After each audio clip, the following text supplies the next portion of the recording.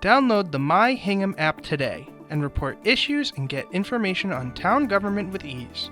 Available on the App Store and Google Play. You can submit service requests or gain information with just a few taps on your phone. Using the My Hingham app puts immediate access to town resources in the palm of your hand, including calendars of meetings and events, agendas for upcoming meetings, building permit filing options, online bill payment options, and info about our boards, committees, departments, and services. For more information, please scan the QR code on your screen.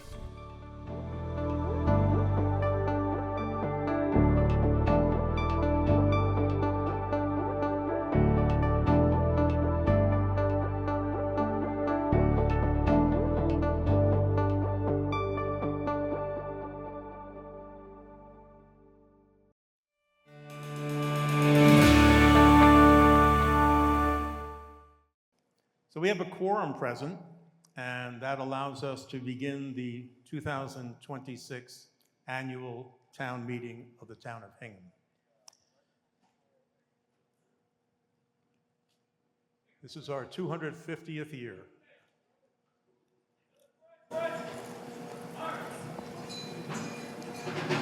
Keep going.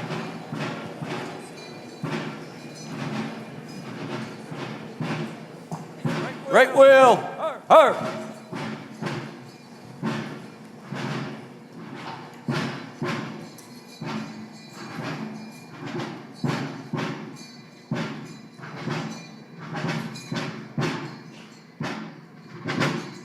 Left wheel, march.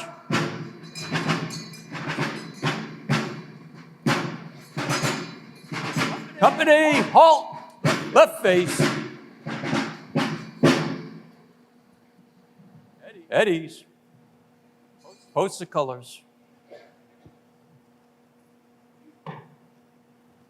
Dismissed.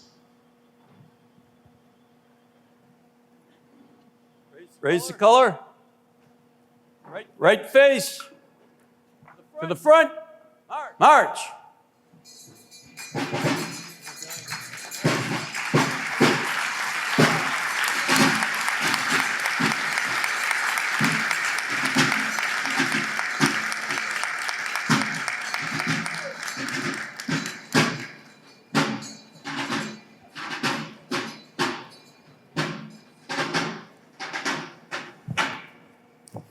It's of course fitting that we gather in April of 2026 on the 250th anniversary of the April meeting that took place at Old Ship in 1776.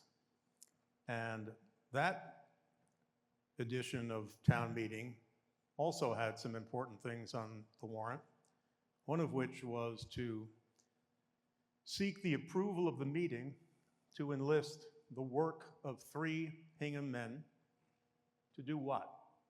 To go to the great and general court and report the results of the Hingham town meeting of April 1776, at which it was voted by the meeting to support seceding from Great Britain and declaring the independence of the United Colonies.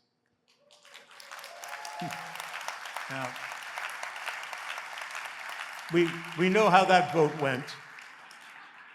And as our town historian, Jim Conroy, reminded us recently, that as much as we may be concerned about controversial votes, about what people may think of us or the like as we vote, the penalty for that vote was forfeiture of your property and forfeiture of your life. So I guarantee you that no matter what we do tonight, the penalties will not be that severe. Now it is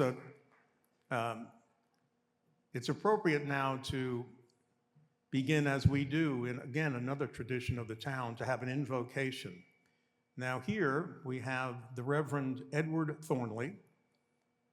Father Ed is the rector of the Episcopal Parish of St. John the Evangelist, and I invite him to come forward and give the invocation. And it's in good spirit that he is here from the mother country. Good evening.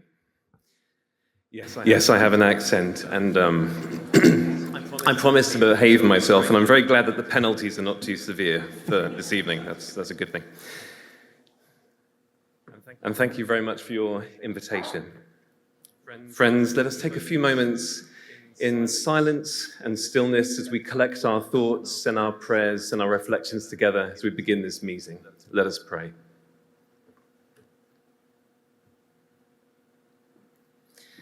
Living God, we gather together tonight as members of this community to serve and act together in our shared purpose for the common good. We pray for the good of this community and for the health, happiness, unity, and grace that might be shared and known here tonight and in the days and years to come. We give you thanks for this community. We give you thanks for all those gathered here and who serve others. And we call to mind also those who are unable to be with us tonight and who are dear to us. Bless this meeting. Bless those who participate, those who vote, those who govern, those who make decisions, and those who ask questions for the good of others, and for all those who act on our behalf. Bless all these things that will be explored and shared in the coming hours, so that all we do will be for the good of one another, for the good of our neighbor, and in the end, all to your greater glory. May your love and your goodness be the source of our wisdom, our great hope, and in the end, our one true accomplishment. For all good things are grounded in love, and it is in this that we see light, our hope, and our shared future. All this we ask in your holy name, gift, and presence, as we each receive and understand it. Amen. Amen.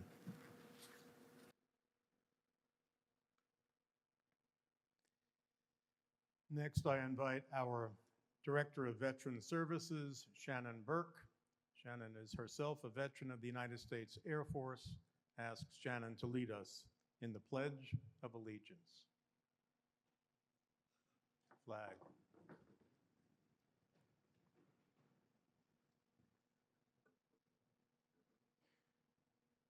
I pledge allegiance to the flag of the United States of America and to the republic for which it stands, one nation, under God, indivisible, with liberty and justice for all. Thank you, Shannon. Please take your seats. The town clerk has informed me that the meeting has been properly and duly called. There is available today a booklet. The booklet contains the warrant for the meeting, as well as the report and the recommendations of the Advisory Committee, and the reports of the Board of Selectmen, the Capital Outlay Committee, the Planning Board, the Personnel Board, and the School Department. I encourage you to read those reports in the course of hearing the reports of the committees when they speak, and also to read them at your leisure. I have appointed a number of persons to serve as tellers for any standing votes and any ballot votes. As is our tradition, I have admitted to the meeting a number of guests. We are pleased to have them with us. Some of the guests are seated in the guest section, others in room 103. They are not allowed, of course, to vote on any matters before the meeting. I would like to take a moment to acknowledge one particular guest, Congressman Stephen Lynch, who has come here from DC to see how we do it here in Hingham. Stephen, if I can ask you to rise.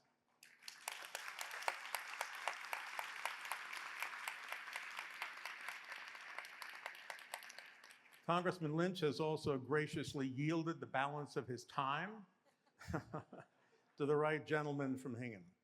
So thank you. You can take notes on the way we do it. On behalf of all citizens, I thank Harbor Media for providing the closed-circuit television coverage for the meeting. It is being recorded for later broadcast on our local cable channels. Of course, there is no smoking allowed anywhere on the premises. I'd ask you at this moment to make sure your cell phones are turned off or silenced.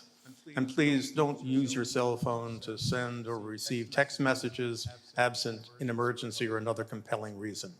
It is a distraction from the serious business that we're about to undertake.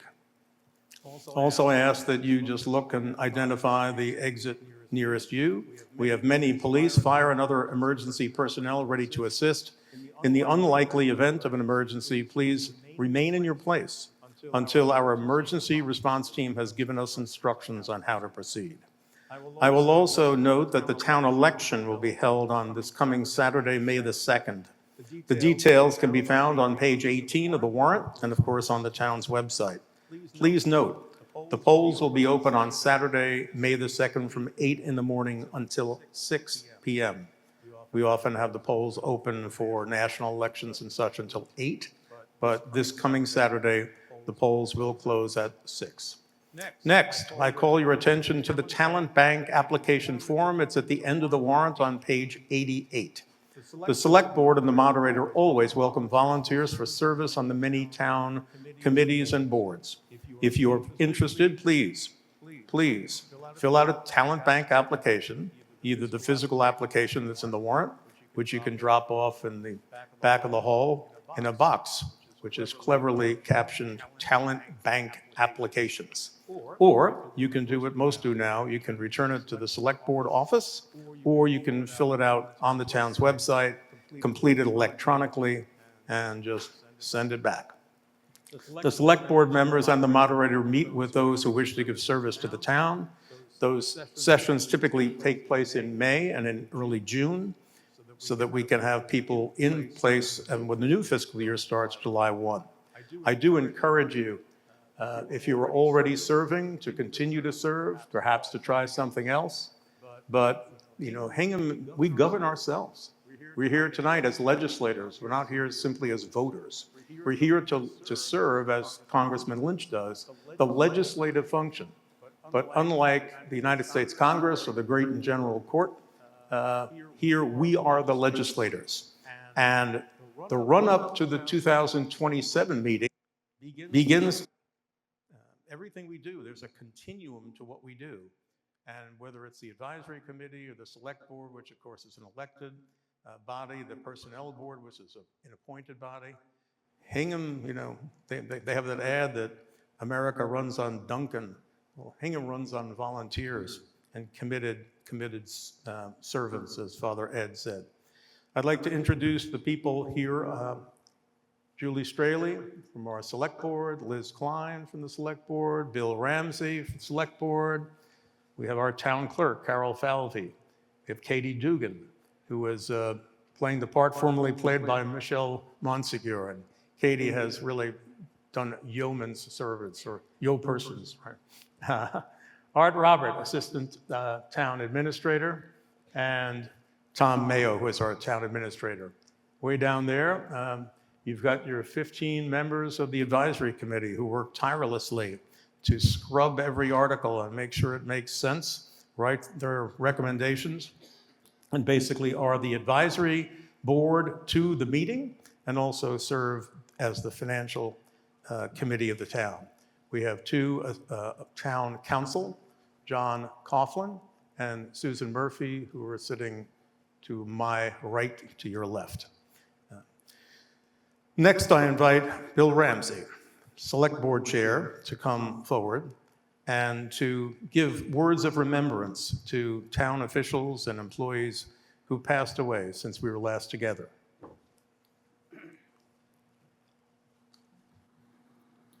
Town of Hingham employees who have passed away since annual town meeting 2025. Charles Bacon, Richard Berry, Joanne Coggins, Francis Cooley, Eleanor Donovan, Carol Dwyer, Janet Duffy, Jane Ellis, Margaret Fanning, Mary Foley, Eileen Garvin, Ronald Goba, Joanne Grimm, Marion Hofsis, Pamela Halloran, Ann Krog, Mary Marvel, Joseph McCracken, Paul McMahon, Agnes Quill, Mary Linda Ryan, Mary Elizabeth Turman, Raymond Waters, Robin Weeman.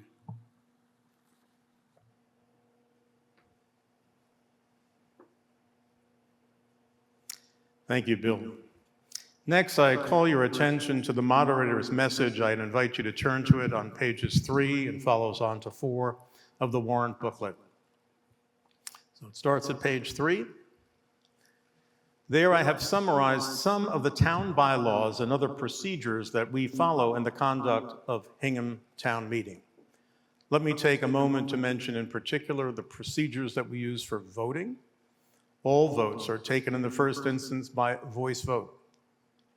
If the moderator is in doubt as to the result, or if 7 voters rise and express doubt as to the result declared by the moderator, a standing vote will be taken, except that a ballot vote will be taken instead of a standing vote if either the advisory committee or 50 voters promptly call for a ballot vote. As a ballot vote does take considerable time, our practice has been not to request a ballot vote in the absence of compelling reasons. In terms of time limits, we have time limits for a person who speaks on any subject. 6 minutes for the first time, 3 minutes for the second. I will tell you when you have 1 minute remaining, and you should conclude your remarks promptly when I tell you that your time has expired. Back to page 3 of the warrant. An article. An article is a question.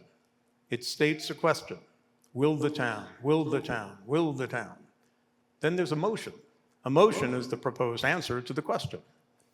The motion must be within the scope of the article. An article, once it has been published in the warrant, which obviously happened some time ago, may not be amended. But a motion may be amended by a vote of the meeting. All motions must be seconded. The advisory committee.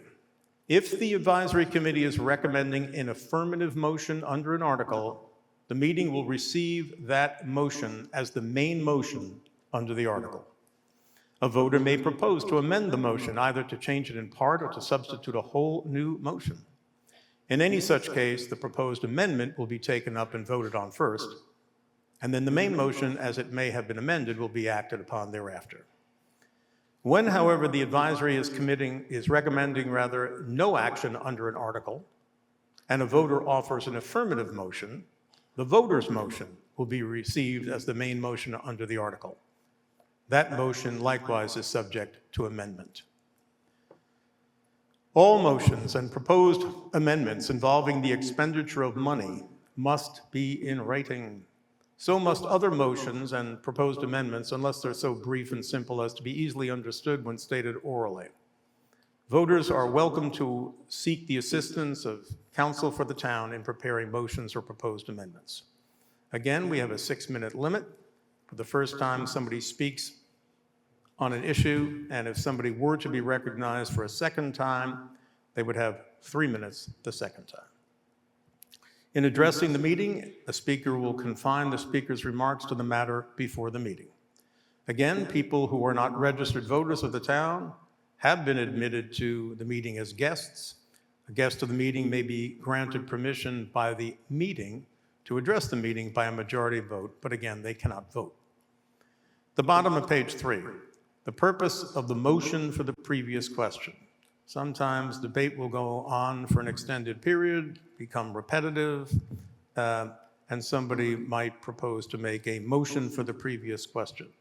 If the moderator is of the mind that there has not yet been sufficient debate, or that people may still have some questions that the moderator and the moderator's judgment thinks would be well to continue the debate, the conversation, the moderator will decline to accept the motion for the previous question. If the moderator concludes that it's time to vote, then the moderator will accept the motion for the previous question, the purpose of which is to move to the vote. The motion is not debatable, and as is set forth at the bottom of page 3, requires a majority vote for adoption.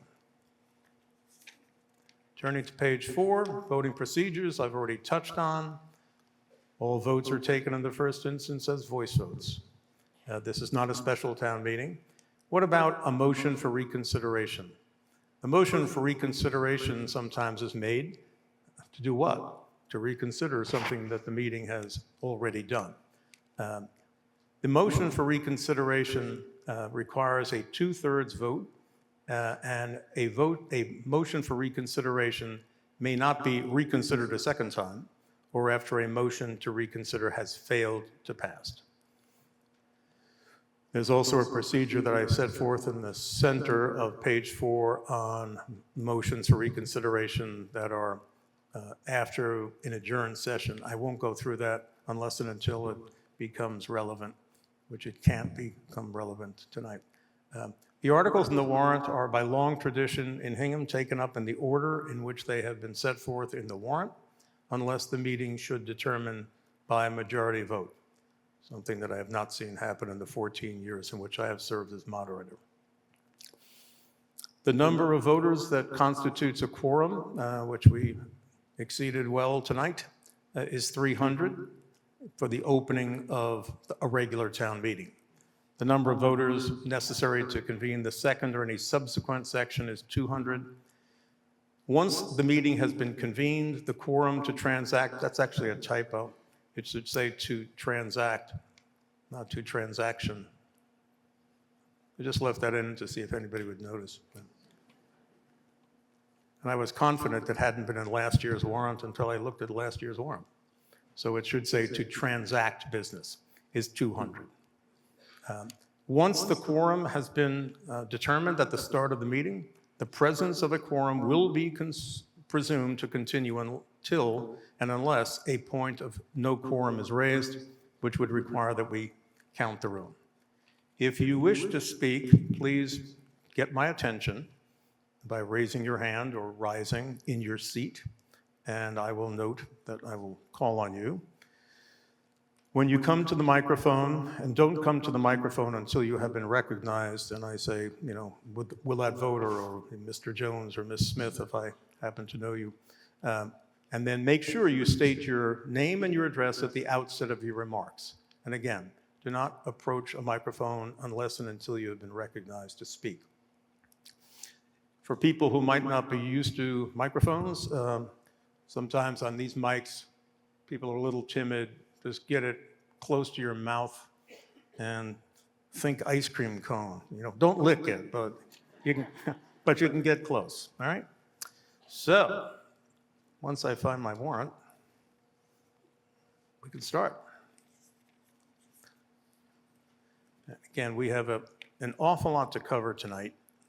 So some of the things that I judge to be something we see every year, it's important that we do what we need to do, but I want to be efficient with our time so that we can do the budget and things that tend to engender more discussion. So open your warrants, please, to page 19. And we'll start with Article 1. Again, the article is a question. Will the town choose all necessary officers, including a member of the committee, to have charge of the income of the Hannah Lincoln Whiting Fund for a term of 3 years? This is a relatively modest trust. It has a little under $16,000, which is set forth in the comment.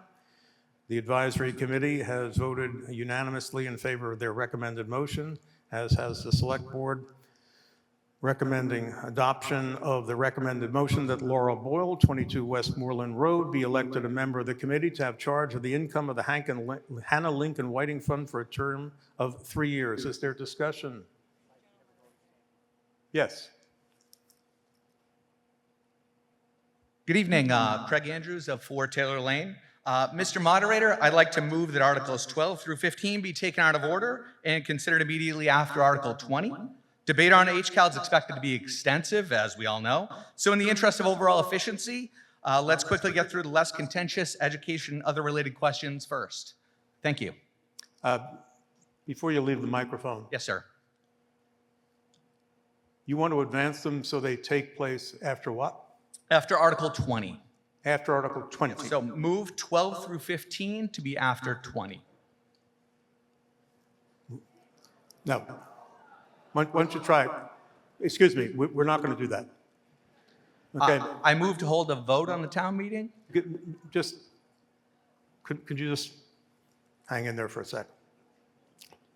Let me just make sure I understand what you're asking the meeting to do. You're asking, why don't you try it again, because I literally don't understand what you asked. Sure. So Articles 12 through 15 are all Senior Center HCAL related. I'd like to move the consideration of those to be after Article 20.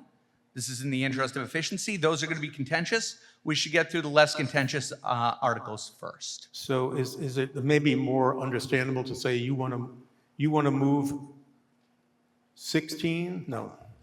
Well, Just 12, 13, 14, 15 to be after. You want to push them back Yes, sir. so that the ed articles would come first. Is there a second on this motion? Excuse me, we observe procedure here, okay? It'll come to a vote. So was there a second? Okay, there's a second. So we have a motion before us that would advance the ed articles basically and push the other ones back. Is there discussion on the recommended motion to advance the ed articles? Yes, waving. You have to come toward a microphone. There's a motion, and if you look at the moderator's message, it says that the meeting can do this if the meeting chooses. I'm one of the people for the senior center, and I'm for it. So I think we should have Article 12 be one of the more important ones because a lot of people can't stay up very long. So I think it should be ahead of a lot of other things, and it's more important. Thank you. It's very important. Yeah, thank you. Is there further discussion on basically changing the order of the articles so that HCAL would be moved back and these 4 ed articles would be moved forward?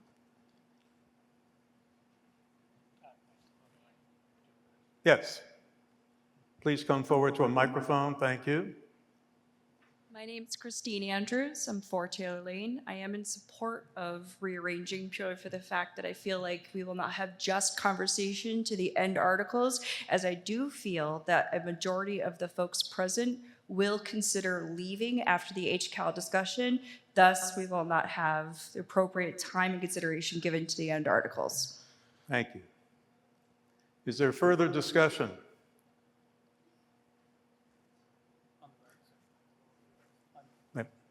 Over to, yes.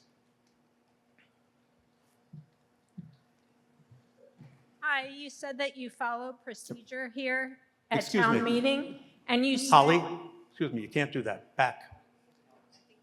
You've not been recognized. And you sent out... Oh, you need my name and address? Marcy Breyer, 18 E. Beals Cove Road. You sent out an agenda, and part of procedure is following the agenda that you sent to all of us and not switching it up at the last minute, because many of us made travel plans and carpooled here and have planned our time around the current agenda, which we were mailed by the town of Hingham. Thank you. Yes. Samuel Zyberg, 3 Fort Hill Street. I just know that these articles are going to be very, a lot of passion here, so I think we either move them to the front of the meeting so we get through them at the start, or we get through the other ones that maybe cause less discussion, get through all those first. We can give the time needed to these other articles that I think a lot of people want to discuss and share their point of views. Thank you. Mm-hmm. And just so you know, the warrant is created by the select board, and the placement of the articles is also the function of the select board. And that is why we have traditionally not varied the order of the articles from what people have been warned will be taken up in what order. Anyone else before we come to vote? Yes. If you come forward, please. Identify yourself by name and address. Jen Benham, 300 Gardner Street. Moderator, I oppose the motion to reorder the agenda items. As a parent myself, I understand, you have young children at home while sitting here through town meeting, and I do sympathize with the parents, that you want to get home to your children. However, the warrant was published in a specific order, so residents, especially here for particular items here, can plan their participation accordingly. This is not about the importance of school items or all the other items. All the other items are clearly important, including the senior center item. And for those attending for here deserve the same consideration and predictability. So for the sake of fairness, transparency, and respecting everyone's time, I ask that we proceed in the order of the warrant. Thank you. Thank you. Anything further before we come to vote on the proposal to modify the order of the articles? All in favor of the recommended motion to modify the articles order as has been made in the motion, which was duly made and duly seconded? If you favor doing the reordering, please say aye. Aye. All opposed, no. No. Majority is a negative, and the motion is lost. We'll take up the order of the articles in the order in which they were set forth. I don't recall whether we started with, actually voted on Article 1. We did not. Thank you. It's good to have wing people. So all those in favor of appointing Laura Boyle to the Hannah Lincoln Whiting Fund, please say aye. Aye. Any opposed? It's a unanimous vote. Next is one we see every year, which is will the town, in accordance with and to the extent permitted by Massachusetts general laws, which are referenced, assume liability for all damages that may be incurred by work to be performed by the DCR in the Commonwealth of Massachusetts for basically the Hingham shorefront. This is obligatory if we want the DCR to do the work. So the recommended motion is set forth toward the bottom of page 19, which basically is that we agree to assume liability for all damages that may be incurred by work to be performed by the DCR for the areas that are specified. Is there discussion? If not, we come to vote on the recommended motion under Article 2. All those in favor, please say aye. Aye. Opposed, no. It's a unanimous vote. Article 3. Article 3 asks that we receive reports from a group of listed committees and boards. It quite properly thanks the town for all the public-spirited citizens, hundreds of whom are in the room right now, doing their legislative duty, and we thank them for their service. There is one modification that needs to be made in the recommended motion in line 3 and 4. You can strike through the 2017 School Building Committee because we're not finished with them yet. So the recommended motion is that the reports, if any, of the town committees and commissions and the town historians be received, and that all of these bodies and posts of government be continued, except that the following committees will be discharged with thanks. There are 2. The Energy Action Committee, about which we will say more later, and the Public Safety Facility Building Committee.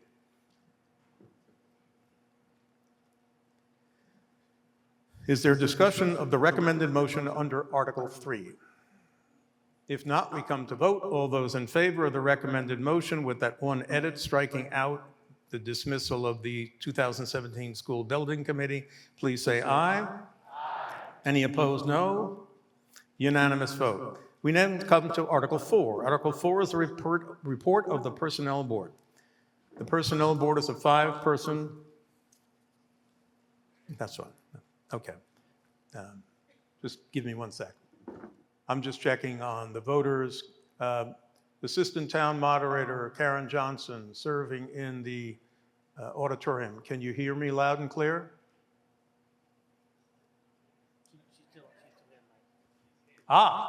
She can hear me. Karen, would you go to the auditorium?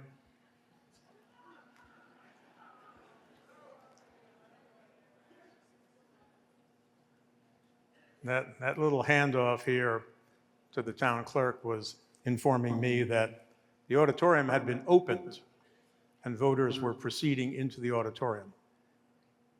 So let me just give Karen a moment to get down to her post. She's pretty quick.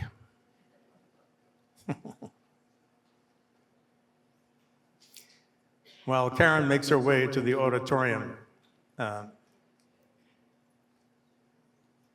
me just explain. The Personnel Board is a 5-person board. The 5 members of the Personnel Board are appointed by the moderator, and they have a quite substantial responsibility in the town.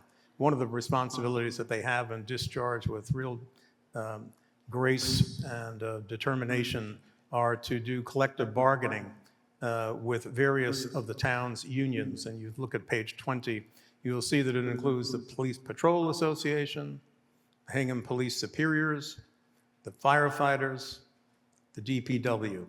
It also explains, when you move over to page 21, that they have negotiated contracts, collective bargaining agreements with the uniformed and other represented employees with whom they bargain. And we will also see that they are looking to withdraw the police and fire from civil service. We'll say more about that later.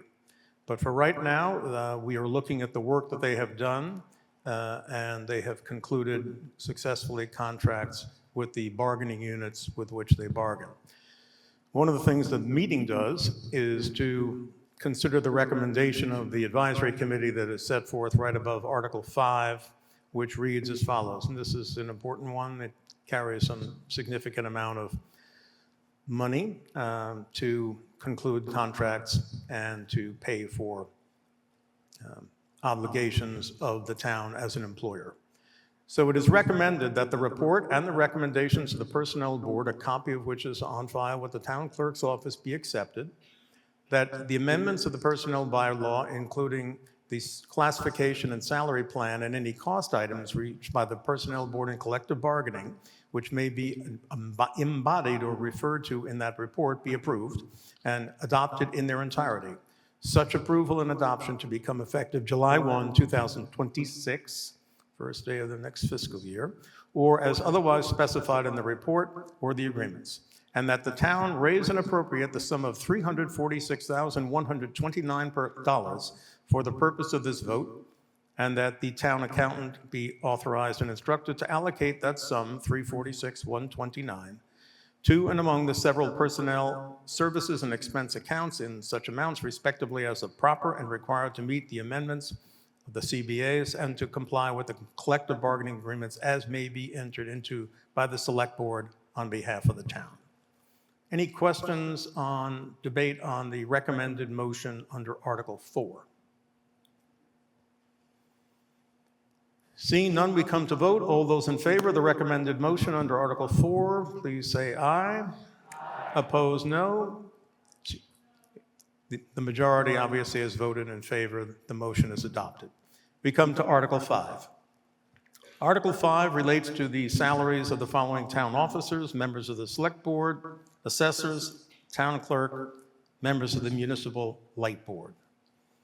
The advisory committee voted unanimously in favor of the article, or the motion rather. It's at the top of page 22, that the salary for the new fiscal year be as set forth, Select Board $2,000 each, other than this chair who receives $2,500 for the period of incumbency. Assessors at the annual rate of $1,800 each, except the chair receives $2,000. The town clerk, who's compensated under the salary bylaw as a grade 10 employee, and members of the Light Board receive an annual stipend of $214 that is paid for by the receipts of the Light Department. Is there any discussion on the recommended motion under Article 5?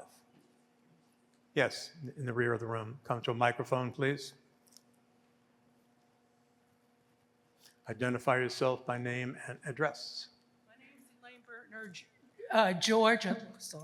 live at 804. I don't understand why we would give more money to the selectmen when we have all problems with bridges and sidewalks and all that. Why can't we put our money toward that than give more money to the selectmen? And not more for bridges and things that need to be fixed, places like senior center and all those places who need to be fixed, and the Hingham High School needs Thank to you. be fixed. Thank you. I'll consider that to be a rhetorical question. Any further conversation on the recommended compensation of Select Board, assessors, Town Clerk, and members of the Light Board? If not, we come to vote. All those in favor of the recommended motion under Article 5, please say aye. Aye. Any opposed? The ayes have it. The motion is adopted. Karen, if you can you hear me now? Can you hear me now? Right. Yes, Mr. That's Moderator. right, yeah. Would you please call or revote Article 4? Apparently, we did not get a vote on Article 4, report of the Personnel Board, the recommended motion on page 20. Pursuant to the request of the moderator, I'd like to ask this group in the auditorium to vote with respect to the motion for Article 4, the report of the Personnel Board. All those in favor of the report of the Personnel Board as presented on page 21 of your warrant, please say aye. All those opposed, no. Unanimous vote of the auditorium, Mr. Moderator. Thank you, Ms. Johnson. We come to Article 6. Article 6 is our budget article. And I will go through the budget article as we do each year. And the recommended motion of the advisory committee is set forth, and it begins at page 23. The introductory portion of the motion refers to appropriations for fiscal 2027. Fiscal 2027 will begin on July the 1st, 2026. Now, before I go into the scintillating reading of the budget, I will recognize Carol Tully. Carol is the chair of the advisory committee, and Carol will make introductory comments that do not exceed 6 minutes. Go ahead, Carol. Thank you very much. Carol Tully, 10 Henry Way, Chair of the Advisory Committee. Thank you, Mr. Moderator. I appreciate this opportunity to speak tonight. The report of the Advisory Committee, starting on page 5 of the warrant, provides all the details of numbers and statistics that, much to your relief, and within 6 minutes, I'm not going to review here. But I hope you've taken the opportunity to read it, and if you have not, I encourage you to do so. The Advisory Committee, like many towns calling it the Finance Committee, held 34 meetings during this fiscal year to hear the presentations of department heads, proponent and opponents of articles, and most important, to have the opportunity to hear from the residents. That doesn't include the countless meetings the committee liaisons had attended with those involved in developing the articles. In some cases, town employees, volunteers, and consultants have worked many years in developing these articles. Be assured the committee has heard both the needs and the concerns of the residents, discussed them, thoroughly considered them as we voted on the recommended motions, with the goal to come to a balanced, affordable cost and acceptable services to the town. The fiscal 27 budget is the last budget subject to the fiscal 24 override framework and the fiscal 24-28 financial management plan. The plan was created to be a commitment by town leadership to the taxpayers to hold the budget to increases for the municipal and school departments of 3.5% year over year, with some exclusions. Most notably, shared expenses such as retirement plans, group insurance, workers' compensation, certain special education expenses above a certain threshold are among the excluded expenses. The Sustainable Budget Task Force has reconvened and will address the terms of a new or extended financial plan to continue the fiscal responsibility exercised by the town. The balanced Article 6 budget before you tonight is a total of just over $173 million. I commend both the school and the municipal departments' efforts to achieve this budget in this economic environment with pressures from the collective bargaining as well as just the overall inflation. Over the last 2 years, both departments have had to make very difficult decisions to stay within the constraints of the financial plan. They were able to do so without tapping into the tax mitigation stabilization fund established in 2023 at our town meeting.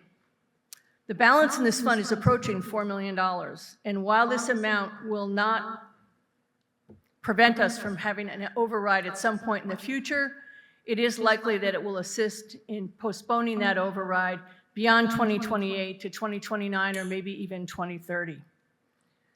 Looking forward a number of years, the town is on track with its current funding schedule to fully reach full funding of its contributory retirement system obligation by the end of fiscal year 35, which will reduce the ongoing funding by $8.5 million starting in fiscal year 36.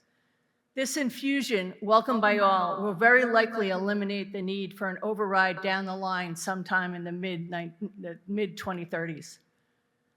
The key to the financial stability of the town is the focus on adhering to our financial policy, allowing us to maintain our coveted AAA bond rating. We continue to closely monitor our unassigned fund balance. To remind all of us, we are blessed to have an unassigned fund balance significantly higher than many peer communities.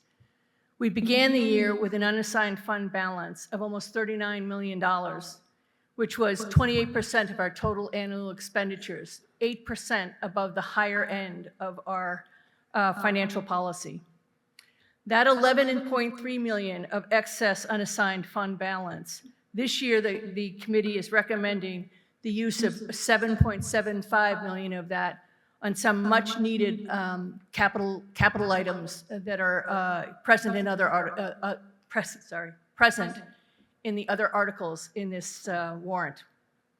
We realize we may not enjoy the annual replenishment that the fund has received in prior years, and so we don't take that recommendation lightly. Without any additional debt exclusion or overrides, property taxes are projected to increase 3.4% in each of the next 5 years, or a total of 16.9%. For the taxpayer with a home assessed at the town's average assessed value of $1,367,000, this is an increase of $502 in 2027 for the 2027 fiscal year. You have and 1 minute. Just over $2,700 over the next 5 years.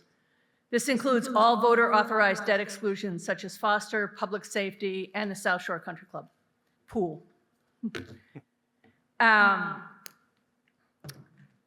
We have other things. We have to put this in context and have other things coming down the road, including on tonight's warrant, the Center for Active Living. Last year, we authorized the school roofs, which the good news is we've been accepted into the Mass Building Authorities program, which will provide a 40% reimbursement. We have to remember that these are only estimates. Those projects are just starting. There are many others coming down the road. We realize that they're detailed in the they're detailed in the capital outlay report. I'd also draw your attention to the Select Board's report, where they have commented on the management of these products. The advisory committee voted 13-1 in favor of this budget. The Select Board voted unanimously in favor of this budget, and we ask you to join us in favor of adopting this budget. Thank you. So if you go into your warrant book, please.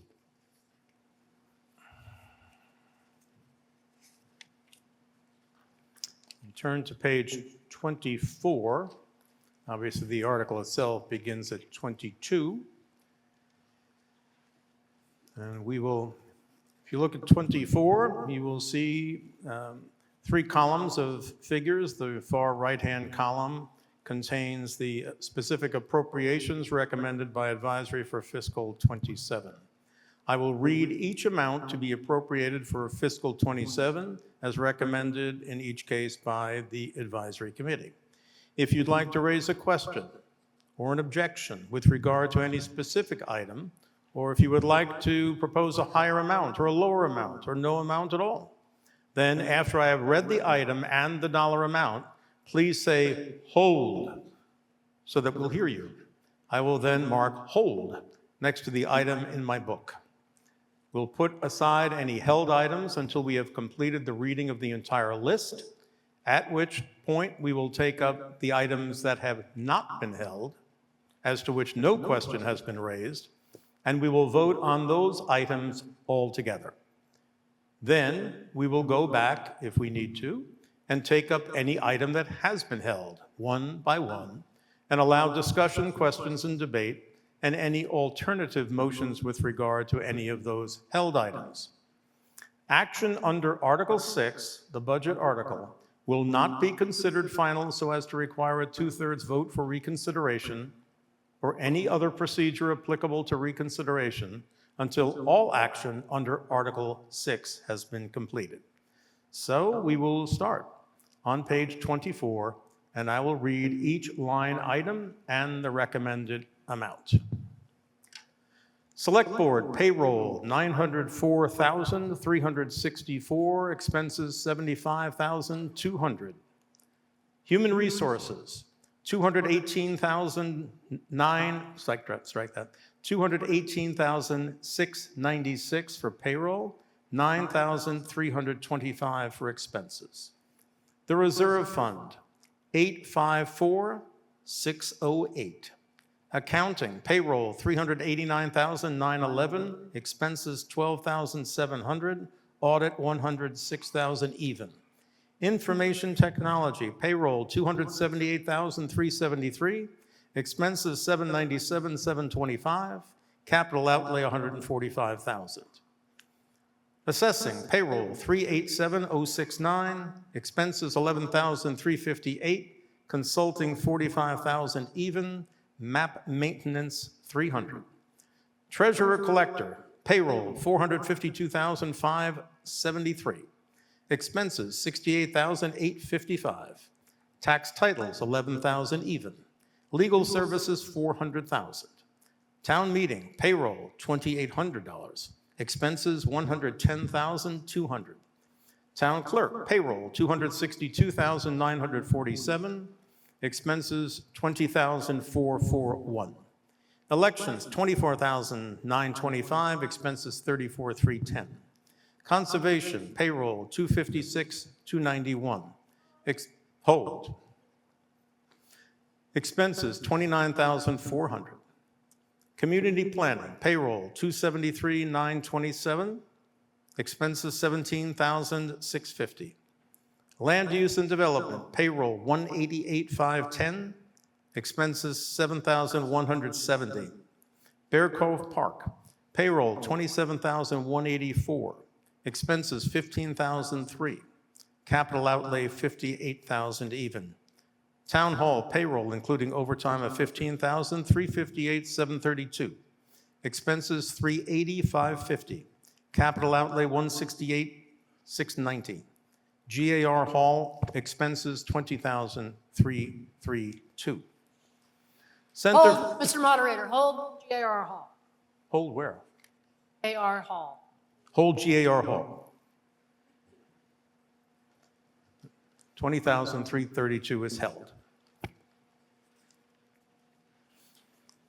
Police, payroll, including overtime of $914,406, $789,133.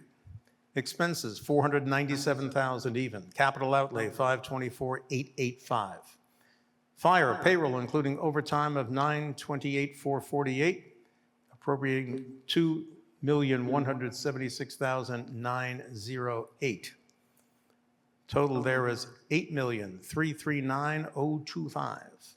Expenses, $800,237. Capital outlay, $300,960. Dispatch services, $1,090,100. The building department, payroll, $403,202. Expenses, $13,582. Capital outlay, including transfer of $24,547 from capital stabilization fund, $47,139. Animal control, payroll, including overtime of $2,059, $105,103. Expenses, $6,200. Harbor master, payroll, including overtime of $15,480, transfer of $218,380 from the Municipal Waterways Improvement and Maintenance Fund, $338,236. Expenses, 123,885. Expenses, capital outlay, including transfer of $250,000 from the Municipal Waterways Improvement Fund and transfer of $50,000 from the Capital Stabilization Fund, $300,000 in all. Public safety, utilities, emergency water, $412,000, street lighting, $132,483, public safety facility, $128,864. Education, payroll, $61,502,914. Expenses, $11,344,269. Capital outlay, $1,032,858. Now on to Public Works. DPW, Highway, Tree and Park, payroll including overtime of $110,035, $3,025,934. Expenses, was there a hold?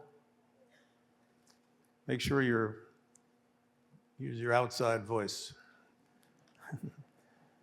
So that was a hold on the payroll of $3,025,025.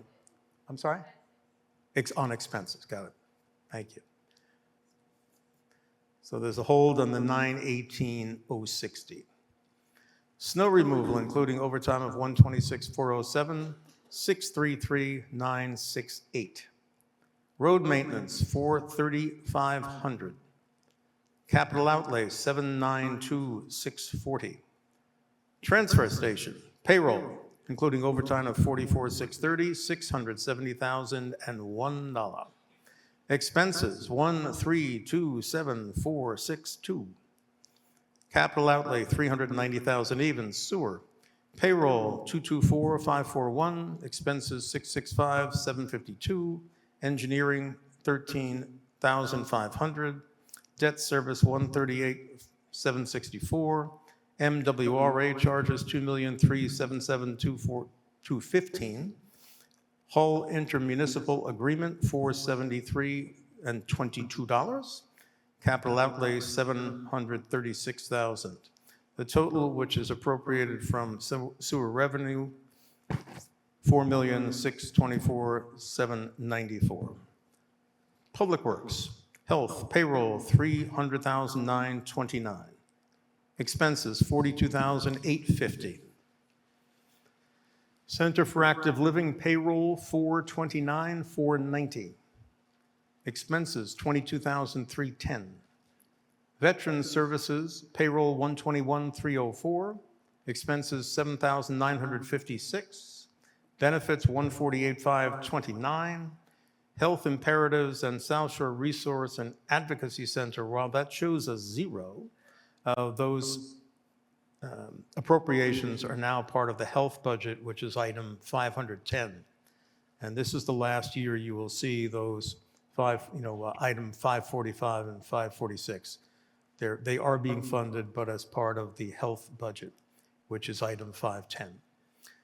The library, payroll, including overtime of $76,690. Let me read the number first. The payroll, including overtime of $76,690, which is a total of $2,014,422. There's a hold on that, correct? Expenses of $512,862. Capital outlay, $164,375. Recreation, that shows a string of zeros.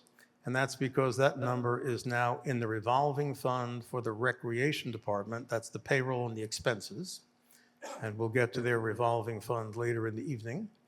And then the capital outlay, which shows a zero against last year's $365,000, is actually in the CPC article as a grant to recreation that relates to the basketball courts at PRS.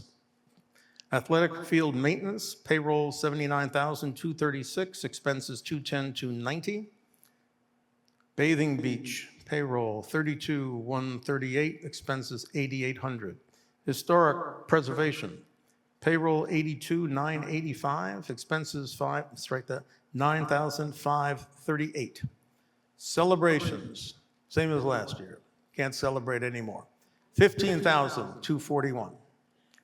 South Shore Country Club, payroll $1,219,463, expenses $963,350, debt service $392,696. And that's a hold on the capital outlay? Or the person who held, were you holding debt service or capital outlay? Someone held one of the line items from the South Shore Country Club. Can you advise me as to which item you held? Come to a microphone if you would, because I don't want to get it wrong, but the last thing I heard was South Shore Country Club. What was being held? Unless you specify what's being held, I'll assume nothing was held. If you want to hold something, come to a microphone and tell me what you want to hold, please.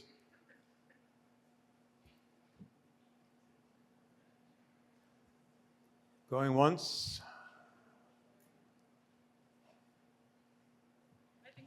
I think the country club has plenty of money, just to pay for, Well, again, if you want to hold something, tell me what you want to hold. the hold for,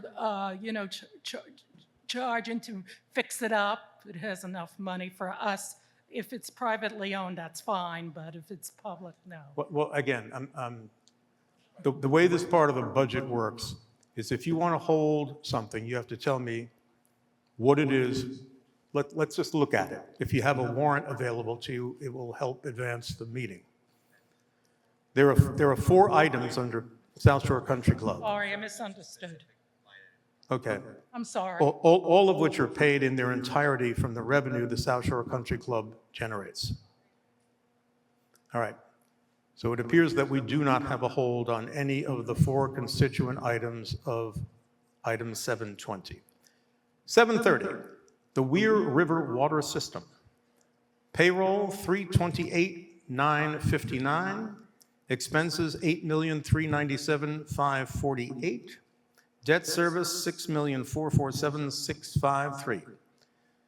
All of that is paid for from the rates. The appropriating amount of $15,174,160 comes from water system revenues. So the South Shore Country Club and the Weir River Water System are what are referred to as enterprise funds. They pay for themselves. Then debt service. The debt service is $13,893,125. Then we come to employee benefits. Group insurance, $9,007,640. Other post-retirement benefits, employee benefits, OPEB, $1,554,162. Contributory retirement, $7,547,646. Workers' comp, $330,000. Unemployment, $51,900. Mandatory Medicare, $1,357,022. And then you turn to page 30. Property and liability insurance, $1,753,379. And that is the total that Ms. Tully referred to earlier, the $173,059,838. So let me make certain that I have held those items that were held. The ones that I have marked as held are as follows. Payroll for conservation, the expenses of the GAR Hall, the payroll of the school department, and the expenses of DPW Highway Tree and Park, item 420. And the payroll of the library, which is under 610 on page 28, of $2,014,422. I'm sorry, I can't hear you. I'm sorry, come to. Thank. So you were holding the payroll for the DPW, not the expenses. Correct, great.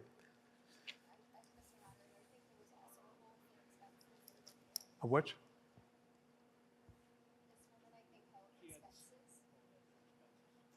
What was held? Okay. So they were both held. See? So again, I now have 1, 2, 3, 4, 5, 6 held items. So following the procedure that I outlined some time ago, we will now come to vote on all those items that have not been held. All those in favor of the line items that have not been held, which again, just for certainty, the held items are under conservation, payroll, under GAR Hall, expenses, under the school department, payroll, under DPW, both payroll and expenses, and under the library, payroll. So we come to vote on all of the items that have not been held. All those in favor of approving the items that have not been held, please say aye. Aye. All those opposed, no. So we have a unanimous vote on the non-held items. So now, yes, thank you, Carol. How did we do in the auditorium? There's a unanimous vote of the auditorium on the non-held. Oh, I'm sorry. Like my prior term, it's unanimous with 1 no. 1 no in the auditorium. Right, so the majority has voted for it in both houses, like the House and the Senate, right? So we now come to the held items, and we will consider them one by one. So conservation payroll was held, and the person who held it should come forward and speak to the matter. You come right to that microphone in the front.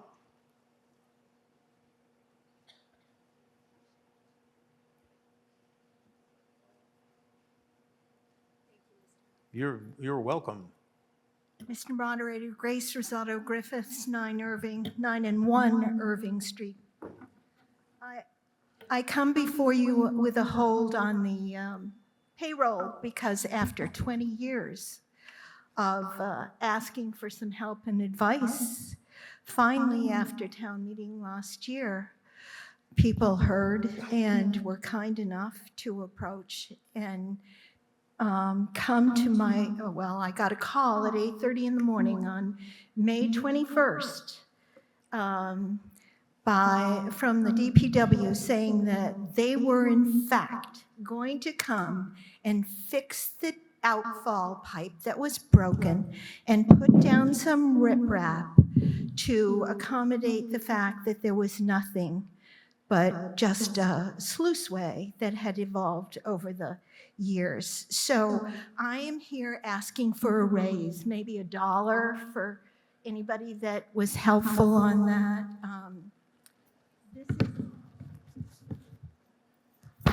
Oh, geez, sorry. So sorry. My family knows that loud noises startle me, right? Oh, Wait, that's quite all right. I But you're chewing into your time. Why don't you give me your visuals, all right. okay? If you like Vanna White, right? Sorry. Thank you. The first photograph is prior to 2006, before anybody did anything to the outfall pipe that's on my neighbor's property. From then on, mosquito control, not the town at all, was involved in the outfall pipe. They deferred to mosquito control for 20 years. Over the 20 years, it had evolved to last year in the middle, which was a trench with a broken pipe. And I am so grateful that they took the time and the effort to come last May and do something. I've lived on my properties since 1988 as the sole taxpayer, and I really have gotten my money's worth out of this whole thing now. I appreciate it, and I really feel like I'm dealing with an inconvenient truth at this time. Thank you, Al Gore. There is nothing that the town can do unless you litigate.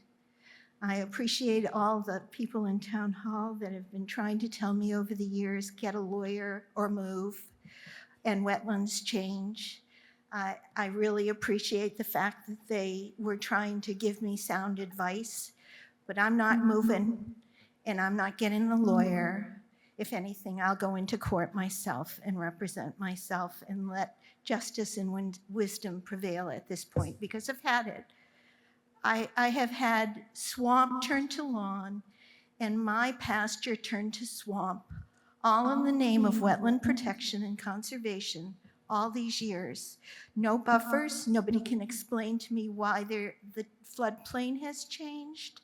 May I ask you a question, please? Yes, I'm Do you done. wish to make a motion that Yes, speaks to, they should get $1 at least raise, whoever helped me on this. so you'd like to add $1 to that? Please. Yeah, fine. Here are your visuals. What I read is that 256, 291 should be increased by $1.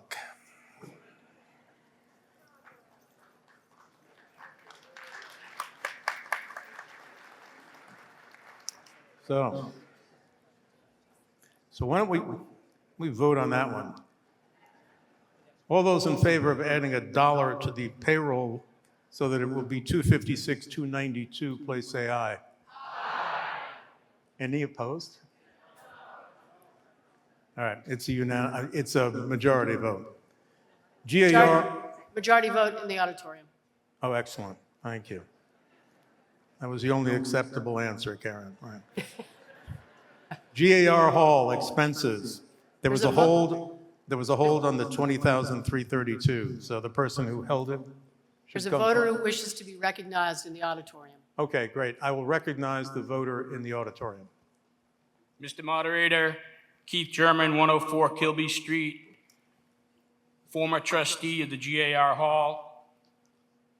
I am concerned about this 138-year-old building. As any of us know who owned homes or any type of property, older assets require substantially more funds to operate, maintain, and repair.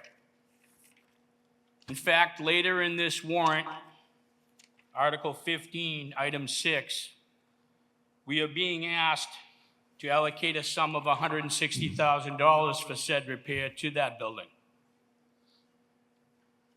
In the interest of history and financial responsibility, I would move that the budget should be set to at least level funded from last year at a minimum.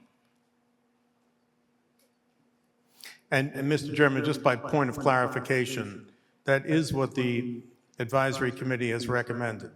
Last year, 2026, GAR Hall was funded at $20,332, and the recommendation this year is that it be level funded at $20,332. Yeah, excuse me, Mr. Moderator. I meant to say the column adjacent to that, which was the expended for 2025. So your motion is that the $20,332 be increased to $25,132. Yes, sir, that's correct. All right. Is there a second on Mr. German's motion? The motion has been duly made and seconded. So we now come to vote on the proposed increase for the GAR Hall expenses of, which would modify it to, oh, I'm sorry. Yes, come forward.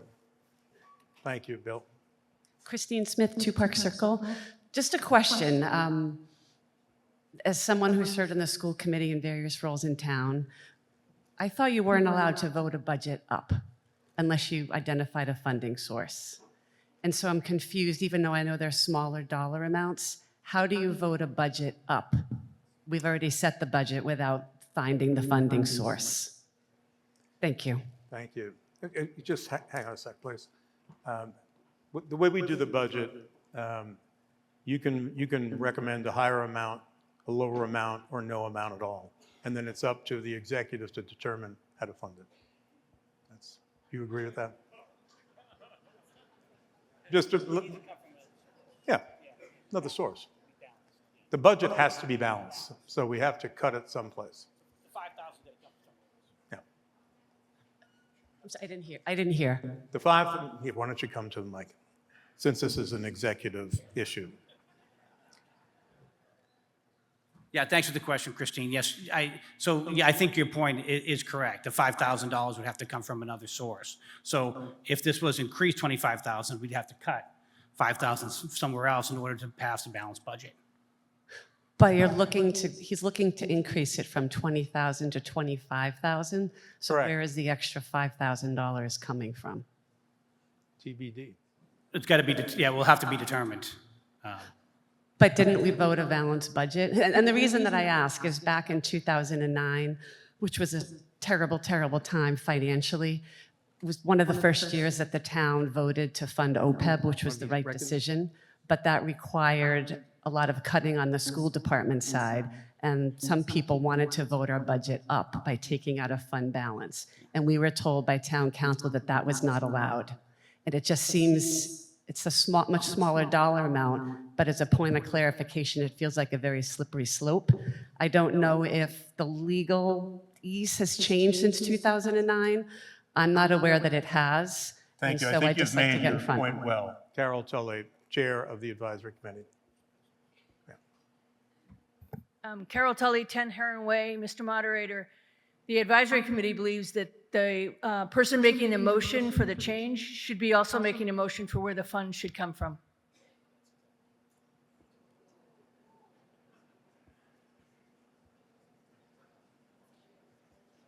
Town Council agrees with Ms. Tully. Keith German, do you have a proposal where to get your roughly $5,000? Selectmen's budget.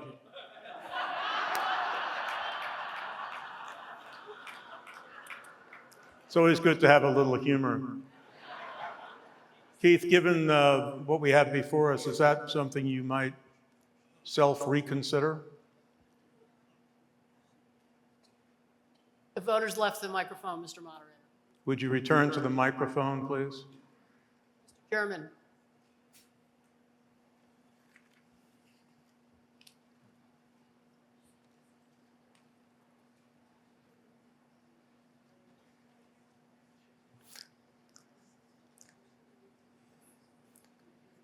I've been advised that... Yes, sir.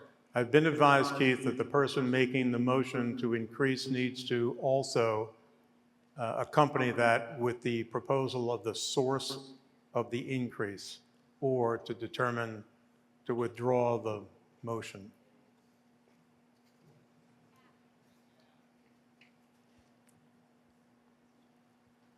Free cash. To get it from unassigned fund balance. That is a permissible approach.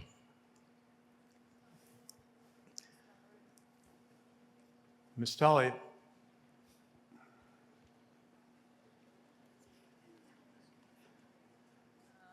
Mr. Moderator. And again, as- you can oppose the motion.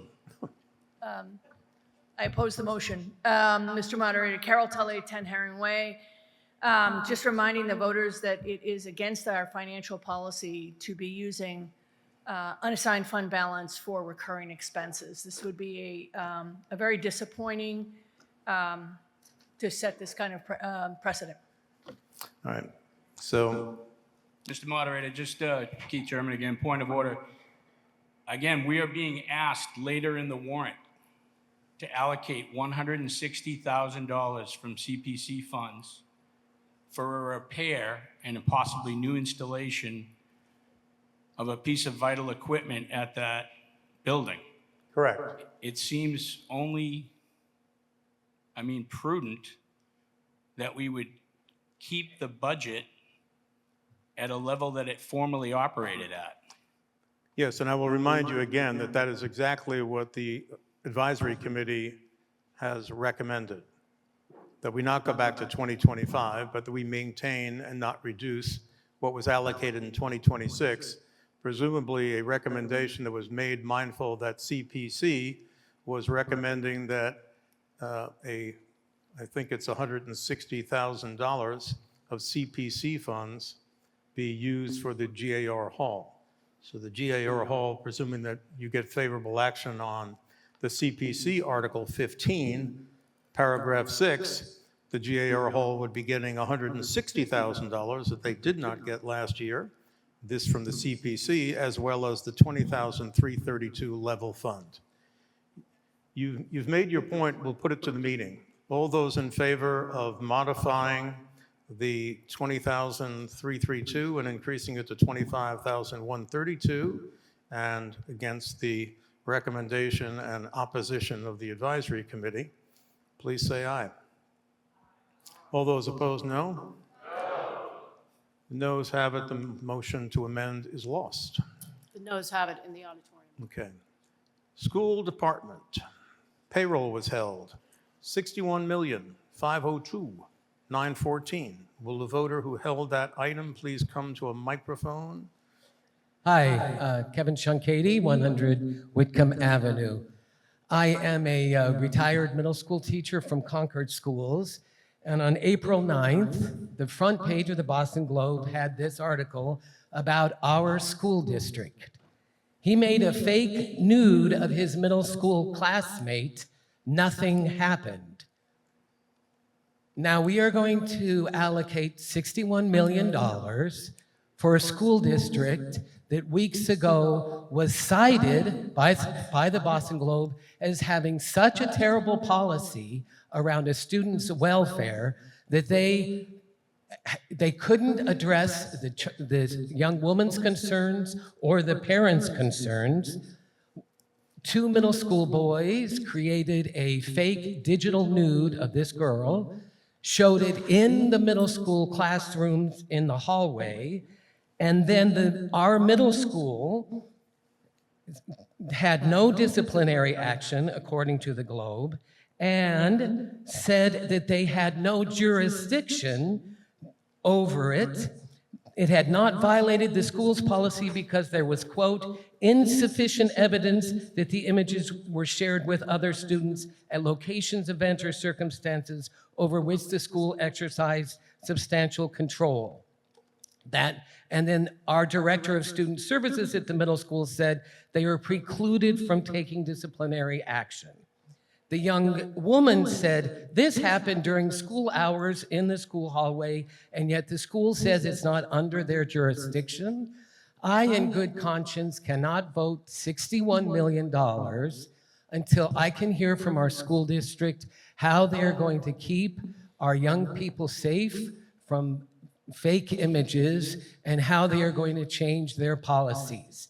It is appalling to me to have my school district on the front page of the Boston Globe in this way just a couple of weeks ago. So I would like to hear from somebody in the school committee, please.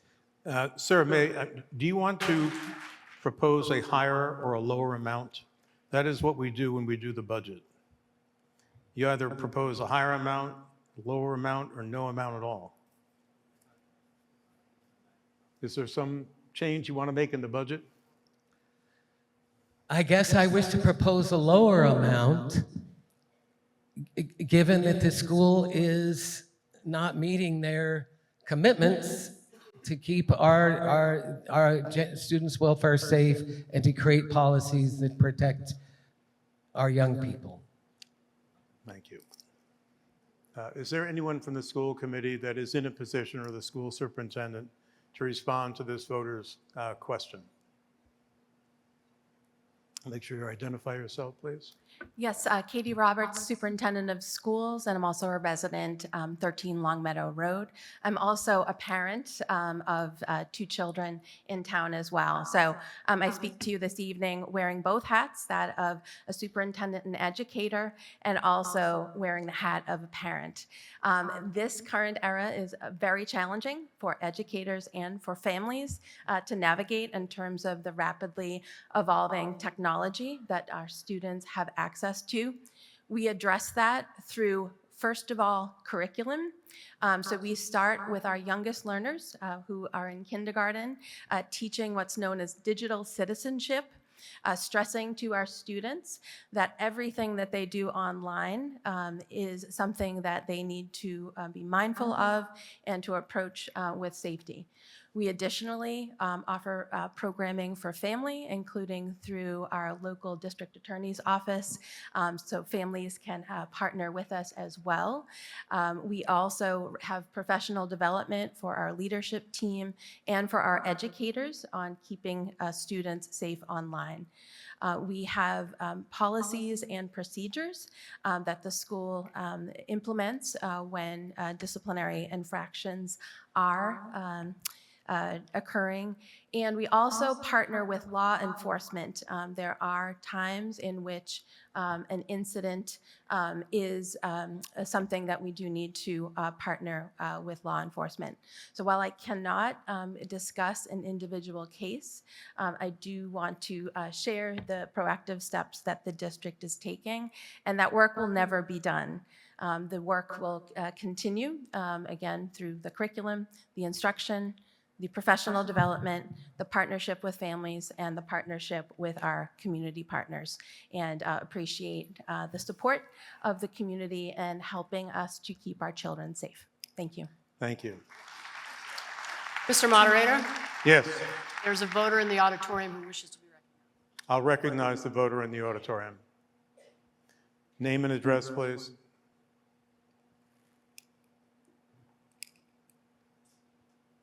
Hi, my name is Samil Shaw, 152 South Street.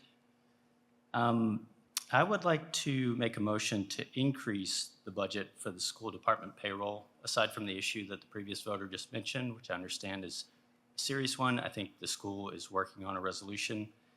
I guess I would like to propose to raise it to at least $62,677,619.68.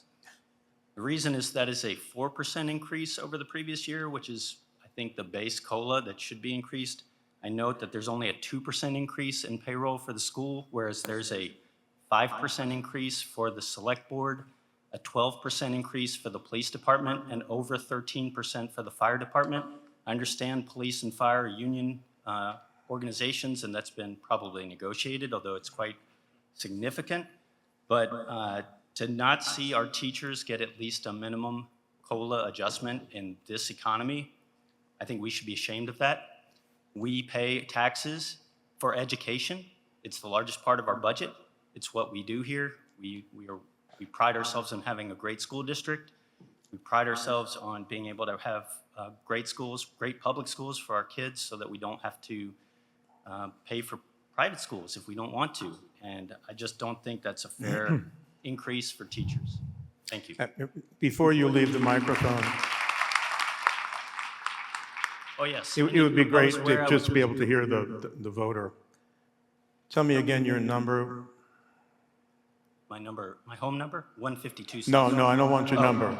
I'm I see. well beyond that at this point in life, right? Yeah, gotcha. That's okay, you're not my type. $62,677,620. They were Happily married, by with the a way. boisterous group in the gymnasium. 3 kids in the school Tell me the amount of money that you would like to substitute for the payroll.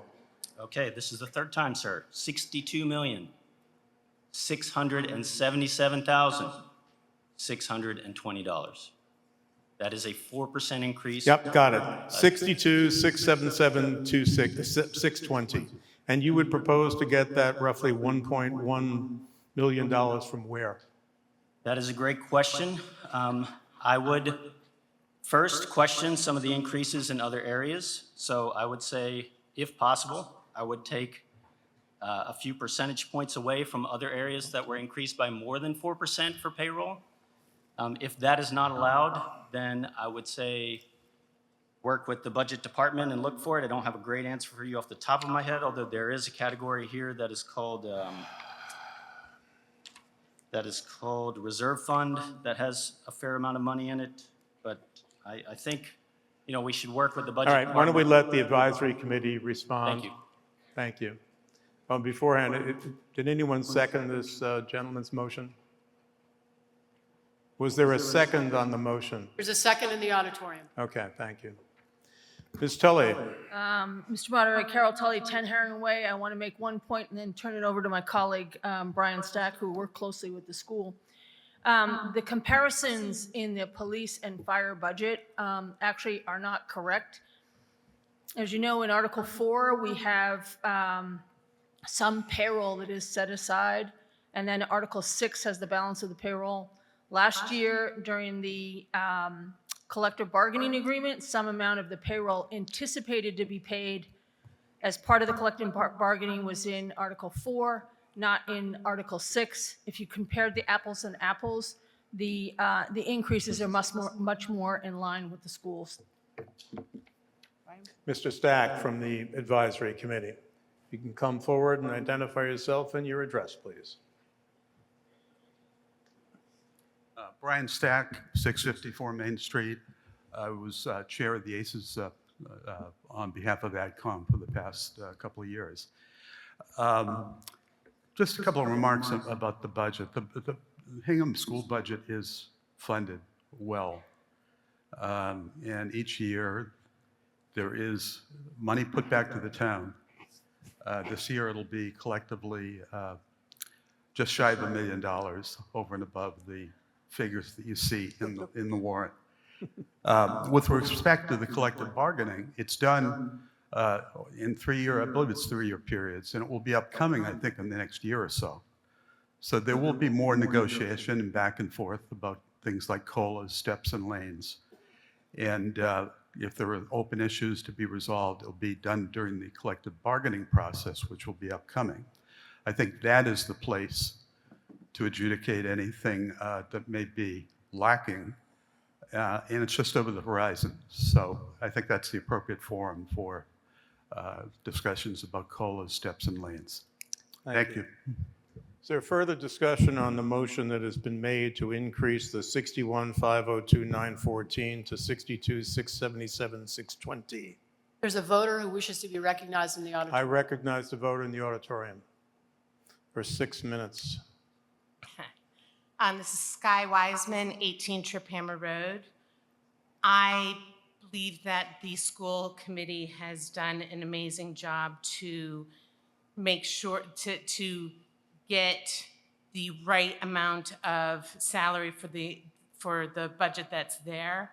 I do want to address the issue of the bullying, I'll call it, with the cyberbullying, in the fact that I would like to see the school expense budget reflect an increase for litigation expenses so that they can feel comfortable with standing up against any of this type of cyberbullying that is new and in our new environment. The school needs to stand firm, much more firmly than just, saying, oh, it's out of our jurisdiction when it's happening on school property. Thank you. Notwithstanding that, I already know that the school doesn't have anything, and I'm not going to be able to, you all know where the monies are coming from and where they're going. I propose that we make a vote on the original number. But that's what I would like to throw out there. Yeah, well, Because you guys have done all the work, but I really do think, please figure out a litigation budget expense increase for all these new things that we're going to experience. Well, that presumably would be for the next fiscal year. We have just voted the expense budget at the original amount, which was not held. So that has been the subject of a vote in favor of the 11,344,269. So we have a motion to increase the 61,502,914, but no source has been identified for that roughly 1.177 or 175. So all those in favor of this recommended motion, please say aye. Opposed, no? No. Motion's lost. Lost in the auditorium. Thank you. DPW, both payroll and expenses were held. So we'll deal first with payroll. The number that Advisory Committee recommended in proposing a balanced budget was $3,025,934. And then the expenses, why don't we take them up together for discussion at least? $918,060. We'll have to vote on them separately, but since they were both held, why don't we hear what the person who held it has to say. Laura Gonsalves, 65 Fort Hill Street. I held the expenses. Okay, so why don't we start with that then? Sure. I'll make this brief. I know we had unprecedented snow this year, but I'm most concerned about the snow removal, the snow plows. After the schools were cleared for weeks, anyone who's a commuter who walks to the train station, we all had to walk on the road very dangerously. And I called town hall to ask if there could be a snow removal come for the sidewalk, and we were told, because I know another resident who is here tonight, she called as well. We were told that there's only one snow removal sidewalk plower. I don't know what it's called. So I'm not asking for the budget to be changed. I'm more just curious. In page 70 something back here, there's a bunch of lawnmowers, 76. There's lawnmowers that are being added. There's different trucks and all these other items that are probably very important, but we don't have equipment to plow the sidewalks. Okay, It's pretty we have dangerous. the DPW superintendent coming to the microphone. If I can identify yourself and then ask permission of the meeting to speak. My name is Ashley Breuer. I'm the superintendent of DPW. Do I have permission to speak? Well, and where do you live? I live in Pembroke. Okay. Would you like to hear the DPW superintendent address this voter's question? She needs a permission? Yes. All those in favor, please say aye. Aye. Any opposed? It's unanimous. Go ahead. Hi, everybody. Thank you for giving me the opportunity to speak. So, yes, this was a very crazy winter that we had this year. We had a lot of issues when it did come to doing the sidewalks. We worked our hardest. We had a bunch of our equipment go down because of other items that when they were going to do the snow, like big rocks and stuff broke. So I was able to rent equipment, but it took us longer than would average to be able to get the equipment brought to us to be able to get the rest of the sidewalks done.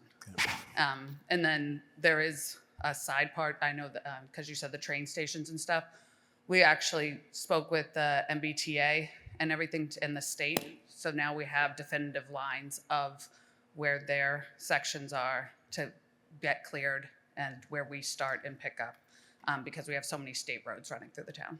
Thank you. Thank you for addressing that question. Now, has that question been answered to your satisfaction? Thank you. And payroll, whoever held payroll. Yes. No artwork for this one? No, it's okay. I think it's seared in our memories, right? You need more. Identify yourself, please. Grace Rosato Griffiths, 9 and 1 Irving Street. I put a hold on the payroll because, well, I really think they deserve $1. Okay. I really do. We do have some other articles to cover. I think there are 32 remaining.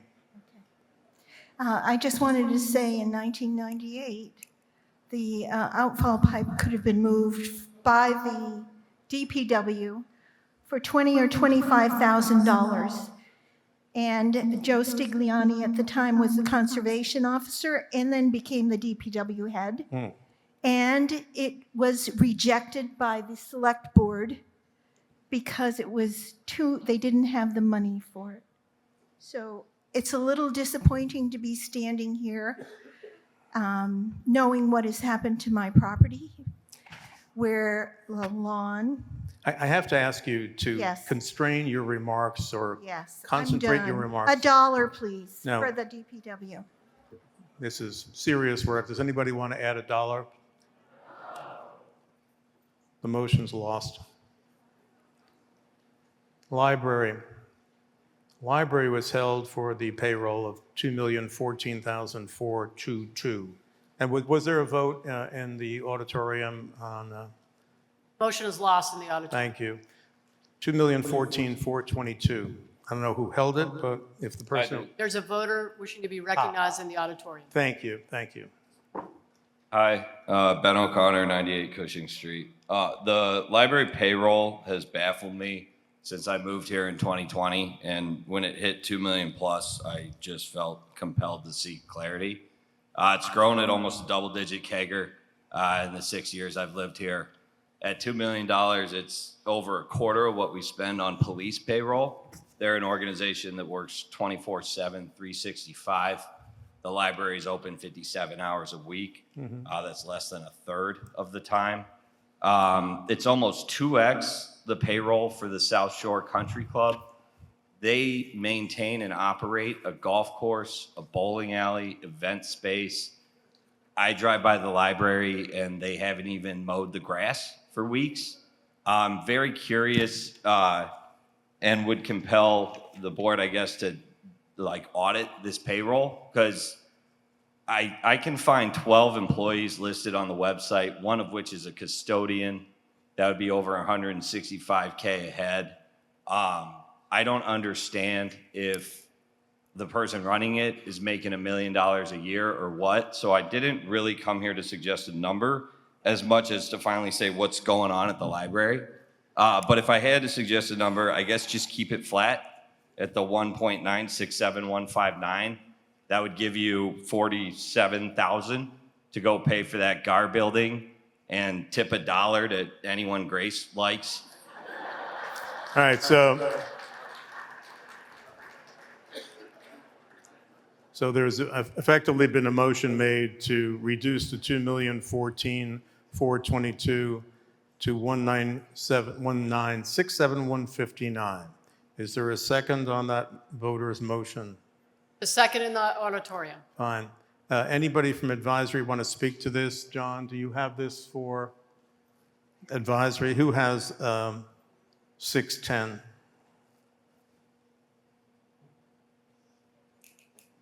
Voter's question effectively is, why is the number that is being recommended the number that is being recommended? And you might mention the process generally by which you folks do your work, who liaises to the various budgets, and the process you go through to find the money to level fund and also balance the budget. Identify yourself, please, name and address. Good evening, John Germain, 4 Partridge Drive. I worked with Linda Harper Stone on the library budget, and there's some normal increases that occur. I don't know if Linda is here and would like to address it more specifically. She is? Hi. Yeah, Linda, why don't you come? Linda, would you like to come and address this? So Linda Harper is not a resident of the town, but she is, with your permission, will address the meeting since she is the director of the Hingham Public Library. Thank you, Linda. Thank you.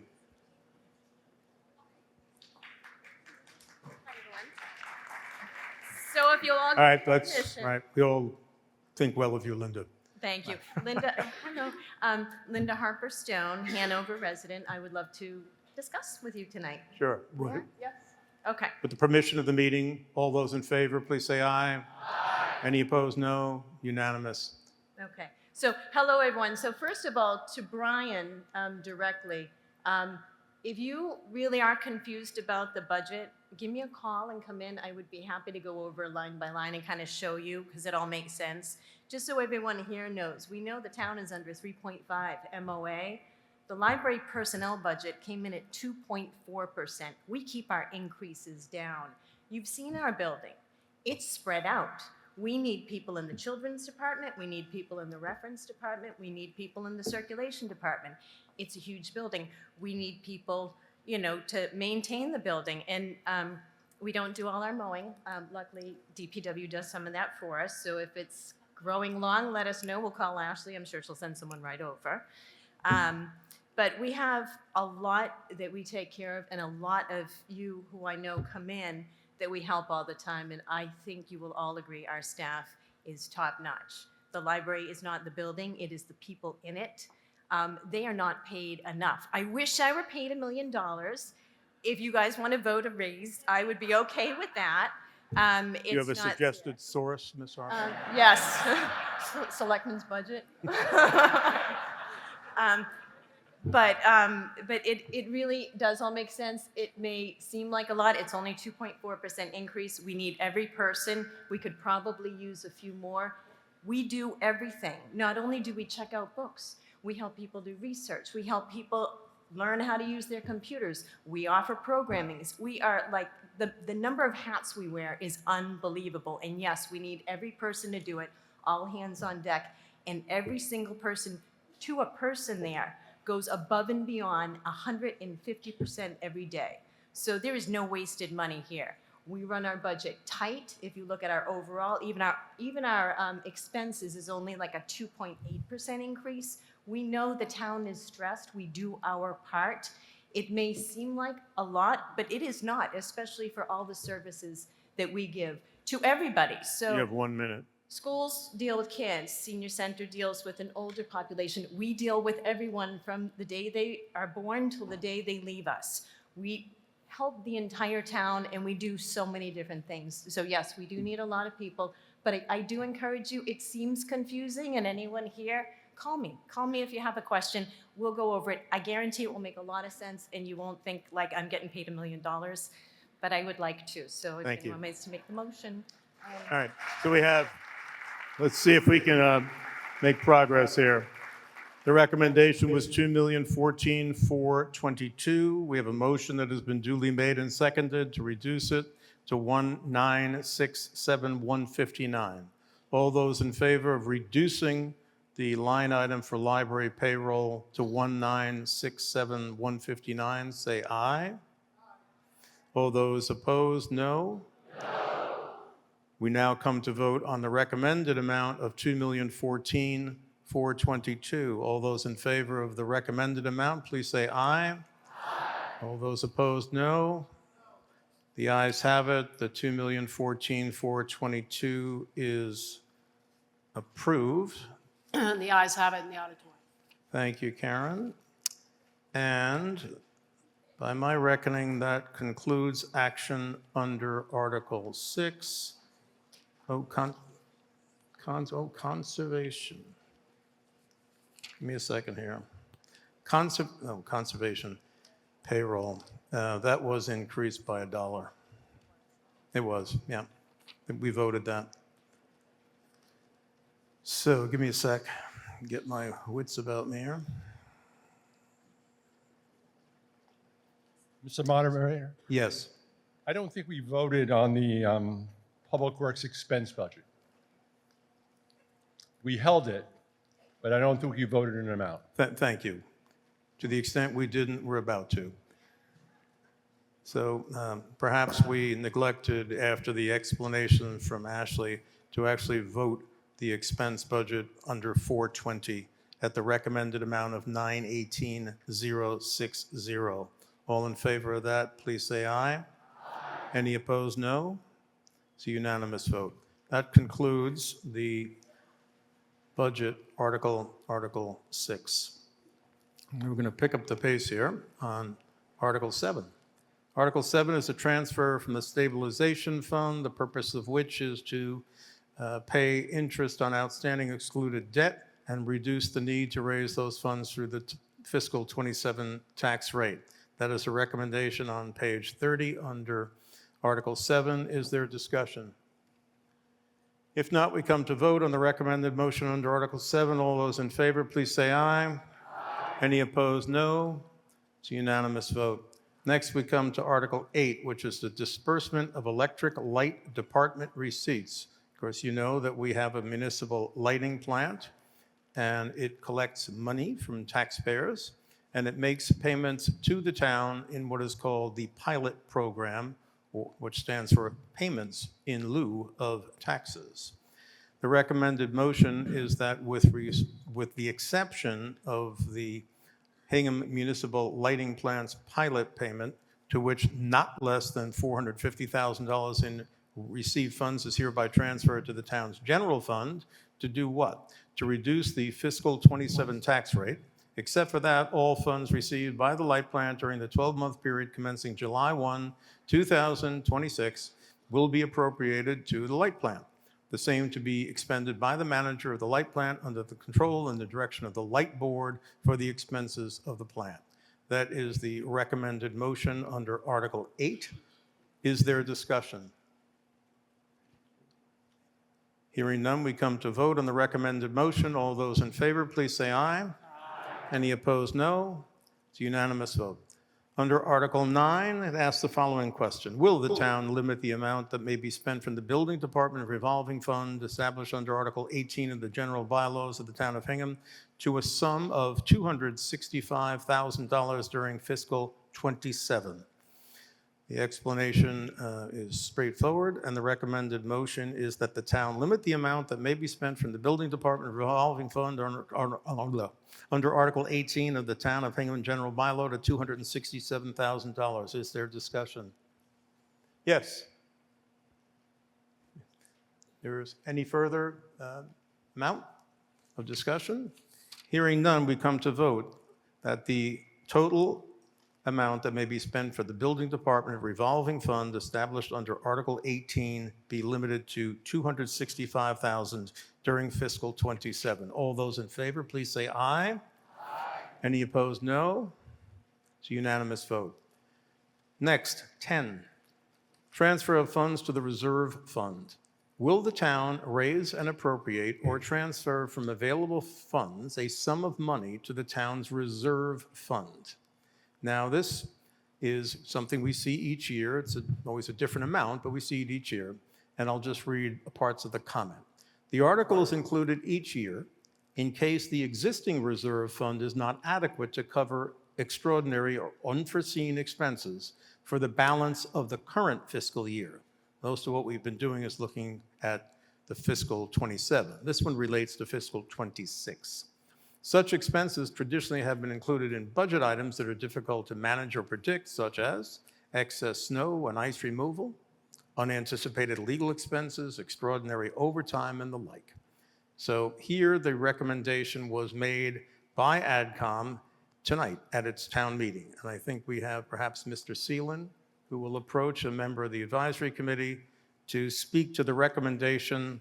These were included when you came in. There was a handout that showed revised recommendations of AdCom, and it included on the second page, these are printed on both sides, a recommendation that the town transfer the sum of $1,939,005 from available funds to the town's reserve fund for use in this fiscal year, fiscal '26.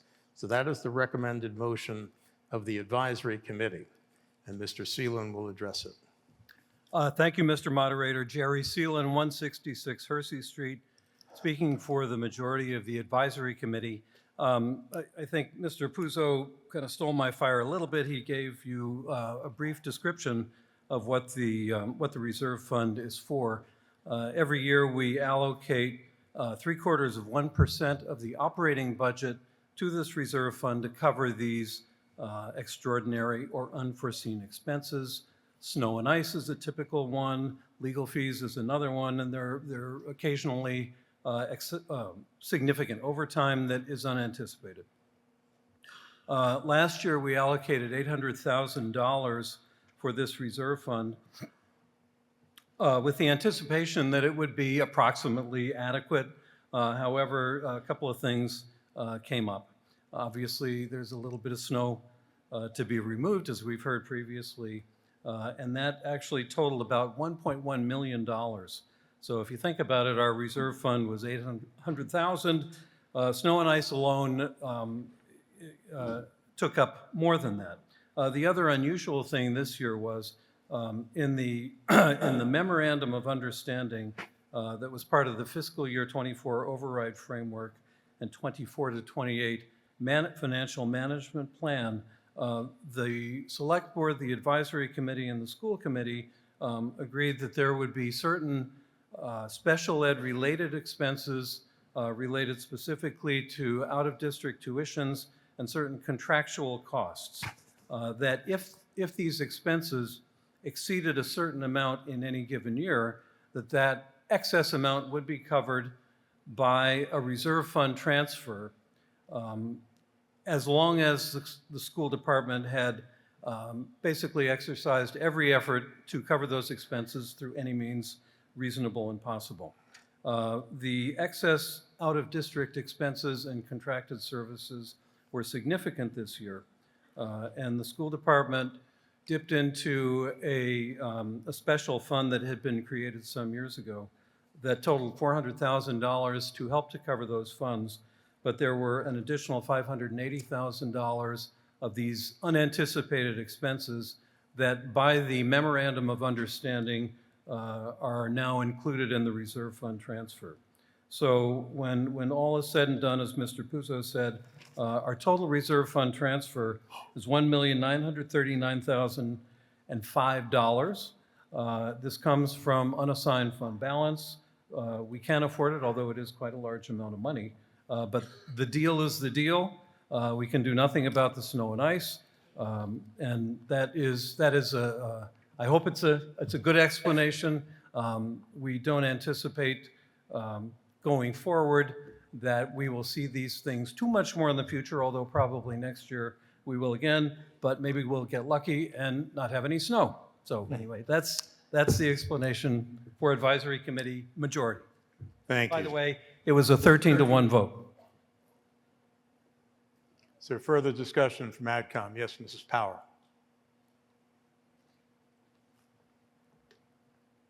Good evening, Mary Power, 1 King Philip Path, representing the minority of the Advisory Committee.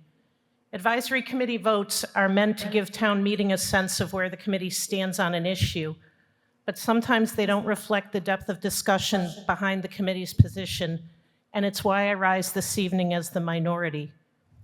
As you've already heard, every year town meeting approves a contingency in the Article 6 budget that's called the Reserve Fund. If that fund runs out, we have to transfer more money from fund balance, and that's what we're doing right now.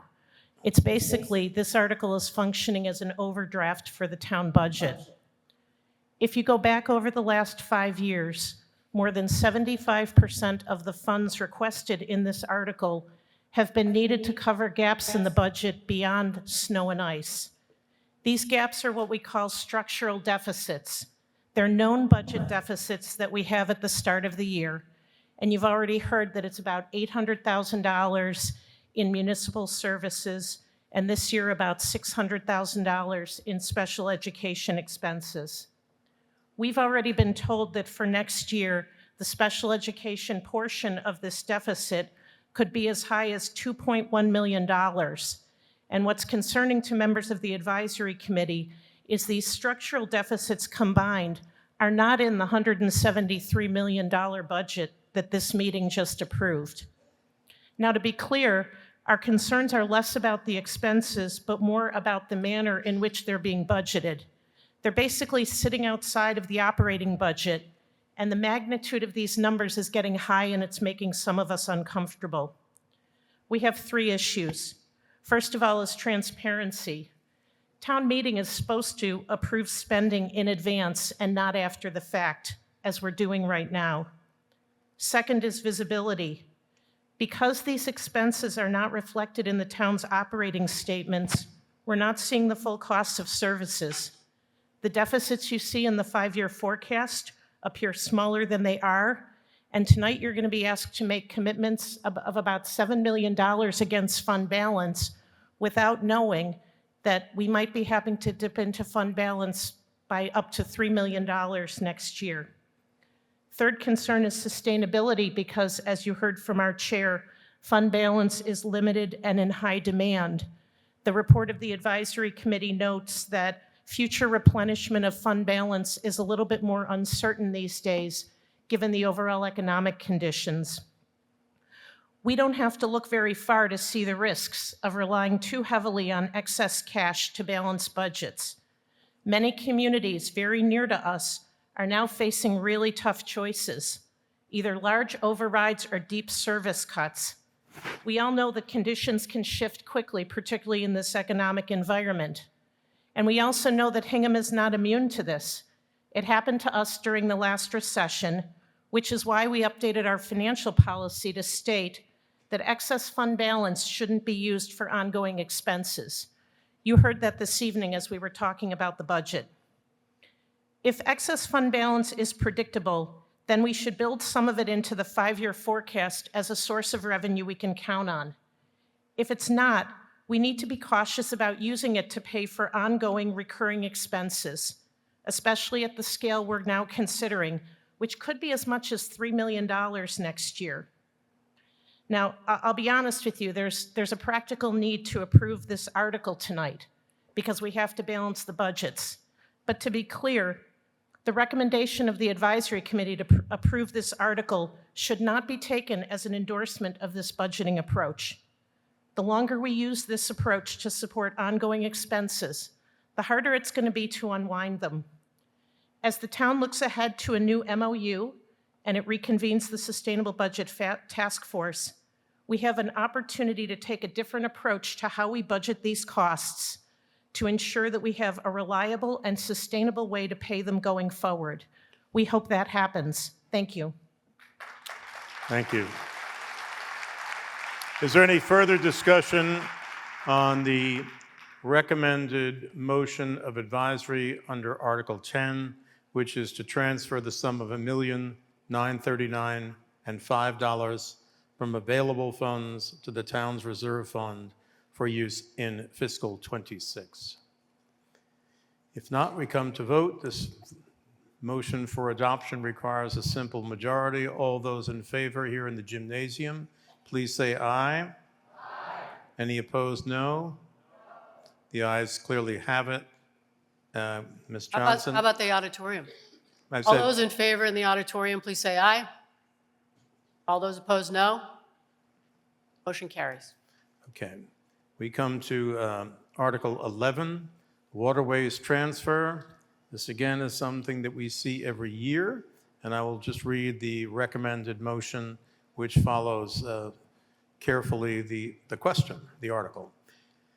The recommended motion is that the town vote to appropriate and transfer from available funds a sum of money, which sum was generated from fees paid to the town of Hingham during fiscal '26, including all revenue from any parking license for the purpose of accessing slips or moorings, approximately $40,000. All revenues generated by the harbor master's office, including mooring, docking, permit and late fees and boating fines, about $25,000, and the remaining 50% of boat excise taxes, approximately $25,000 from local receipts, to do what? For deposit into the town's municipal waterways improvement and maintenance fund to be used in accordance with Massachusetts General Laws, Chapter 40, Section 5, Cap G. Is there a discussion under the recommended motion under Article 11?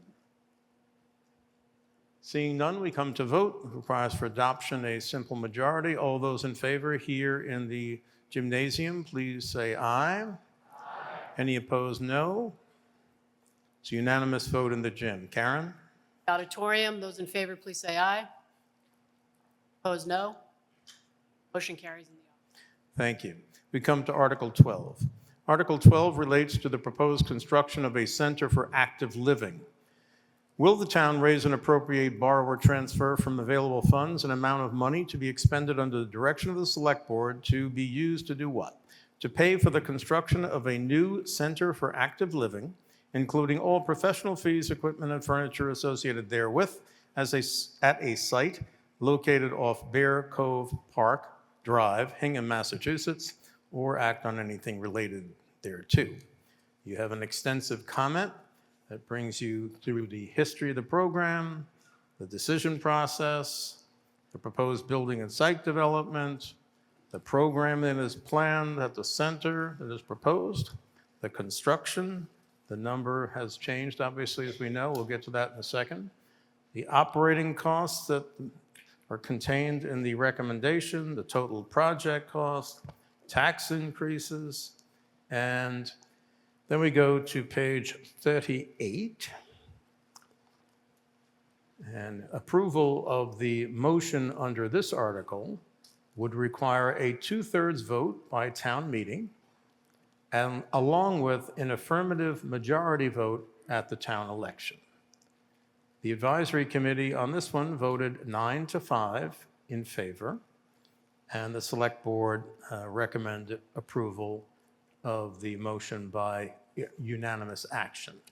So we'll now begin a conversation on Article 12, and I will first invite the Advisory Committee. This obviously is how we do these things. You first hear from AdCom, because AdCom has made an affirmative motion, and if you still recollect what we talked about a couple hours ago and the moderator's message, when the Advisory Committee recommends affirmative action that makes a positive recommendation under an article, the motion of AdCom is received as the main motion before the meeting. So the main motion is the one set forth at the bottom of 12. I'll strike that at the bottom of page 38, 12. And I would invite forward Brenda Black on behalf of the Advisory Committee to speak to it, including the fact that the number has come down. Ms. Black.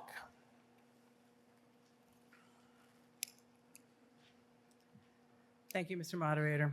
Brenda Black, 12 Whitcomb Avenue, speaking for the majority of the Advisory Committee. This is an exciting day for our town. After 15 years of study, planning, and multiple town meeting votes, we're bringing the decision to build a new Center for Active Living for Hingham before you. The Advisory Committee has spent months reviewing this proposal, and the majority of the committee voted yes to support it. As you saw in the supplemental recommendation that you received when you arrived tonight, the cost to actually build has come down by almost $6 million to a total of $25.8 million. In our view, this building and the modernized model of programming that it will support is the right investment at the right time. It will provide a welcoming space for a comprehensive program that supports wellness, independence, and connection for our seniors, just as they told us that they wanted. The need has been clear for many years. 1/3 of our town residents are over 60, and that number is projected to continue to grow. 1/3 of those seniors, about 2,800 people, live alone and may experience the isolation that aging often brings as one retires and experiences the loss of a spouse or friends. And we are concerned that our seniors are currently living with a larger number of chronic medical problems, sadly, more than seniors across our benchmark towns and South Shore towns. A modern senior center is designed to directly address these wellness needs with a wide array of essential services and programming to support persons living with medical issues and also help prevent them in future generations of seniors. Our review revealed that a modern senior center requires a lot of space to house the wide range of activities instrumental to supporting wellness, including opportunities for social connection and sharing food together. The 26,000 square foot size building has purpose-designed spaces for the programs planned and is appropriately sized for Hingham compared with similarly modernized centers in our South Shore neighbors. We look carefully at the costs related to operating a modern senior center. The new building, of course, has new costs. Utilities and insurance are projected at $152,000 annually, and one additional custodian position will be added to the town budget for a total of $90,000 per year in 2028 when the building opens.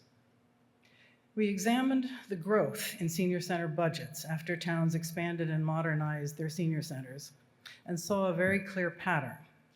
When more space exists, the programming grows, the number of programs, activities, and classes that can be offered any day and every day and during the week. Senior centers are unusual in that town staff orchestrates and supports the programming, but most of the specific activities and services are actually provided by others and are paid for outside of the town's budget. Volunteers, tax work-off program helpers, part-time class instructors paid through user fees, and other specialized services, think shine counselors and tax preparers, are provided by partnering organizations. So the pattern's clear. With expansion, growth comes in the form of increased programming that generates fee revenue, and that fee revenue supports new part and full-time staff outside of the municipal budget. Several years after expansion, usually 2 to 5 years, some centers have added new positions to their budget to provide additional coordination and management of the then considerably larger services.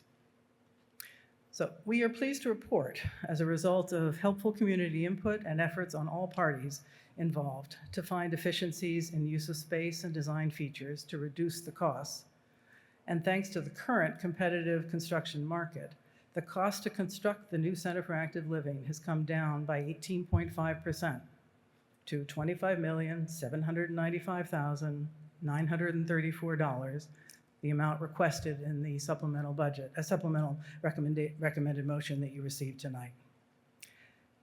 The actual impact on our taxes is also now known, since we have the definite number, and that has come down by 13%.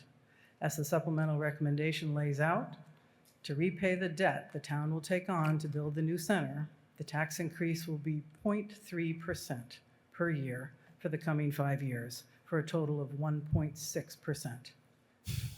After that, the tax impact will slowly decrease.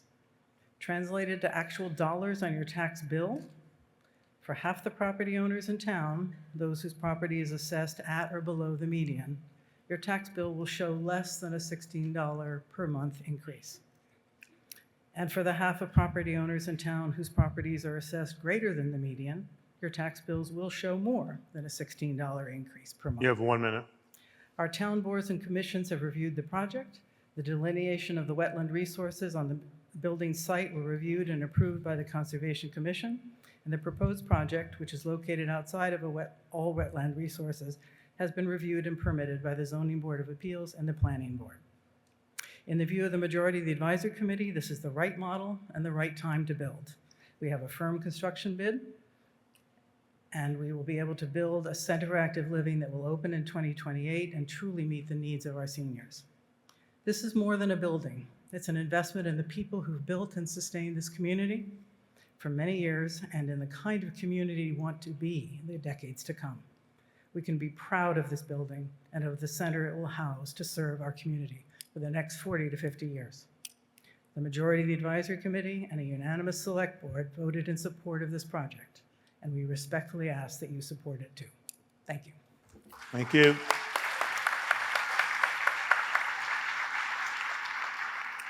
Mr. Seelan, on behalf of the minority of the advisory committee.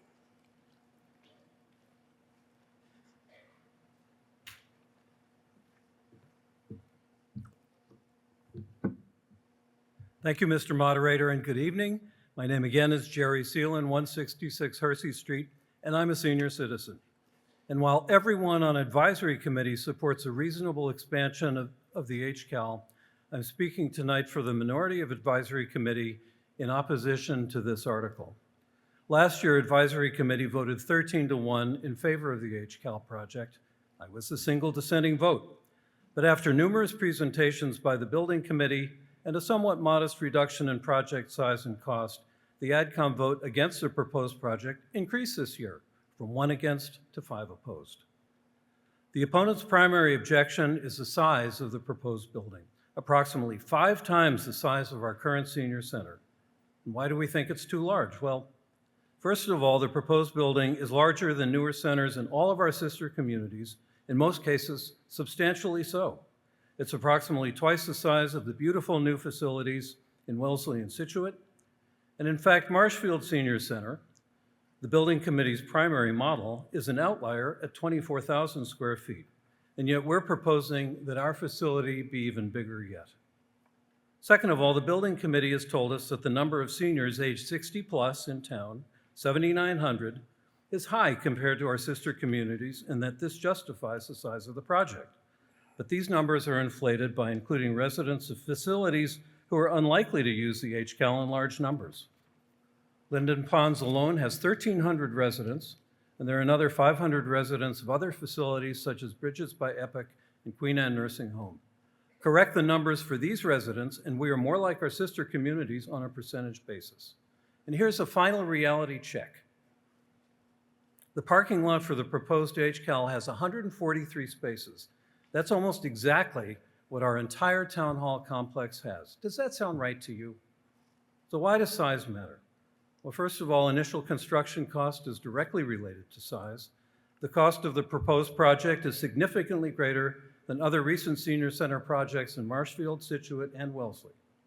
Second, The large building size precludes the option of expanding into the police station, former police station space at Town Hall, which would provide 15,000 net square feet of HCAL space, 3 times the current area. Moving HCAL out of Town Hall will leave it 20% vacant, and abandoning Town Hall is a double whammy cost-wise. The resulting vacant space at Town Hall will still need to be heated, cooled, and maintained, and will ultimately either be mothballed, which would be a shame, or remodeled for other uses at yet more millions of dollars. We think a 15,000 square foot remodeling project at Town Hall without any costly additions should be given a second serious look. A final concern of the minority is the increased operating and maintenance costs associated with the new large standalone building. $225,000 is currently projected to be added to the annual HCAL budget for these expenses, a 50% increase over the department's current budget. This figure includes 1 custodial position and basic expense costs such as utilities and insurance. There is no allowance for building repairs and maintenance, and no allowance for additional professional staff going forward. And frankly, to assume that professional staff could be supported completely by fees, I think is naive. If we allow for reasonable repair and maintenance expenses, plus the inevitable added professional staff to operate this larger facility, the operating and maintenance costs could easily grow to $500,000 to $600,000 a year. This means taking the peak impact on your tax bill from the debt exclusion and increasing it by another 20 to 30% per year. As a town, we can't look at larger projects such as HCAL in a vacuum. Other projects facing us soon include the school roofs and HVAC projects, the new pool, harbor seawall reconstruction and dredging, a potential new South Fire Station, and inevitable school construction at the high school and PRS. All these projects could easily exceed another $100 million and will be funded through additional override tax increases. And this is on top of HCAL, on top of the 2023 $8 million operating override, and the foster and public safety debt exclusion overrides. In 2022, the Building Committee commissioned a study by the UMass Gerontology Institute. This study was the first step in growing our new HCAL to its currently proposed size. And yet, in the survey of residents reported in this study, the #1 concern raised by survey respondents, the vast majority of whom were over age 60, was not the inadequacy of the current senior center, but rather their ability to afford to continue to live in Hingham, with growing property taxes being at the top of the list. Why in the world are we proposing a facility for this very age group that puts further pressure on their ability to afford to stay in Hingham as they grow older? A final note, if you're skeptical of this proposed project, don't be afraid to vote no. A vote against the current proposal is not a vote against improving the HCAL. It's a vote for coming back to town meeting with a common sense project that is more realistic in size, more respectful of our existing buildings, and more affordable for seniors and for all taxpayers. Please join me and my 4 advisory committee colleagues in supporting an alternative approach, and let's vote no on this article tonight. Thank you. Thank you. Recognize Mr. Excuse me. I'm try to recognize Mr. Ramsey from the Select Board. This, of course, Article 12. Thank you, Mr. Moderator. Bill Ramsey, 55 North Street, Select Board Chair. Like many of you in this room, years ago when my father passed away, the responsibility of caring for my mother fell to my brother, my sister, and I. And as my mother aged, her physical well-being wasn't what it once was. And her mental health wasn't what it once was. But having a community, a place to go every day without a doubt, gave her a reason to get up in the morning, and I would submit to you, helped her to live a longer and happier lives. Because if there's one thing I learned from that experience, and I would submit to you, we all learned from the pandemic, that social isolation is a tremendous evil. 10 years worth of discussion, 6 years of work by the building committee, almost 200 public meetings between the Council on Aging, the Advisory Committee, Select Board, Building Committee, many others, previous town meeting discussions and votes, all take us to this moment right now. And during that time, we've learned a couple things, haven't we? First of all, and I think a lot of us can agree on this, the current Center for Active Living is not adequately meeting the needs of our senior community. Secondly, we learned that we can design a building, an all-electric building, net zero ready, that can meet the needs of our current senior population, but is being designed for the future, when 4 out of 10 of our residents will be eligible to use it. We also learned through a year of study by the building committee that placing the center at Town Hall is not feasible because of parking restrictions. At every single turn, proposed parking solutions were met with objections by abutters, youth sports advocates, the Recreation Commission, even seniors themselves. Ultimately, last spring, town meeting voted by 2/3 to design this building outside of Bear Cove Park, off of Bear Cove Park Drive. We also learned through value engineering, we can take a proposed construction cost of 32.5, reduce it to 29.9 in the Warren article, and continue to reduce it to where it is tonight at 25.8, a reduction of over 20%. But make no mistake, should this project not go forward tonight, inflationary costs, competing municipal needs, the cadence of town meeting being year to year with authorizations would kill this project for a decade and possibly in perpetuity. Let me be clear, the time to act on this is now. As many of you know, I grew up in this town, I've lived here my entire life, and I'm very proud to say I'm from this community. And I say that because we support each other. We always have. When we need to build a new foster school, we all come together and we build that school.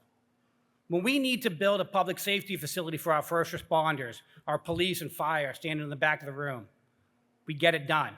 When we need to pass an override to support essential positions within our school department, but also within our DPW, the individuals who are plowing our roads at 2 o'clock in the morning in the last blizzard, we make it happen. Folks, before you tonight is an opportunity to show that sense of caring once again for some of our most vulnerable residents. So I'm going to ask you tonight, I'm going to ask you to vote yes to support the physical, mental, and emotional well-being of our seniors. I'm going to ask you tonight to vote yes to support that sense of community. I'm going to ask you to vote yes and build this building. Thank you. All right. Yes.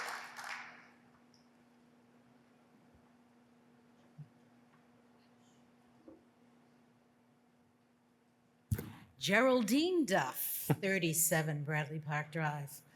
I want to take you back to January 16th, 1988, when we had a major fire in Hingham Square. The firefighters at the time were all male. One of them was my husband. All officers went to the hospital. I got a phone call from headquarters. They said, your husband's in the hospital, but he's going to be fine. You don't need to go. Thank you.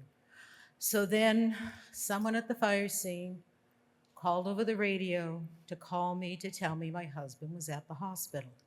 All the people in Hingham that had fire scanners called me and offered to babysit my daughters while I went to the hospital.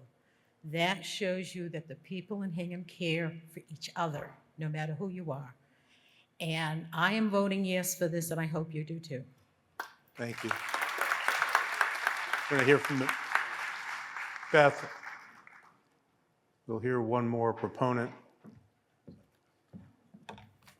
Moderator, 3 or 4 voters here in the auditorium. Betty would like to be recognized. I recognize you, Beth. Go ahead. Good evening, all, and thank you, Mr. Moderator. Beth Rulo, 14 Prospect Street, Vice Chair of the Building Committee, former Chair of the Council on Aging. I'm happy to share the Building Committee's unanimous support for Warrant Article 12. We believe that this is an informed opportunity and it matters to our community. For 65 years, Centers for Active Living have been a vital source of essential services, both on-site, next slide's fine, and remotely for the path of aging. Examples include health screenings, public benefits counseling, transportation, social day programs for residents with memory loss.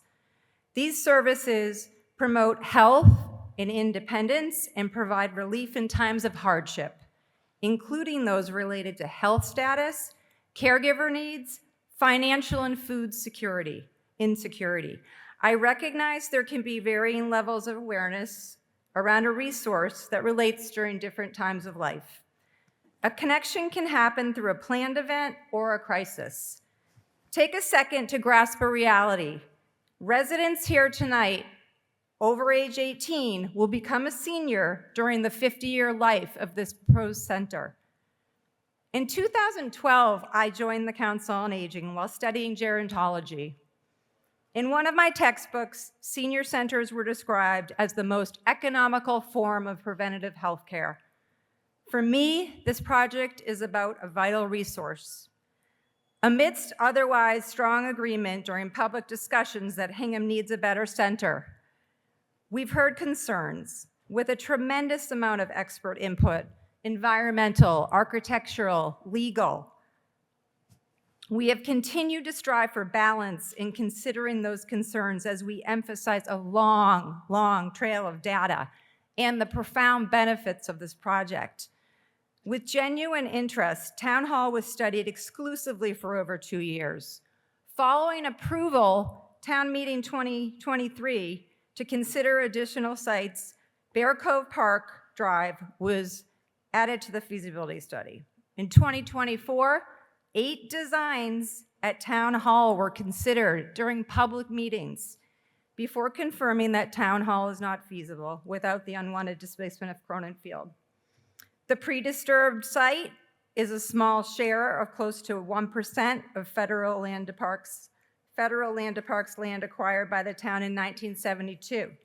The site offers complementary opportunities to promote evidence-based programs of the National Park Service, Healthy Parks, Healthy People Initiative, and the National Council on Aging, and protection for residents, the environment, and wildlife can coexist with mutually rewarding benefits. This project provides opportunities to develop programs and practices that foster environmental stewardship. While the program is prioritized for 60 plus, the center offers multi-generational community uses. When considering the older population, we need to consider that functional spaces are scaled at a higher square footage than minimum code to be accessible and inclusive for the diverse needs. Think increased clearances in programming spaces. The design responds to needs as well as interests in wellness activities that can prevent the severity of future needs. Think fitness, lifelong learning.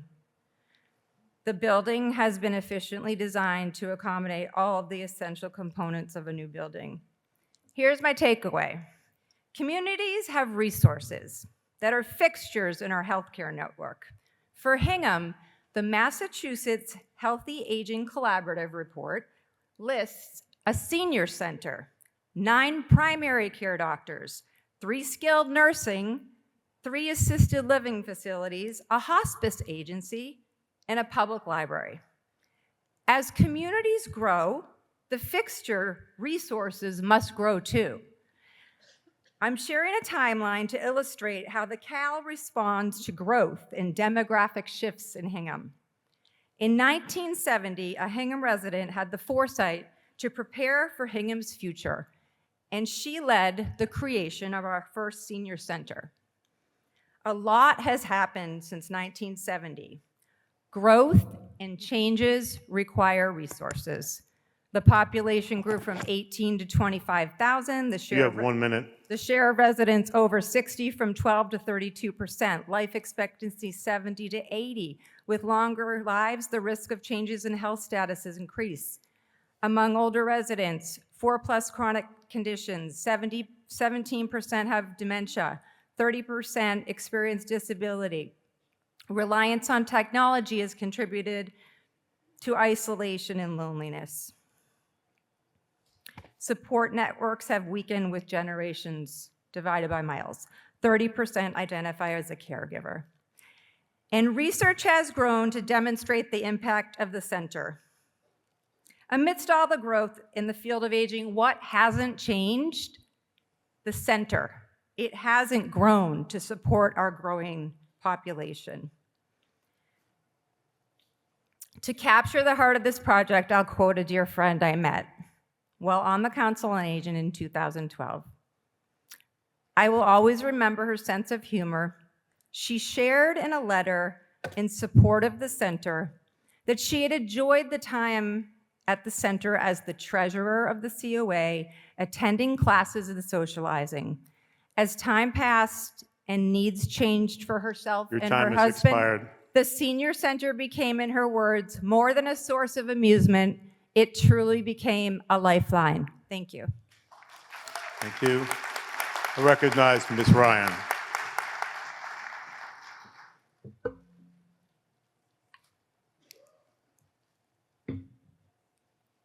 Thank you. My name is Anita Ryan, and I live at 37 Baker Hill Drive. I'm also the daughter of 2 elderly parents. My dad's 91. He plays bridge 3 times a week, and he goes to 3 community centers in the town where he lives to do so. Last summer, he came to visit us, and it was wonderful. We spent a lot of time at Bear Cove. No building required. We walked, we talked, and we sat and looked at the water. And we enjoyed being together in a place that is already so special. On his way home, my dad at the airport fell at the bottom of the escalator. He fractured his wrist. Suddenly, he couldn't drive. He couldn't go to his bridge games. He lost for a time the independence and connection that define his life. And watching that happen, it stayed with me. So I don't question the value of a vibrant center for active living. I understand it deeply, both as a daughter and as somebody who's heard the seniors in our community. But I can't get behind this proposal, and I disagree that it's the right one for Hingham for a multitude of reasons, and you're going to hear them tonight. Fiscal responsibility, environmental impact, lack of synergies, and affordability.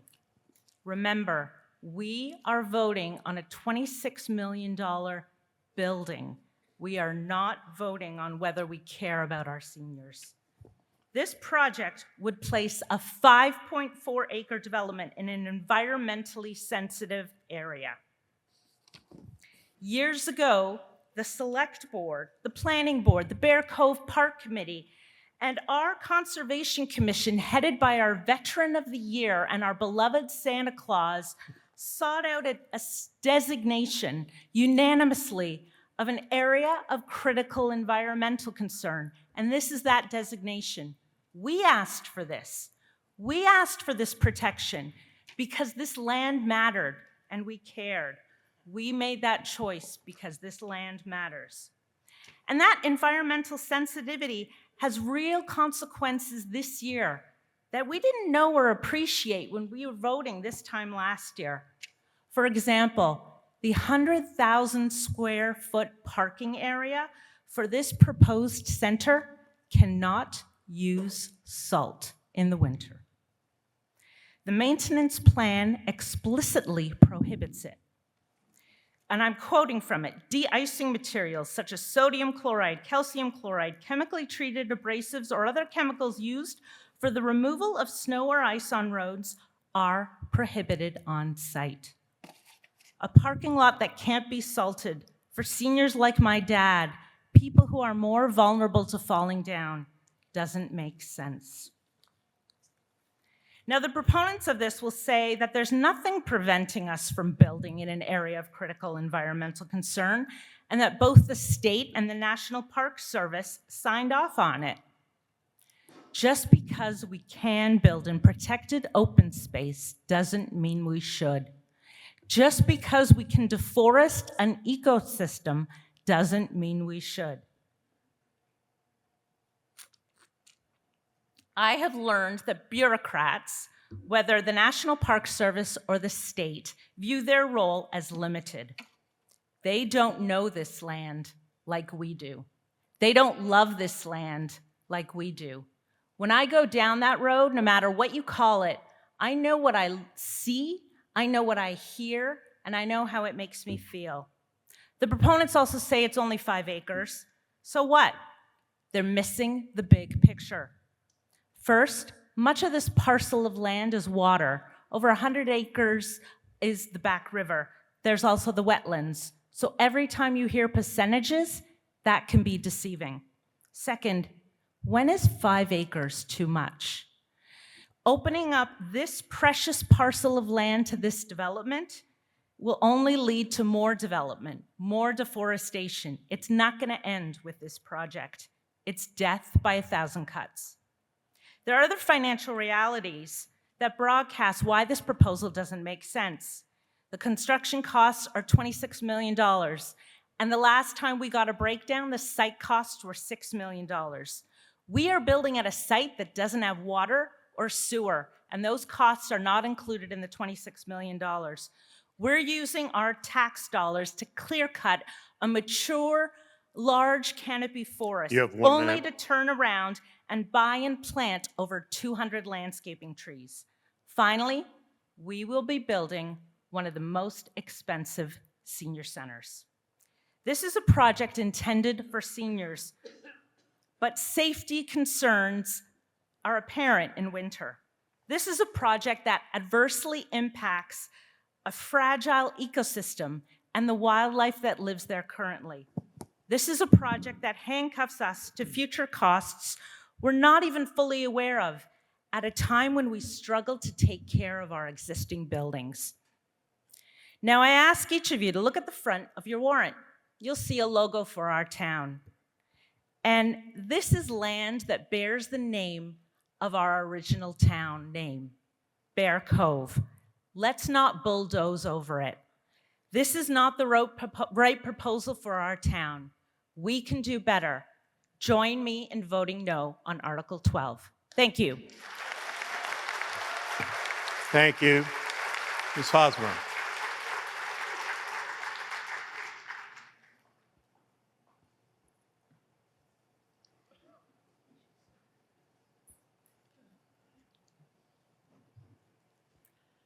My name is Hillary Hosmer. I live at 204 Linden Ponds Way. What we choose to do at Bear Cove Park extends way beyond Hingham. This is not ordinary open space. As Anita just said, it's an officially designated area of critical environmental concern, one of the 30 most sensitive and valuable ecosystems in Massachusetts.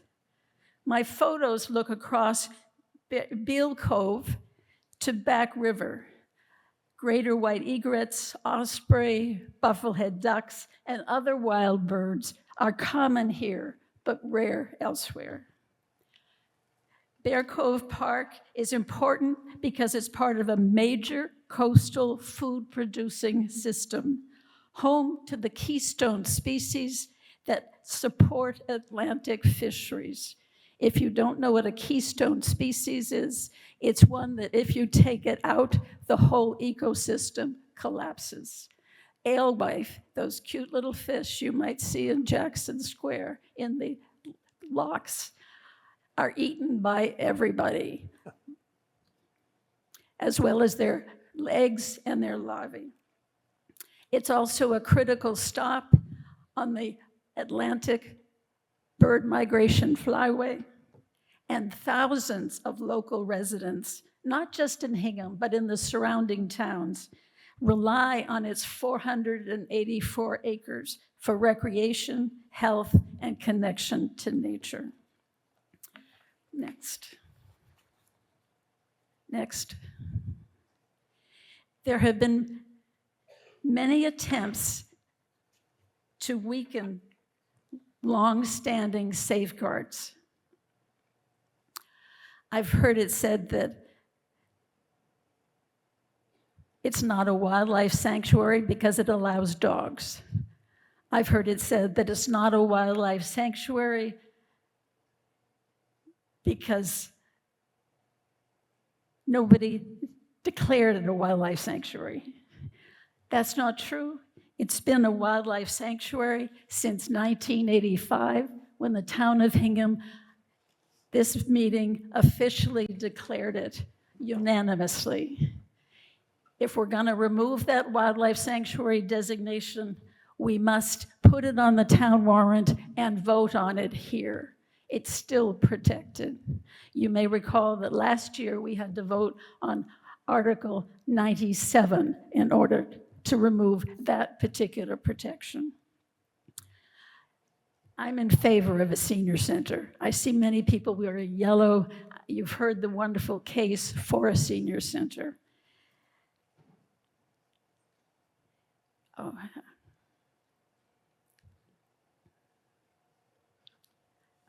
Next. I'm skipping these because Anita showed you some very good pictures of the area that would be cut. Here's a side view. As you can see, it's forest, it's uneven terrain. The estimate is that it will cost $6 million just to do the site prep of leveling it. Okay, next. Here are some of the protections. And my question for you is, can we have a beautiful senior center and still preserve Bear Cove Park, prevent deforestation there? I went on Google and I said, can we have a place in Hingham that meets our needs? Next. I found an alternative. Okay. 225 Beale Street costs $6 million. That's the cost of just prepping Beale Cove Park. Next. It would need some renovation. Next. It's pretty big. 26,000 square feet is a lot of space. Okay. It has office space already. It was a very nice showroom. Next. It has parking, 85 spots, plus, go ahead, next. If you look at this satellite view, there's a large parking area. You have 1 minute. Okay. There are many advantages. You can see the star is where 225 Beale Street is, and the circle is where Bear Cove Park is. Bear Cove Park has a long driveway. 225 Beale Street has much better access, much better neighbors, sidewalks, and sits directly across from a Bear Cove gate. So seniors can still go walking at Bear Cove Park. When we compare the two sites, the difference is stark. Yet there's been a clear reluctance to compare any privately owned properties with the municipally owned land at Bear Cove Park. RFPs exist, next please. RFPs exist to make government fair. Your time has expired. Okay. Mr. Moderator, there are 2 voters in the auditorium when you're ready. Okay. We try to get on with the meeting here. I'll recognize a voter in the auditorium, please. Ma'am with the blue sweater, could you come to the microphone? Ma'am. No, it's the woman behind you, ma'am. Thank you. Thank you. Hello, I'm Mary Stack. I live on Hockley Drive, which is in Hingham Woods. So I'm directly affected by this project, but I'm not here to speak for me. I think we've raised some wonderful points here. The opposition isn't to seniors. I'm a senior. It's to the price, the fact that this is an inexpensive, it's a totally expensive, ill-priced white elephant at this time. I think the person that spoke before me was brilliant.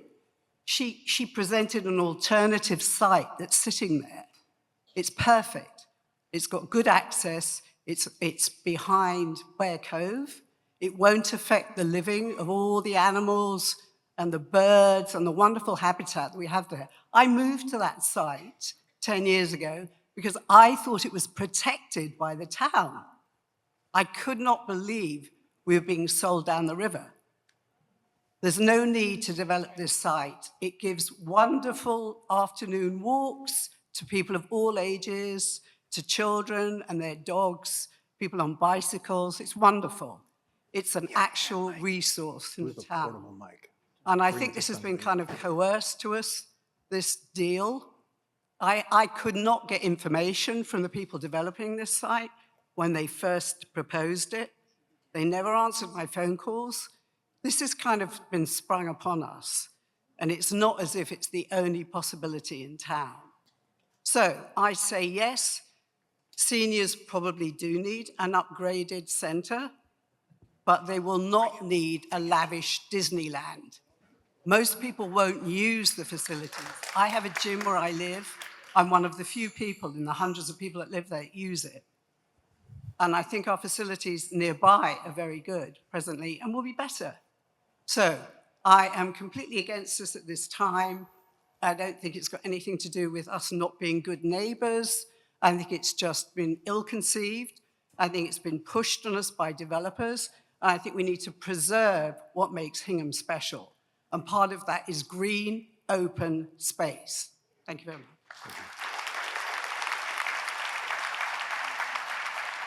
Mr. Mangurian, recognize the Wolverine there. There's a gentleman behind you first, please. I can't get this off, though. He needs the mic. There we go. Is it live? Thank you. I'm Glenn Mangurian and 4 Huckleberry Hill Lane, and I'm a disabled senior. I grew up in a multi-generational 2-family home, and like many of you, I'm part of the American dream. I never imagined I could live in a town like Hingham, but here I am 42 years later advocating for the new center. I studied mathematics in college, so I pay attention to numbers. Let's distinguish project cost from taxpayer cost, because you hear a lot about project cost. That number's big, but it is paid for by about 9,000 property owners in town. The chart on page 2 of the supplement, if you average that out, it's $136 a year. $136 a year. That's less than a cup of coffee at Dunkin' Donuts. Half the households will be less than that, because that's the median. That's against the median. After 3 years, in the 3rd year, the annual bond payments will consistently go down year after year. Now let's talk about value. Since 2020, you've heard all the things we've invested in: schools, public safety, recreation, an override. Each of these approvals was made cognizant of the things that were coming in the future. It's not like this is new. They were all made cognizant of future potential projects. And there's always been a backlog of needs, and there will always be a backlog of needs. Now, as a reference point, if you lived in town since 2020, the median property taxes increased a little over $3,000. But during the same 6 years, the median home values increased over $400,000. A little over $3,000, a little over $400,000. Our sensible financial management and stable tax base has paid off, and the bond rating agencies know it and award us the highest AAA bond rating. And only 10% of the cities and towns in Massachusetts have that bond rating. Demand to live in Hingham is high. The Assessor's Department reports only 21 new single-family homes have been added in the past 6 years. Only 21. Many current residents, bear with me, prefer to renovate while others are staying in their homes longer. All three of these factors have created a supply shortage. Here is a surprising statistics. Last week, I looked at the homes that are on the market. The median list price for homes is $2.7 million. I'll say that again, $2.7 million. In spite of skyrocketing home values, we are a highly desirable town because we invest in quality of life. We want to ensure continued affordability for our seniors. Hingham offers 12 generous tax relief programs. Here's an example. If your property is assessed at less than 1.3 million and your income is less than 112,000, you'll likely qualify for both a state income tax credit and local tax relief off your next property tax bill. Together, they could add up to $5,600. No one, I'll say that again, no one should feel forced out of Hingham. But this project's not about spreadsheets.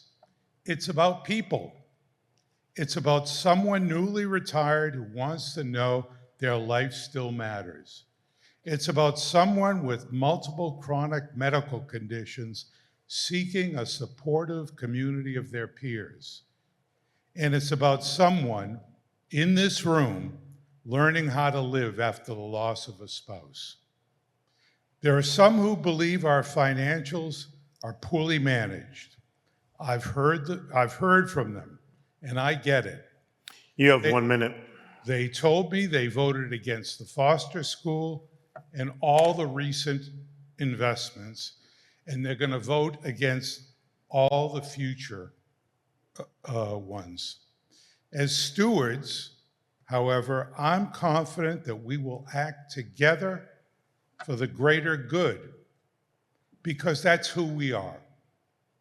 Please join me and vote yes, and God willing, I'll be there at the ribbon cutting in 2028. Thank you. Ms. DiNapoli.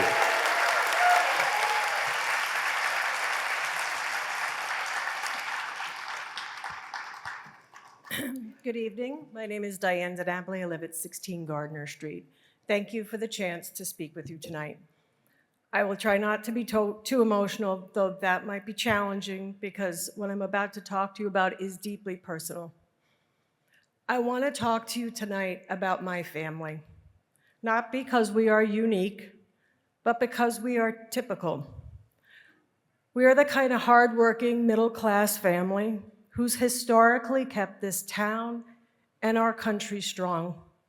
We show up, we volunteer, we pay our bills. We try to live a good and simple life in the community we love. But families like mine and families like yours are being squeezed in Hingham, and the squeeze is getting tighter every year. I never imagined I would stand in front of hundreds, maybe 1,000 of my neighbors and say this, but here goes. If my residential taxes continue to rise 8% or more every single year, there is a very real probability that my family will no longer be able to live in Hingham, in a town I love. This is not said for exaggeration or drama. It's not said for effect. It is said with true fear and maybe some shame. and with the hope that someone in this room will hear me. Some people leave Hingham to downsize or to be closer to their family. But how many of you have watched your neighbors or your children leave this town because they simply cannot afford to stay here? I drive past signs and it says, "We support our seniors," and we all do. But I ask myself, who supports my family? Who supports your family? And at what point will no middle-class family be able to live in Hingham? When you raise these concerns, you often get a polite nod or a gaze. We're often told it's inappropriate to talk about money. I get that. And I called the Board of Assessors office and I learned that the programs that were just mentioned are used by a very small number of seniors and veterans in Hingham. Less than 100 people, I believe, in a town of 22,000, give or take. Sorry, my math might not be right there. Many of us are stuck in a financial limbo. And when you finally raise your hand and say, "I cannot afford more taxes," you're not met with sympathy. You're met with guilt, judgment, or the suggestion that you should simply stay quiet. Sometimes it feels like the time, it's closing, and that we're being asked to accept big financial decisions as take it or leave it. We're being asked to trust that it'll all work out with the Center for Active Living. We're told that the additional $240,000 for the operating budget for the CAL, projected for the first year only, won't rise sharply in year 2 or beyond. We're told that one janitor can clean a building of 26,000 square foot building, and it'll be clean. And we're told that the DPW can absorb the added maintenance without clear detail on how that will affect staffing or future budgets. I'll be honest, I tried assumptions before. A few years ago, many of us believed that the senior center would expand into town hall. Well, that didn't exactly work out, and it made it harder to simply take things on faith. Yes, Hingham deserves a better senior center, but does it need a state-of-the-art media room? Is building a teaching kitchen, a commercial kitchen, and a cafe that we have no idea who's running responsible? A no vote tonight does not kill the plan for an improved Center for Active Living. A no vote says, let's scale the building down. Let's continue to reduce the cost of this project. Tonight, I'm asking you to vote based on financial reality. Taxes are climbing. The economy is very uncertain. You have 1 And we minute. know major costs are coming, $50 million in the next 5 years, and the likelihood of another large override in 2 or 3 years. If we get this wrong, the people priced out of our town will not just be a statistic, they'll be your parents. It'll be the middle-class families and our seniors who built their lives in this wonderful community. Please vote no on Article 12. Yes, sir. Mr. Moderator, there is a voter in the auditorium who wishes to be recognized. I'll recognize the voter in the auditorium. Ma'am, please rise.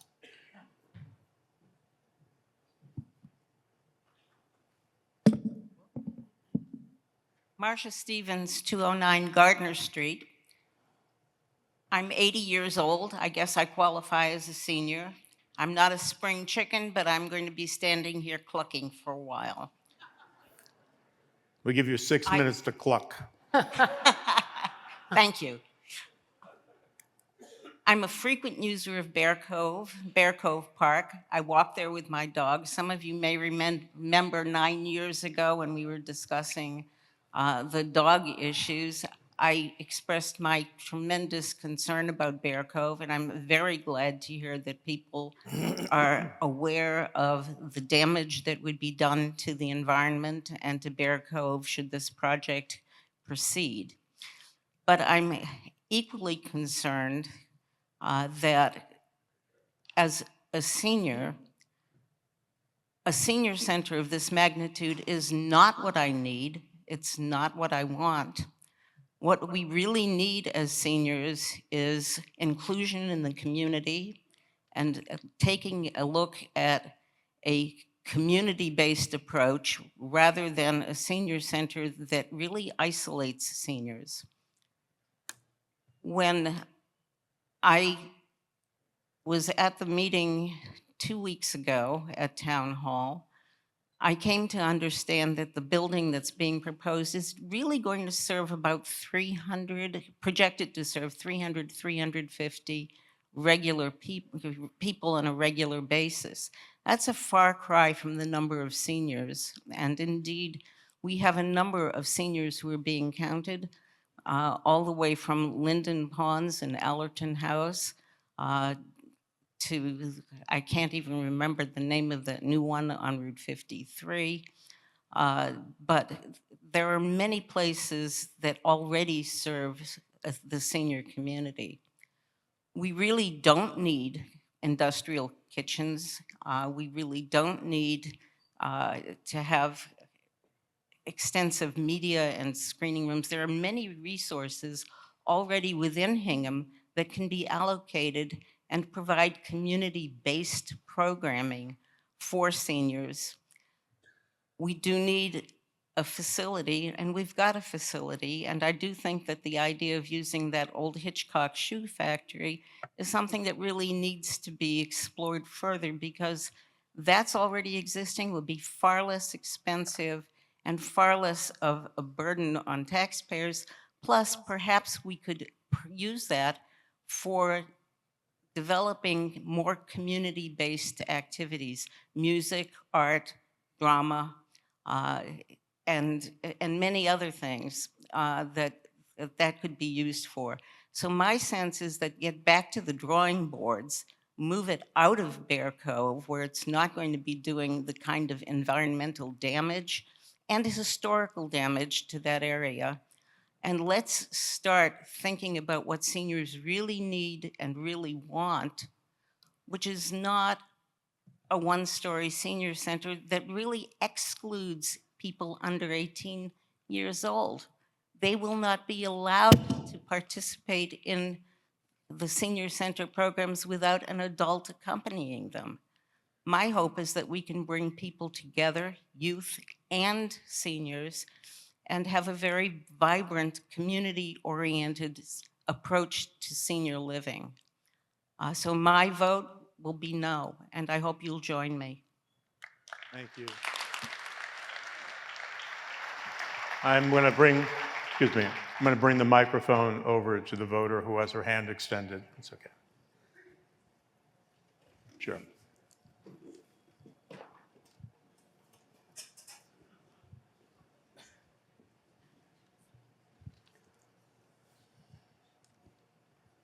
Am I? Oh, you can hear me. Great. My name is Frances Barsh. I am a resident at Linden Ponds, a senior community located in Hingham. There are over 1,500 residents at Linden Ponds, and I dare say we are all old enough to vote and to pay taxes in Hingham. I am not against a center for active living in Hingham. I am against spending our taxpayer money irresponsibly for this project, while other cost-effective choices are readily available. The Bear Cove wetland proposed site for the new Hingham Center for Active Living is not the smart choice economically, and definitely not the wise choice for active living. The Bear Cove wetland site does not have infrastructure in place. It does not have parking in place. It does not have easy access. in place. There are alternative choices, the best of which is 225 Beale Street. This is a warehouse building with infrastructure in place, parking in place. It is absolutely perfect for everything that we want. It has easy access in place. I see you. In destroying the Bear Cove wetland site, you are destroying a unique, irreplaceable asset for active living in Hingham and the surrounding area. Have you even considered the kind of classroom this could be? Have you even considered the education bonuses available to our Hingham students in the natural sciences? Or in the areas of constructive hobbies? Have you even considered the cooperation of seniors, retired teachers, scientists, arborists, ornithologists, with students throughout the school system? What a perfect match. The old and the young together, working to find something interesting, good, and solid. We have these opportunities. Don't destroy them. Yes, millions have been spent on studies. These millions have not been spent well. We urge you to make smart, cost-effective decisions in this taxpayer-funded Hingham Center for Active Living project.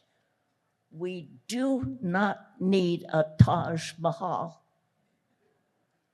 We just need a facility that is accommodating and that will interact with the old and the young, and we all work together. So, my plea today is do not continue down this expensive, destructive wetland path. Reconsider. Vote no on warrant 12. All right. Recognize the gentleman in the front row. And just before he begins his remarks, start thinking about bringing this to a vote. I'm not inviting yet a motion to curtail debate, but I suspect we will have a vote. I suspect the vote will take some time. So yes, please identify yourself. Thank you, Mr. Moderator. My name's Stephen Young, 16 Bishops Lane. I'm been a member of the HCAL Building Committee. I've had the privilege of serving on the Building Committee for the past 5 years. I'm speaking tonight in support of the proposed center and specifically address a question that I know is on many people's minds tonight. Why don't we use the recently vacated police station space in Town Hall? It's a great question. It's a great question. Let me start with this. Town Hall was not dismissed quickly or casually by our committee. We studied that option for over a year before our building committee even knew of the Bear Cove site was an option. Town Hall seemed like a practical solution, and frankly, for over a year, it was the only option for us to consider. I should also note that I come at this from a particular professional perspective. I'm a licensed architect and general contractor, and for the past 20+ years, the vast majority of my work has been in existing historic masonry buildings. These are exactly the kinds of structures I typically advocate to preserve, adapt, and reuse whenever possible. And I'll be candid, I was the last member of our building committee to let go of the Town Hall option. I pushed hard to see if we could make it work. I wanted it to work. But after an extensive analysis, it became clear that it simply cannot meet the needs of a modern senior center. There are several reasons for that. First, the building itself. It's easy to quote the size of the police department and say, hey, we got 15,000 square feet right there. As architects and our architects of record that are here and our consultants, the space was designed as a police department with a compartmentalized multi-level layout. We did evaluate what it would take to renovate and adapt it extensively, but renovation has limits. The underlying structure and organization of the building remained. By example, at the proposed Bear Cove site, a visitor can stand at the front desk and within eyesight of essentially every doorway they would need to access, all on one level. The circulation is simple, clear, and intuitive. You can't achieve that at Town Hall, not because of finishes or walls, but because of how the building is fundamentally put together. Second, at the center of the space is the existing 911 call center. No one's mentioned that tonight. Relocating that to the new public safety building on 3A was evaluated, but ultimately deemed too expensive and too costly. At the same time, the call center itself is now looking to expand, not shrink. That means it remains in place and becomes an even more significant fixed constraint within the building. It prevents the space from functioning properly and is not something that can be effectively designed around. Third, access. Drop-off conditions at Town Hall are far from ideal. For seniors, especially those with mobility challenges, ease of arrival matters. It matters for vans, caregivers, and emergency services. The Town Hall site simply does not provide the kind of safe, convenient access this facility requires. Fourth, the space itself is both insufficient and fragmented. Even if adapted, it would not meet the town's current needs, let alone future demand. And because it's divided across multiple levels, it would limit programming and reduce flexibility. We would be forcing a solution into a space that simply doesn't fit. And this brings me to another point that I think is important to address: the size of the proposed building. The building program and room sizes were not developed casually. They were heavily scrutinized by the building committee, our architect EDM studio, and our senior center design consultant Lifespan. Every space was evaluated, tested, and refined based on actual programming needs, data, and projected growth in our 60-plus population.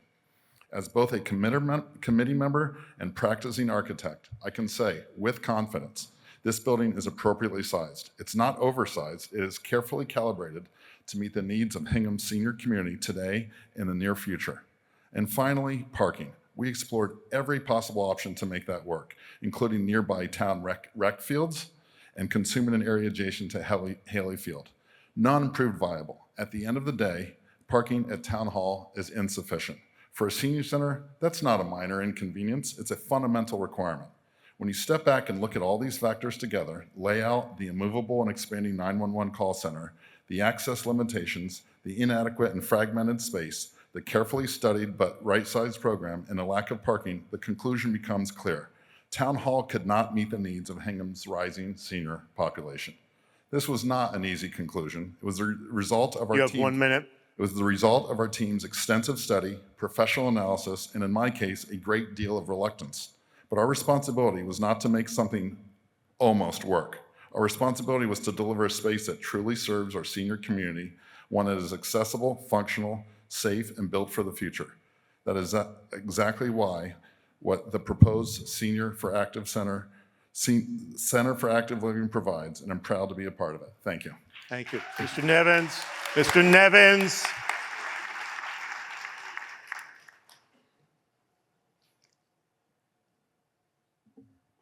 My name is Joe Nevins, and I live at 46 Lincoln Street. And I had a number of prepared remarks, but it doesn't seem quite appropriate. I was going to talk to you about the value that the senior center could bring because of the need and the percentage of seniors in the town. But it seems to me that maybe I should talk about a few other things. The first is Bear Cove Park.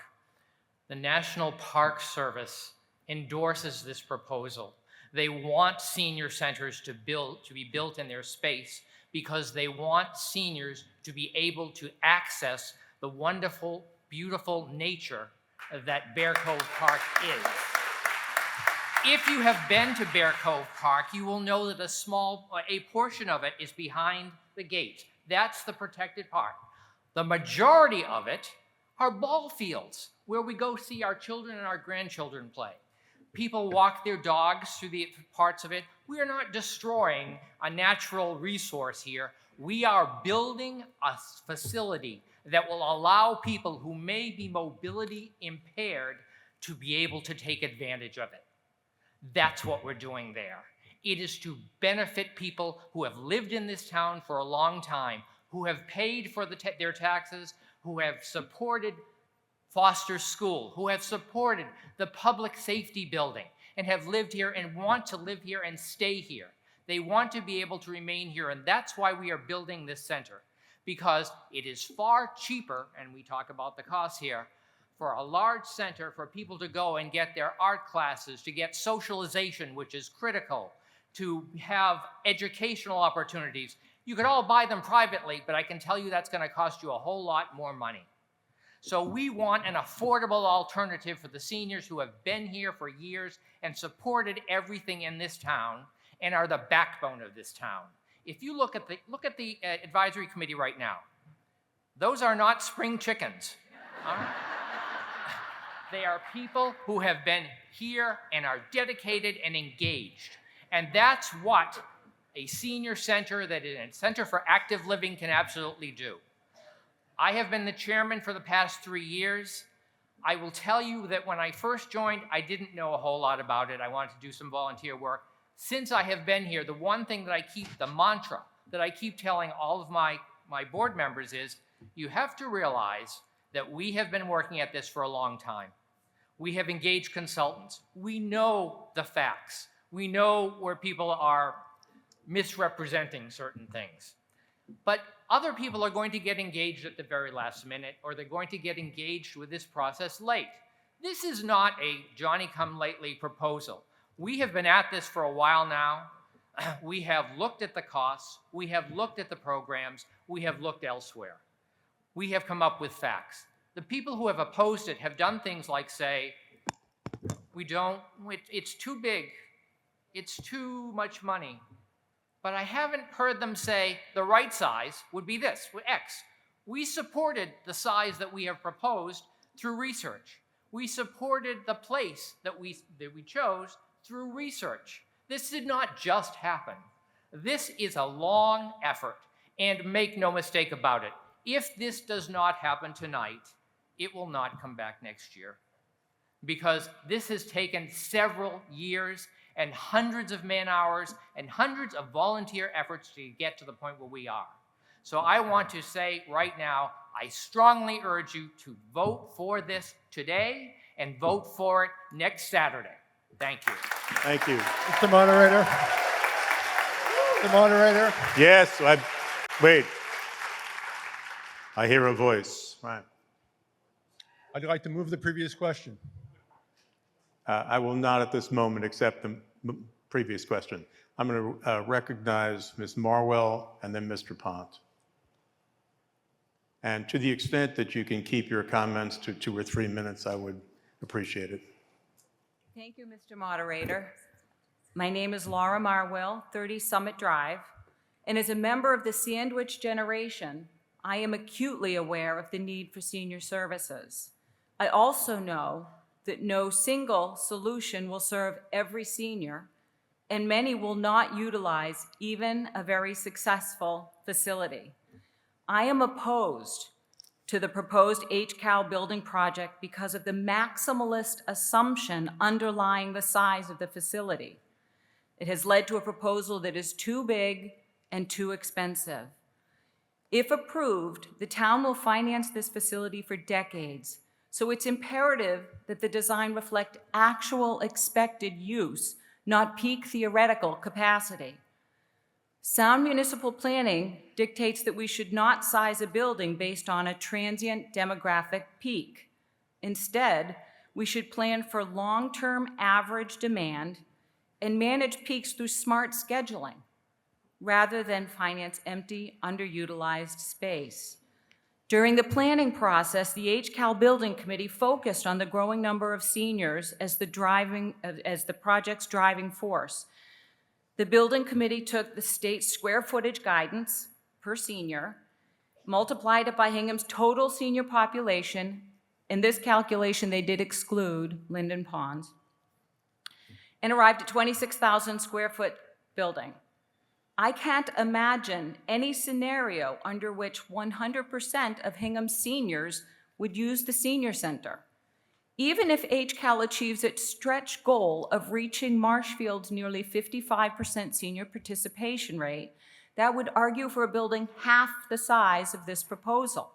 In fact, according to the National Council on Aging, daily attendance at any senior center facility is typically a small fraction of the total senior population. HCAL newsletters report roughly 1,200 active members, representing 15% of Hingham's senior population. If HCAL were to double its membership to 2,400 and apply the same state square footage guidance, it would suggest a building of 9,600 square feet. If Hingham met its aspirational goal, matching Marshfield's 55% senior participation rate, it would pencil out to under 15,000 square feet. These calculations should put Town Hall back on the table. HCAL proponents have an inspiring vision to increase senior participation through improved facilities and programming that includes community-wide participation. But the project must remain rooted in reality. HCAL fact sheet states that modernized facilities serve 45 to 55% of their senior population annually. Its own facts support a smaller building.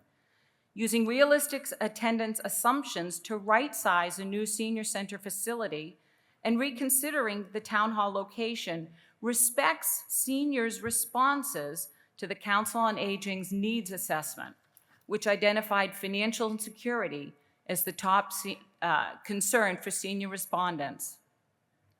In the context of Hingham's other pressing needs, an oversized and overpriced HCAL building harms the town's ability to remain affordable for seniors and families.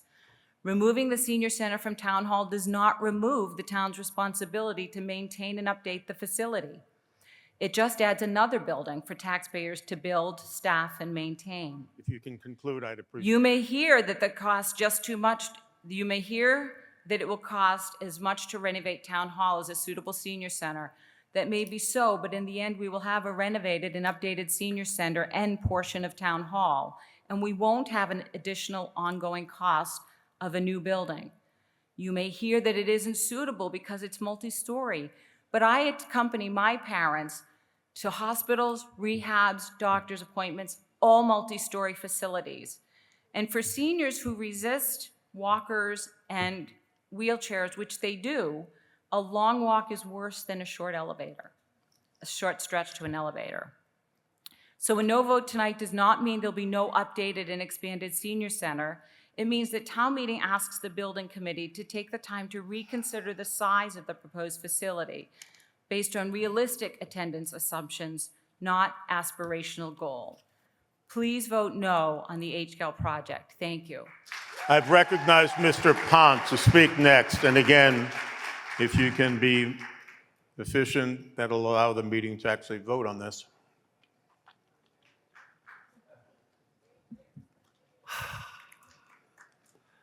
Boy, I've listened to a lot of stuff that is really made up tonight. I don't know where some of these people get their facts. They certainly don't get them by being a user of a senior center. I am no spring chicken. I'm 91 years old. I've been retired for 30 years. I've been teaching at the senior center here in Hingham for 15 years. I frequent the senior center. I have to travel down hazardous Route 3 every Wednesday afternoon to play duplicate bridge because we don't have a facility that can accommodate a duplicate bridge group. and there are many people in this room tonight supporting us that are also traveling to other senior centers. Do you really want to do what Situate did? They built a 16,000 square foot facility 5 years ago. It has 78 parking spaces. I looked at their bulletin for this month, and they have wait lists for most of their programs. Their lunch program is such a success that they have 60 people a day signing up for their lunch. We're not looking for an industrial kitchen. We're looking for just a regular kitchen. Right now, we can't jam 12 people in to give them a class on cooking because we got such a small kitchen. I just can't believe some of the stuff that came out of some of the mouths of some of the people here tonight. You have your opinion, but please get your facts right. Go to senior centers, learn about senior centers. We had, now I won't say it, I'll get myself in trouble. I've said enough, please Yes, you have. vote. I voted, and my wife voted, for new middle school, a new East School, a new Foster School, a new police station, a new fire station. I think we might have even voted for, I forget how much, but it was a few million for a pickleball court and an $8 million pool, and they don't want to spend $25 million to take care of our seniors. And the BS about not using it, oh my God, the usage is down because we got 14 parking spaces, for Christ's sake. How can you expect anybody? I have people that turn away from the senior center because they can't find a parking space. I have people say to me, Dick, I'd love to take one of your lessons, but I can't get a parking space to go to your lessons. Thank you. I recognize the voter. Excuse me. I recognize, not you, miss. I recognize the gentleman wearing the very bright shirt. Just hang on a sec.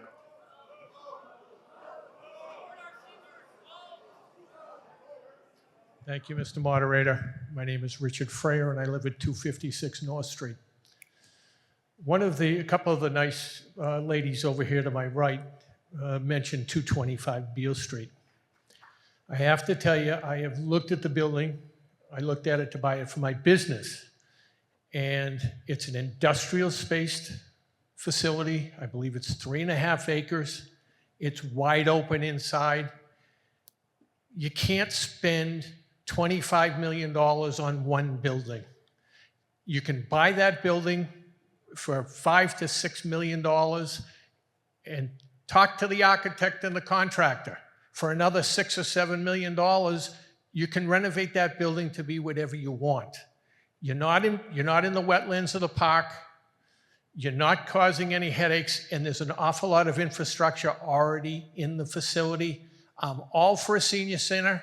I've recently become one, I understand. But we need to be fiscally responsible. Okay. We've got a lot of money that's going to need to be spent in the next few years on Plymouth River School and several other buildings. And I've heard people talk about renovating the police station. It doesn't work. There's no parking. And you can't take away from the facilities behind the building. I appreciate it, and I hope you vote no tonight, and I don't want to see this killed. All right. Mr. Moderator, there's a voter in the auditorium that'd like to be recognized.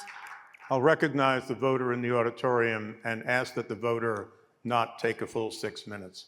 Sir, in the back.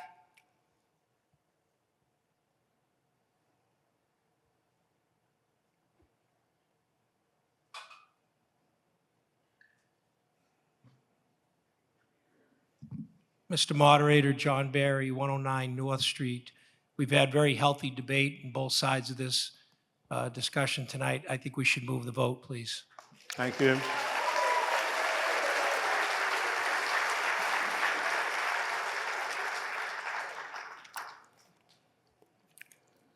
Give me a sec. Just hang on a sec.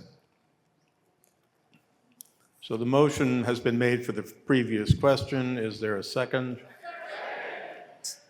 I think we're up to about a 19th on that. So of course, the purpose of the motion for the previous question is to end debate and to move to the vote. So all those in favor of the motion for the previous question, which has been made and seconded, will say aye. Aye. All those opposed, no? Motion carries in the auditorium. Moderators in doubt in the gymnasium. Requires, excuse me? Why don't we try the vote again here in the auditorium? All those in favor of curtailing debate and moving to vote on the article before us, if you want to end debate and vote, you say aye. If you want to continue debate, you would say no. All those in favor of moving to voting on the recommendation for the HCAL, say aye. Aye. All those opposed, no? No. The ayes clearly have it. We come to vote. Now,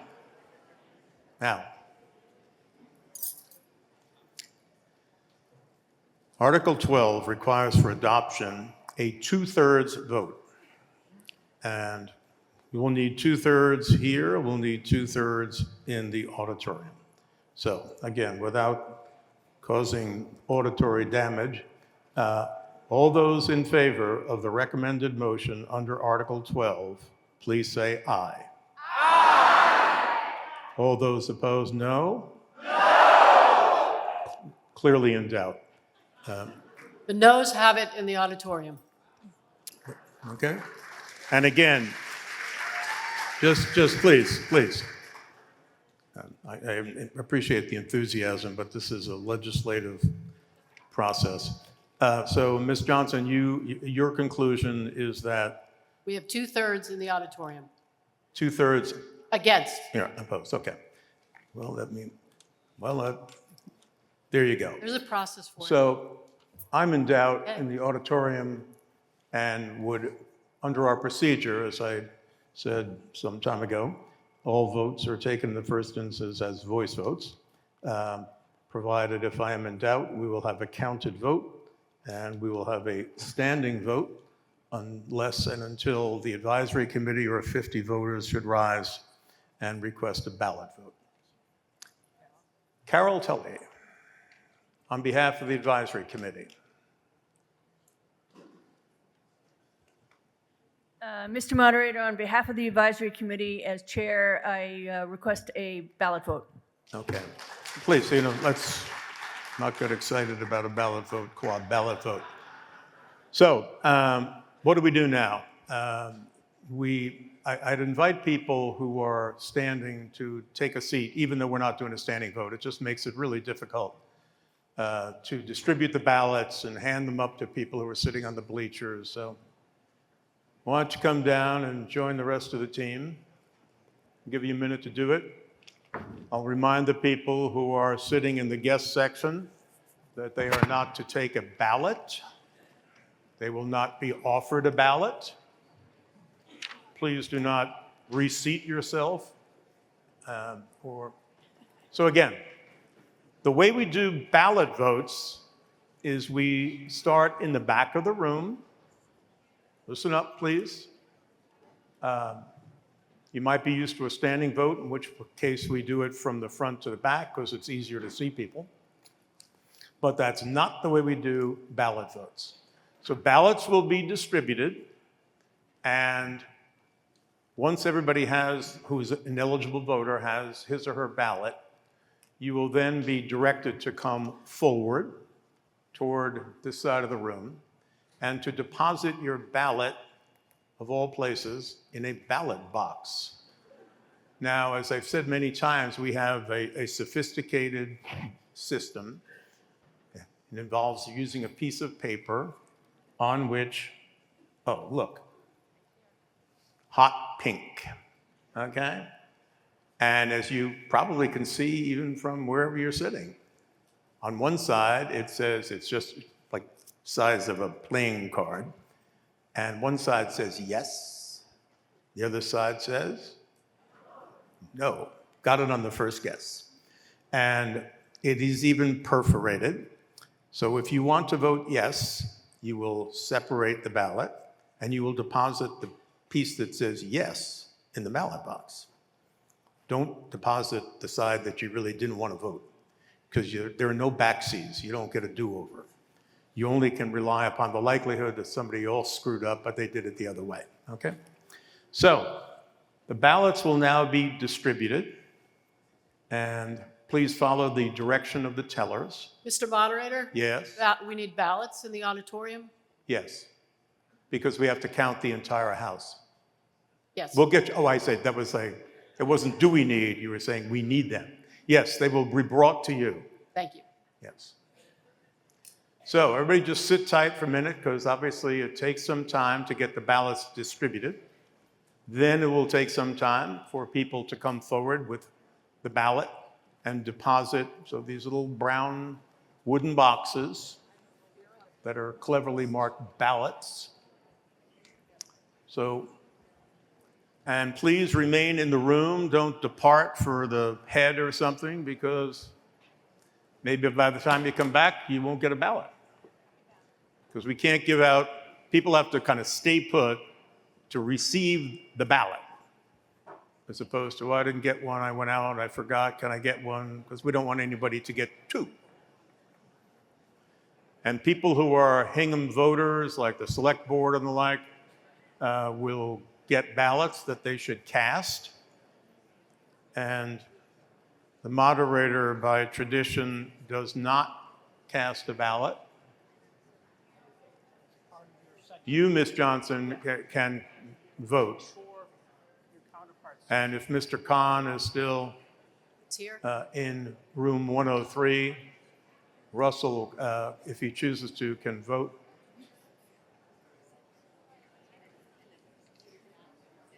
So I'm relying here on the tellers and the town clerk to distribute the ballots.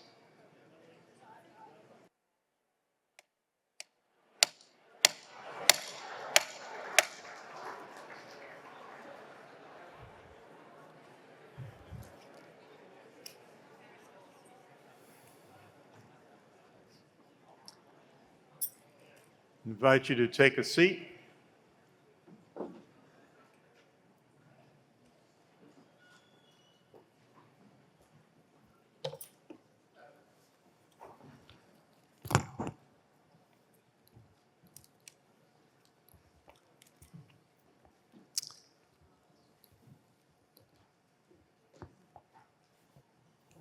And as I say, at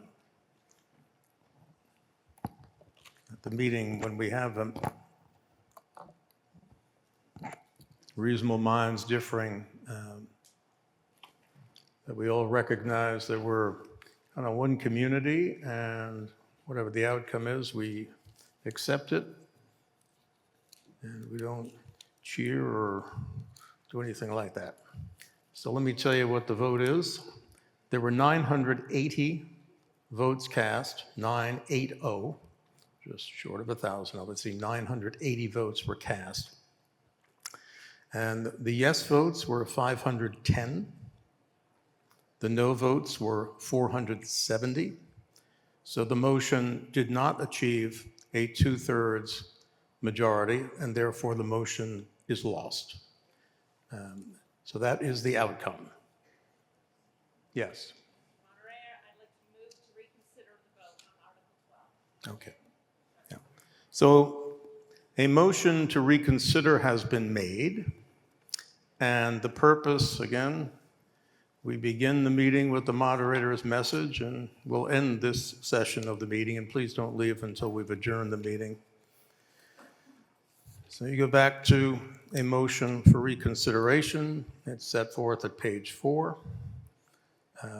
So what is a motion for reconsideration? I suppose in one sense it's exactly what it sounds to be. It gives the meeting, the body, the opportunity to reconsider a vote that has just been taken. So the vote that has just been taken obviously had many fewer votes in the affirmative than would have been required to achieve a 2/3 majority. But if you would like to reconsider the vote that was just taken, you will vote in favor of the motion for reconsideration. In order for a motion for reconsideration to succeed, it requires a 2/3 majority vote.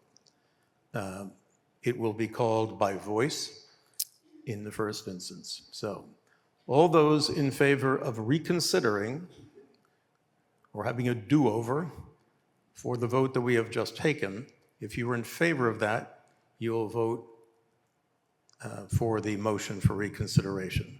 So all those who would like to reconsider the vote that we just took will say aye. If you're opposed to it, you will say no. All those in favor of the motion for reconsideration, please say aye. Aye. All those opposed, no? No! It obviously has not achieved a 2/3 vote. The motion for reconsideration is lost. A vote may not be reconsidered a second time or after a motion to reconsider it has failed to pass, which that just did. So I would entertain a motion, perhaps from one of the select board members, to adjourn this session of the 2026 annual meeting of the town of Hingham to resume tomorrow at 7 p.m. here at the high school. I'm sorry? No, you were adjourning the meeting until tomorrow. Adjourn to another day. At the end of the meeting, you would dissolve the meeting. We are simply adjourning the meeting to another day, which is tomorrow at 7 p.m. All those, motion to adjourn to tomorrow at 7 p.m. Is there a second? I hear Ms. Klein. All those in favor, please say. We'll see you tomorrow at 7, and we will start with Article 13. Thank you. We have a quorum. We adjourned last night at 11:29. We'll see if we can break that record tonight. If you can, you'll have an assistant moderator up here. Select somebody who thinks he can or she can carry it off. The first order of business is to clarify something of last evening. This is not a great moment. For those who were here last night, there were several holds on Article 6, the budget. And in each instance, there were 3. The GAR Hall, number 193. When I say number, I mean the account number. That's on page 25. And there was a hold. We discussed the hold for some time. The hold was put to a vote. The proposed change was lost, but it appears that we, I'll take the hit for that we did not actually vote, at least explicitly, the figure of $20,332, which was the recommended amount from AdCom. In a similar fashion, on number 300, which is the school department, on 27, there was a hold on payroll, which was disposed of, but it appears that we did not explicitly vote the recommended number. And in a similar fashion, because it's good to do things in threes, like all gall, number 420, payroll, the $3,025,006, strike that, 934 was held, disposed of, but I would ask for a motion to approve the 3 items, the GAR Hall in the amount of $20,332, the school department payroll in the amount of $61,502,914, and the DPW payroll in the amount of $3,025,934. So is there a second? Would you like to discuss it for an hour or two? If not, we come to vote. All those in favor, please say aye. Aye. Opposed, no? Hallelujah. It's a unanimous vote. May that be harbingers of things to come. Let's go to page 38. And we'll begin with Article 13. And as I said in a public notice earlier today that was carried on all major networks, including the Hingham Anchor and the town website, it is my firm conviction that with an efficient meeting tonight, we can conclude the work of the warrant at a reasonable hour tonight, and the high school can have their gymnasium back. So Article 13. Article 13 asks the following question. Will the town limit the total amount that may be spent from the Center for Active Living Revolving Fund established under Article 16 of the general bylaws to $80,000 during fiscal '27? The recommended motion follows explicitly the question. Is there discussion on the recommended motion under Article 13 concerning the revolving fund for the Center for Active Living? If not, we come to vote. All those in favor, please say aye. Aye. Opposed, no. The ayes have it. The motion is adopted. Article 14. Article 14 speaks to a transfer from the Capital Project Cost and Debt Service Stabilization Fund, and it asks the following question. Will the town transfer a sum of money from the Capital Project Cost and Debt Service Stabilization Fund established under Article 3 of the 2022 Town of Hingham Special Town Meeting? For what purpose? To be expended by the Select Board for the purpose of the payment of debt service on outstanding excluded debt bond anticipation notes and/or bonds related to the new elementary school, the Foster School at 55 Downer Avenue, and the new public safety facility on Lincoln Street.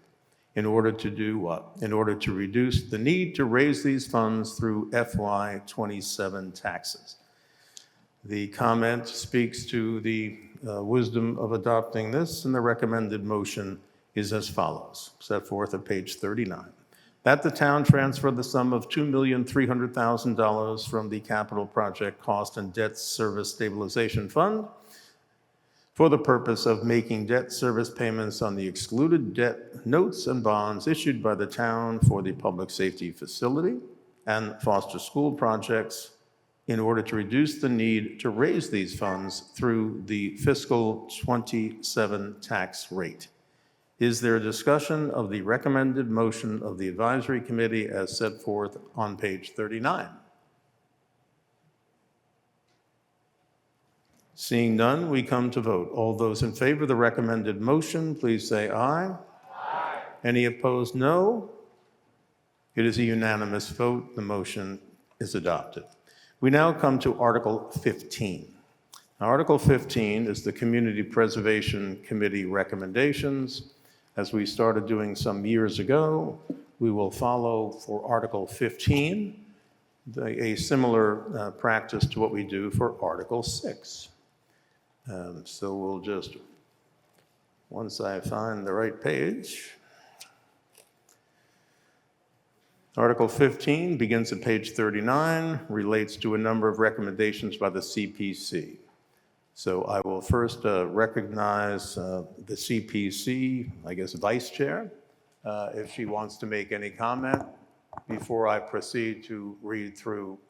I know that Nancy, so come forward, please, to a microphone, identify yourself. Vicki Donlin, 12 Floret Circle. I'm a committee member. Unfortunately, neither the chair or vice chair could be here this evening, so I'm here to answer any questions anybody might have. Great, thank you, Vicki. All right. So I will now read each amount to be appropriated for fiscal '27 or set aside for later spending, in each case as recommended by the Community Preservation Committee.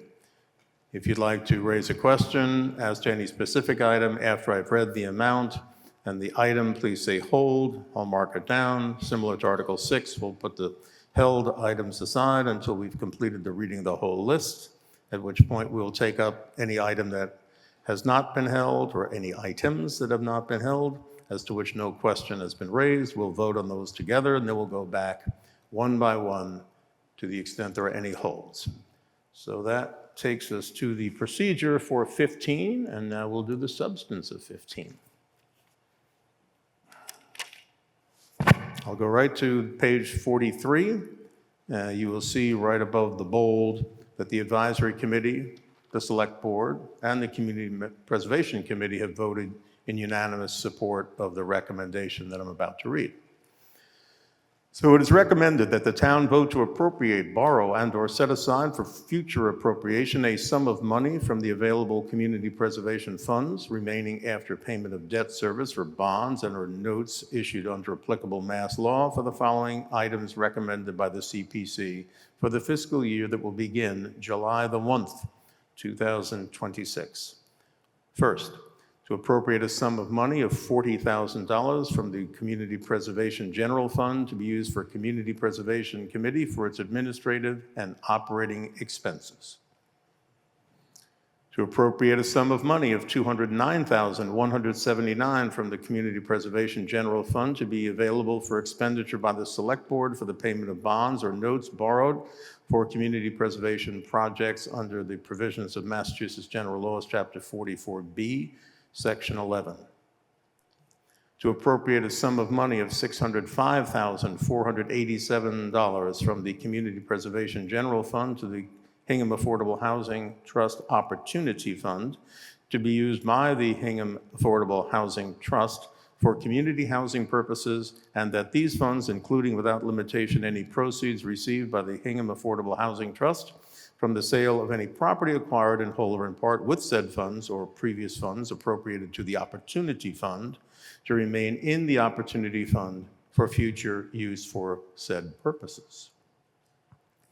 To appropriate a sum of money in the amount of $299,572 from the Community Preservation General Fund and/or the Community Housing Reserve Fund for community housing purposes by the Hingham Housing Authority to be used for the roof replacement project at 30 Thaxter Street. To appropriate a sum of money in the amount of $30,300 from the Community Preservation General Fund for historic preservation purposes to be used by the Hingham Historical Commission for the Victory Statue, the Iron Horse Restoration Project.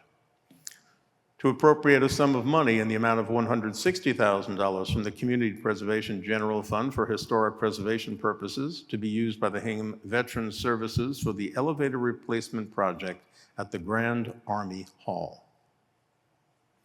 To appropriate a sum of money in the amount of $185,500 from the Community Preservation General Fund and/or Historic Resources Reserve Fund for historic preservation purposes to be used by the Hingham Community Center for preservation and restoration of the exterior of the John Thaxter House, the Community Center building, and to authorize the Town of Hingham Historical Commission, with the approval of the Select Board, to acquire a preservation restriction for said project under the provisions of Massachusetts General Laws, Chapter 40, Section 8D, and Massachusetts General Laws, Chapter 184, Sections 31 through 33, and all other applicable laws. Eighth, to appropriate a sum of money in the amount of $333,500 from the Community Preservation General Fund for open space and recreational use purposes to be used by the Town of Hingham Recreation Commission for the Plymouth River School basketball project. Having not had any items held, we now come to vote on the slate of recommended projects set forth at page 43. All in favor, please say aye. Aye. Any opposed, no. It's a unanimous vote. Vicky, you did a heck of a job. You can take your seat. Article 16. Article 16 concerns the replacement of the cooling chiller system at the library. The question before you is the following. Will the town raise and appropriate, borrow, or transfer from available funds an amount of money to be expended under the direction of the Select Board to be used for the replacement of the cooling chiller system at the Hingham Public Library or act on anything related thereto? The Select Board and the Advisory Committee recommend this action to you, and it is as follows. That the town appropriate and transfer an amount not to exceed $1,485,540 from unassigned fund balance to be expended under the direction of the Select Board to be used to pay for the replacement of the chiller and other failed components of the cooling system at the Hingham Public Library. Are there questions or discussions on the proposed motion under Article 16? If not, we come to vote. All those in favor, please say aye. Aye. All those opposed, no. It's a unanimous vote. Now, the Recreation Department revolving fund. You have the following question put before you. Will the town vote to limit the amount that may be spent from the Recreation Department revolving fund established under Article 46 of the general bylaws to $2,900,000 during fiscal 27? It explains again the Recreation Department revolving fund. I will, since this is reasonably new in the history of Hingham, just abstract briefly the comment. The 2025 annual town meeting voted to amend the town's bylaws to add a new article which reestablished the Recreation Department revolving fund. So they now have a revolving fund into which they deposit their revenues and out of which they pay their expenses. We talked about this last night under Article 6. The Advisory Committee and your Select Board recommend unanimously in favor of the motion under this article, which reads as follows. That the town vote to limit the amount that may be spent from the Rec Department revolving fund established under Article 46 of the bylaws to $2,900,000 during fiscal 27. Is there discussion on the recommended motion under Article 17? Hearing none, we come to vote. All those in favor, please say, oh, yes. Let's come. Thank you. Claudia Eaton, 19 Ocean View Drive. Does this amount of money include the swimming pool? No. Money? Not at all. Thank you. And just, since I had 3 strikes last night, that is the correct answer, right? Thank you. It's an inflatable pool. No, I'm sorry.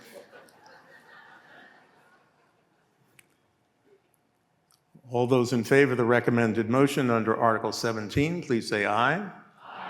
Opposed, no. It's a unanimous vote.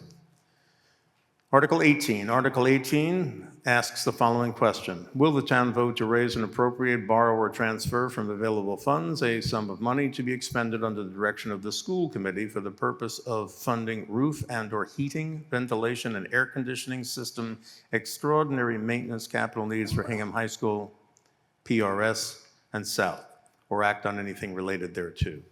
I'll briefly abstract the comment. The article seeks authorization to fund extraordinary capital maintenance and repair needs for critical school infrastructure, specifically the roof system repairs at PRS, at South, as well as both roof and HVAC system repairs at the high school. The requested funds will supplement the $500,000 previously appropriated to the school's emergency capital repair fund at the 2025 annual town meeting. And essentially, it tells you that the systems are old, they are failing, and they are in need of frequent repair. The source of the funding, as set forth toward the bottom of 45, is unassigned fund balance. The Advisory Committee and the Select Board voted unanimously in favor of positive action under this question, and the recommendation is as follows, that the town appropriate and transfer $770,000 from unassigned fund balance to the school extraordinary maintenance capital account to be expended under the direction of the school committee for the purposes of funding roof and/or HVAC system extraordinary maintenance capital needs at the high school, at Plymouth River Elementary School, and at South Elementary School. Is there discussion of the recommended motion under Article 18? Yes. Please come forward. Kara Zyberg, 3 Fort Hill Street. I just have a question. This is, part of it will be reimbursed through grants through the MSB, correct, for this project? Who can answer that question? I believe the answer to that is, sure. We have our school superintendent here, town resident who will identify herself and answer your question. Yeah, thank you for the question, Katie Roberts, Superintendent, 13 Longmeadow Road. So these funds are intended to get us through until the MSBA projects are complete. Once we are at the phase of implementing those full projects, we will be eligible for MSBA funding, but these emergency repairs are not part of the MSBA funding. So thank you for the question. Thank you very much. Thank you for the question. If there is no further discussion, we come to vote on the recommendation under Article 18. Thank you. I turned the page. I was so excited I turned the page. Under 18, all in favor, please say aye. Aye. Opposed, no. The majority has it, and the motion is adopted.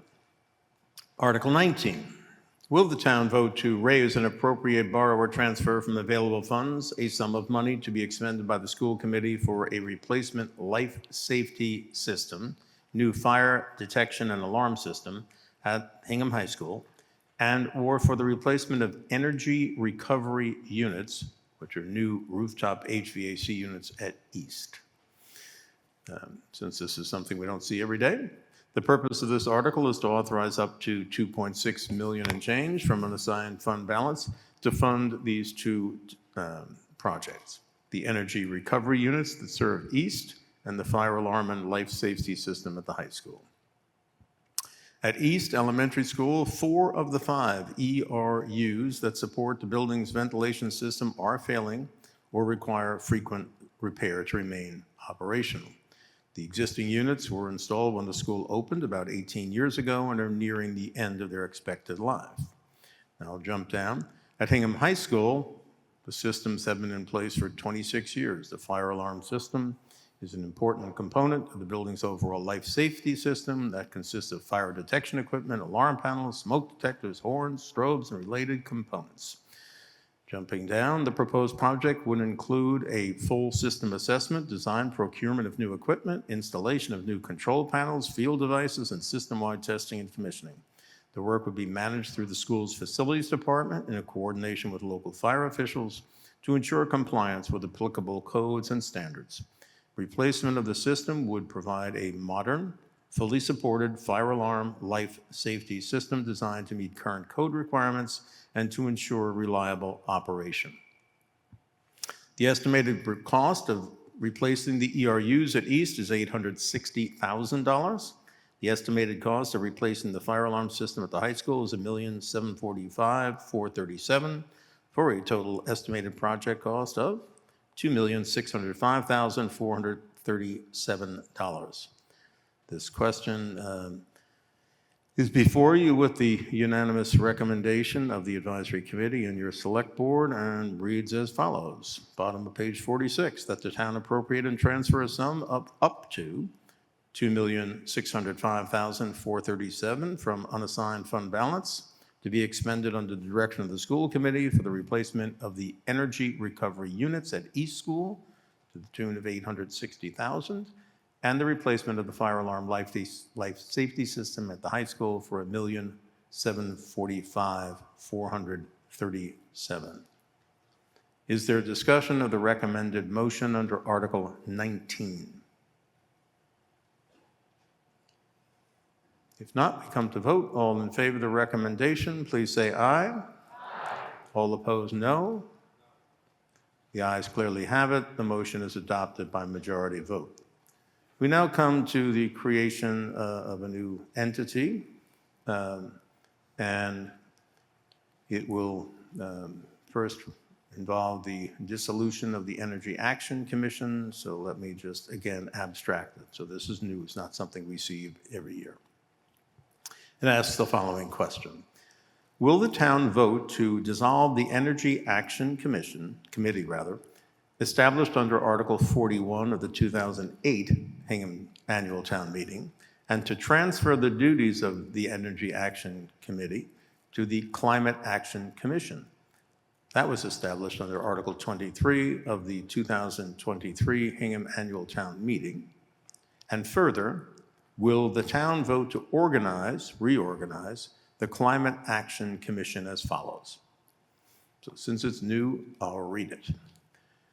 The Climate Action Commission shall have 13 voting members, each to serve a 2-year term, and thereafter until a successor is appointed, and shall consist of the following: 1 member of Cleaner, Greener Hingham, or its designee; 1 member of the Planning Board, or its designee; 1 member of the Conservation Commission, or its designee; 1 member of the Development and Industrial Commission, or its designee; 1 member of the Hingham Municipal Lighting Plant Board, or its designee; and 1 member of the School Committee, or its designee, which each of the above to be selected by their respective board or committee.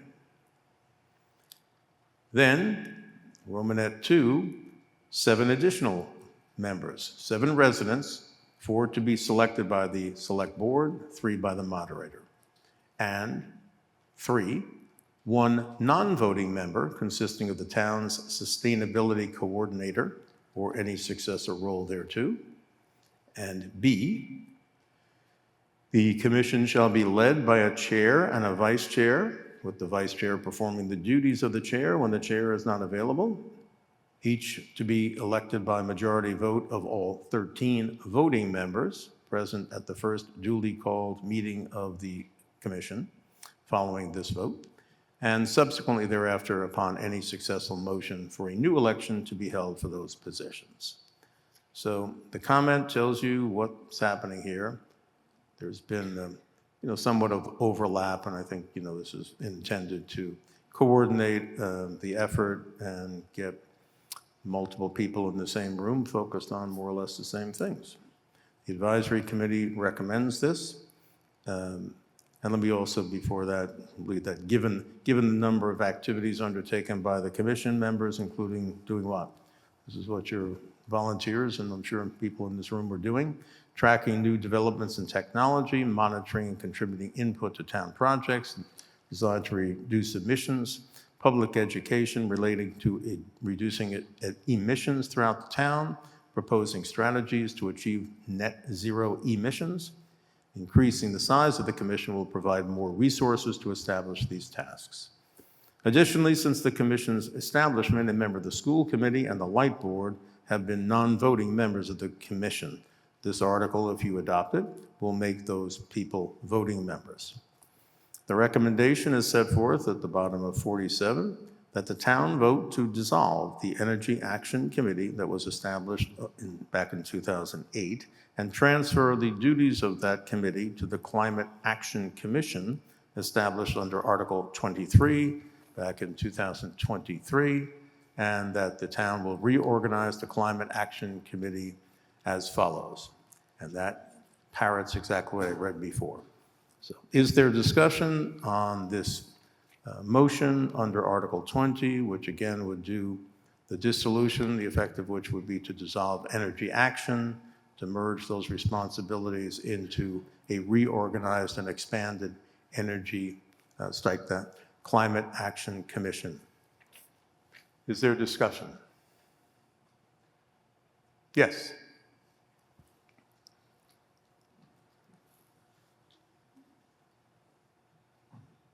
Philip Amos, 6 Colonial Road in Hingham. I am wondering why the Ware River water system is not on this commission and whether it should be. Thank you. Brenda, do you have this for AdCom? And is it a question that you can field to this voter?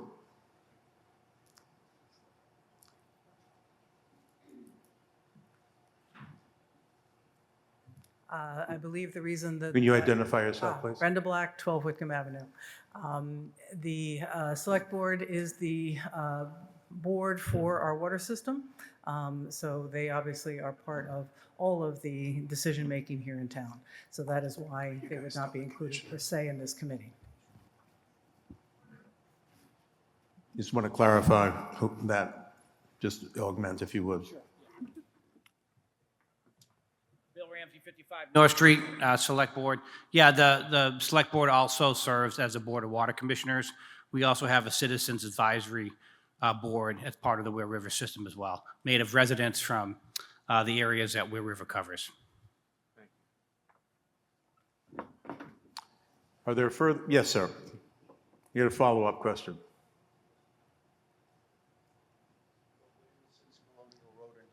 Can you come to the mic and say that again, Bill please? Bamus, 6 Colonial Road in Hingham. I understand the role of the Select Board, but given that this is a commission that focuses on climate action, and water usage is a big part of what affects the climate and affects this town, I would recommend to suggest that that part of the Weir River group be on this commission in that capacity only. How would it affect the environmental, the overall environment of this town? And again, since we have procedures we need to follow, are you making, before you leave, are you making a formal motion to that effect or making an observation? I would make that a motion if that would lead to discussion on that issue. Is there a second on this motion? All right, the motion has been duly made and seconded. And all in favor of the recommended motion to basically add a member of the Hingham Weir River water system to this group of 13. All in favor of that, please say aye. Aye. All those opposed, no. No. The motion is lost. The majority has voted to the contrary. If 7 voters rise to doubt my vote, we'll proceed to a standing vote. We'll have a standing vote.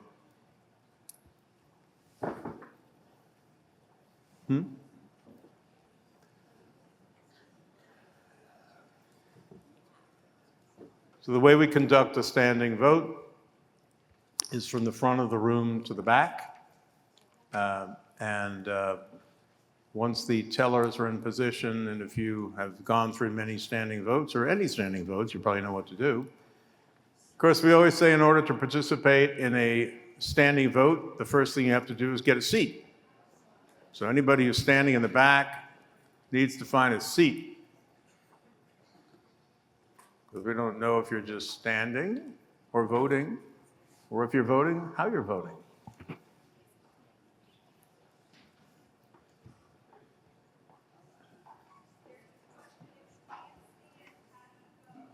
Put your hand up.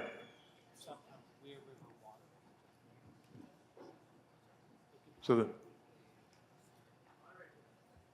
yeah, hang on, just 1 second. Yeah, I will in a sec, yeah. Can you come forward and where people, including myself, can hear you? Scott Klein, 12 Peter Hobart. I believe the motion has to be in writing in order for it to be adopted. That's incorrect.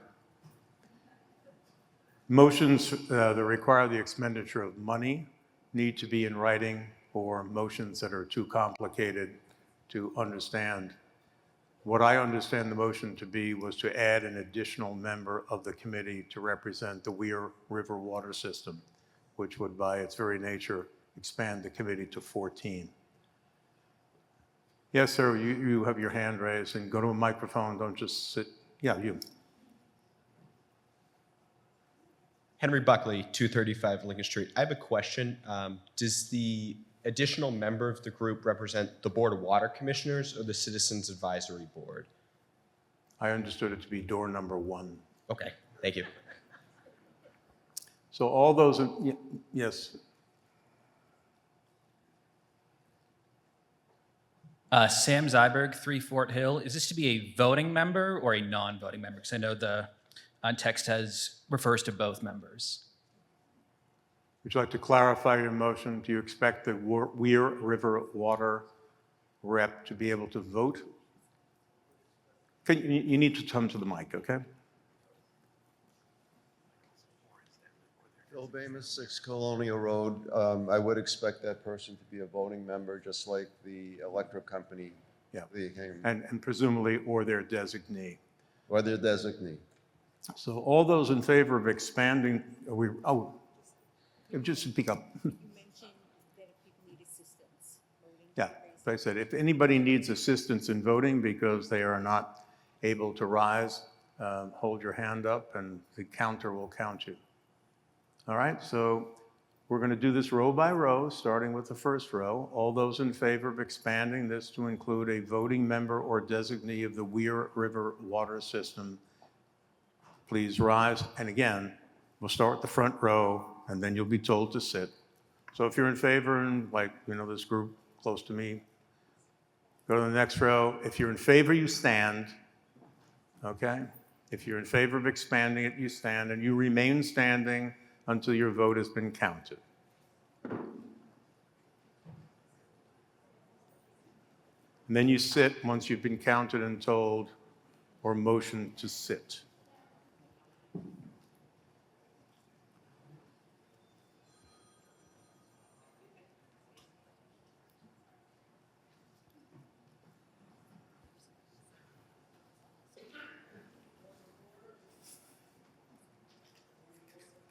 If you want to make a point of order, come to a microphone so I can hear you.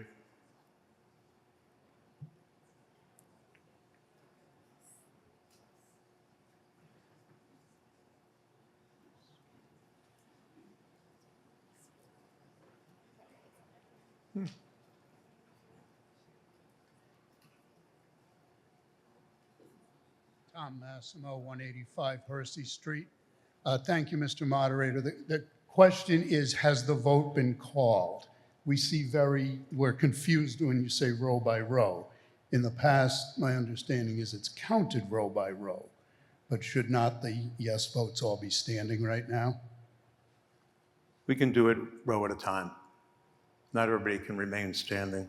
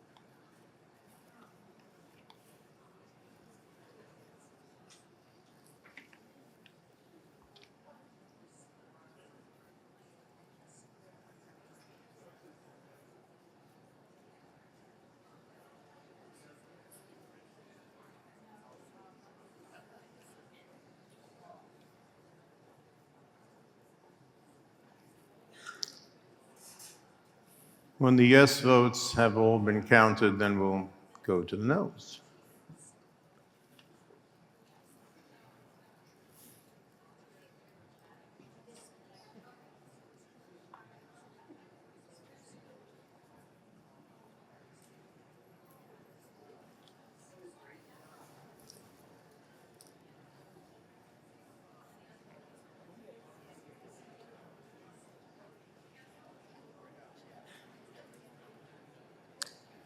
Again, we're in the midst of taking a standing vote, so if you are just arriving, please find a seat.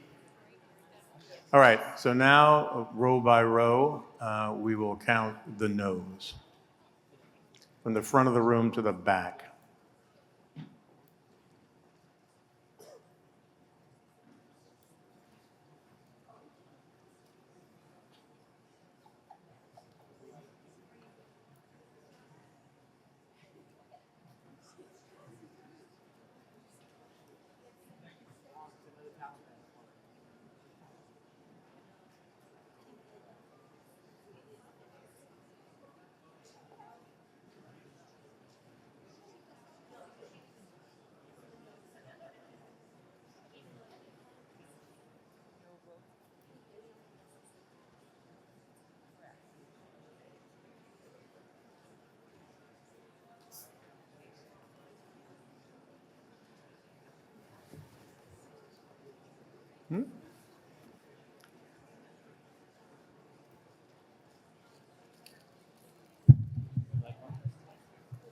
No, thank you.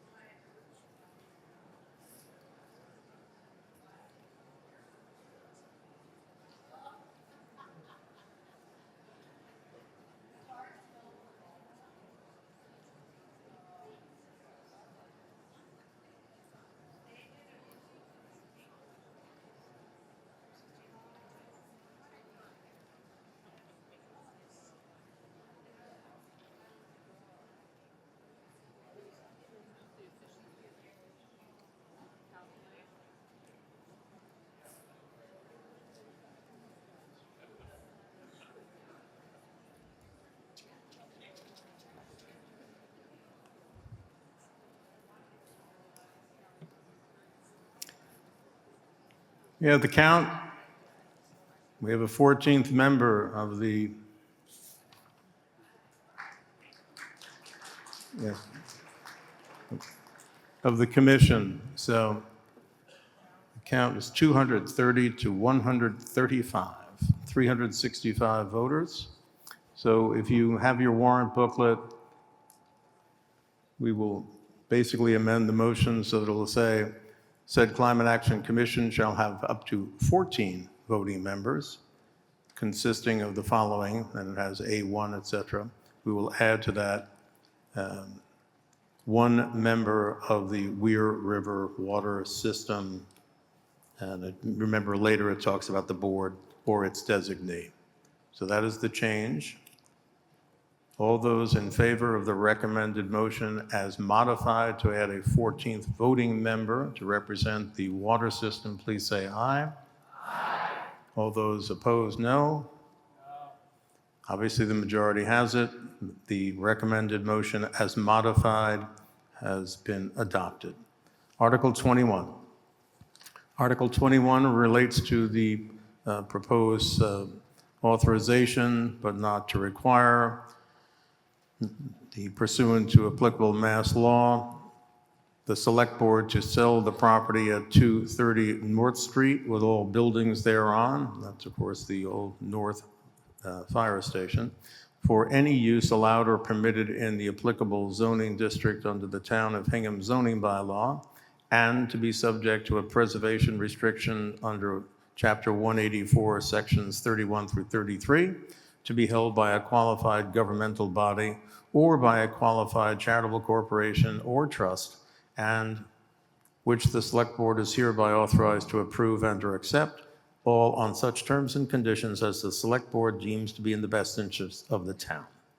Just abstracting part of the comment, the parcel currently is in the official and open space zoning district, which primarily allows institutional uses, including public buildings, utilities, and certain recreational civic uses. However, Article 37, also in this warrant, will ask you to change the zoning designation for the parcel to Business A to match the zoning of the adjacent properties and broaden the parcel's range of use for potential sale by the Select Board. I'll continue to abstract the comment. A preservation restriction will not be required. That's a preservation restriction, since the property is in the Lincoln Extension Phase 1 Local Historic District. Any work to the exterior of the building, including landscaping, would trigger a review by the Historic Districts Commission. The Town of Hingham, acting by and through the HDC, will be responsible for monitoring and enforcing the property's historic significance and character. What happens to the money? The proceeds from any such sale shall be deposited into the Capital Stabilization Fund. The Capital Stabilization Fund was established in Article 13 of the 2023 Annual Town Meeting and is funded with the proceeds received from the town's sale of surplus property under Mass General Laws, Chapter 44, Section 63. The fund may be used for capital equipment and or capital projects only after the proceeds are used to pay off any debt originally incurred to acquire the specific real estate. If a sinking fund exists for that debt, the money must be added to it. If no debt is outstanding, the money can be used for any purpose for which the town is authorized to borrow money for a period of 5 years or more for capital projects. Approval of the motion under this article requires for adoption a 2/3 majority. The advisory committee voted 12-1. The Select Board unanimously in favor of affirmative action under this article. I'll read the recommended motion. The town authorize but not require, pursuant to Mass General Laws, Chapter 40, Section 3, Chapter 40, Section 15A, and Article 5A, Section 4A of the Town of Hingham General Bylaws and all other applicable laws, to authorize but not require the board to sell the property with the buildings thereon, located at 230 North Street, for any use allowed or permitted in the applicable zoning district under the Town of Hingham zoning bylaws, and subject to the Hingham Historic District Commission bylaws and regulations, all upon such terms and conditions as the Select Board determines to be in the best interest of the town, and further, that the proceeds from any such sale be deposited into the Capital Stabilization Fund. Is there discussion on the recommended motion under Article 21? Yes.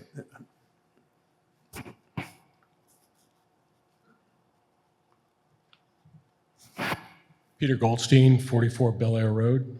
I'm just curious, I don't have a motion, but more a question, and this applies to this and the following two articles. There is some value to this property, obviously, and there's potential income from these properties if we were to maintain them and lease them with appropriate restriction. I'm curious what the justification was to sell this and the next two properties that we're going to discuss versus keeping them for the town as a potential revenue source or to maintain for use by town offices. For example, the senior center might use these as extension facilities. Thank you. Thank you, Mr. Goldstein.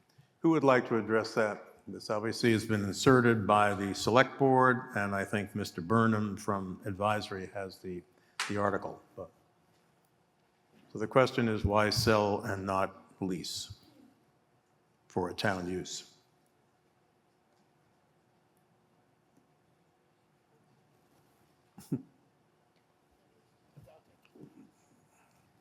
Mr. Ramsey.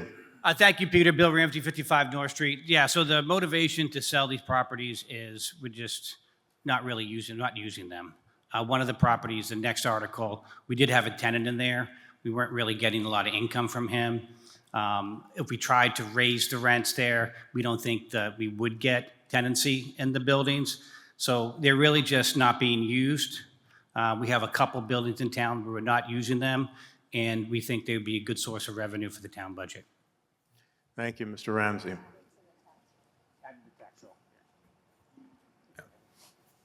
They'd be out of the tax roll. Is there any further question or comment? Okay.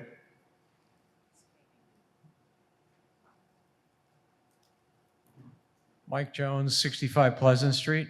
What do you anticipate the property selling for?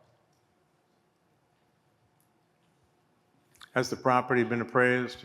Obviously, we don't have fair market value because it's not on the market. Susan Murphy. Susan Murphy is real estate counsel to the town. Susan is not currently a resident of Hingham. So if you would give her the approval to speak, by all those in favor who are listening to Susan Murphy try to address this question, please say aye. Aye. All opposed, no. It's a unanimous vote. Susan. Thank you. Susan Murphy, Special Real Estate Counsel. So if the town is going to sell or acquire any building for any purpose, it has to go through a statutory process called the procurement process. It's a Chapter 30B of Mass General Laws. And that would require the town to appraise it and determine the value before it can dispose of it. So the Select Board, if any of these articles are approved, would go through that process and get it appraised at that time. And then they can make a decision. This is just an authorization. It is not a requirement that they sell it.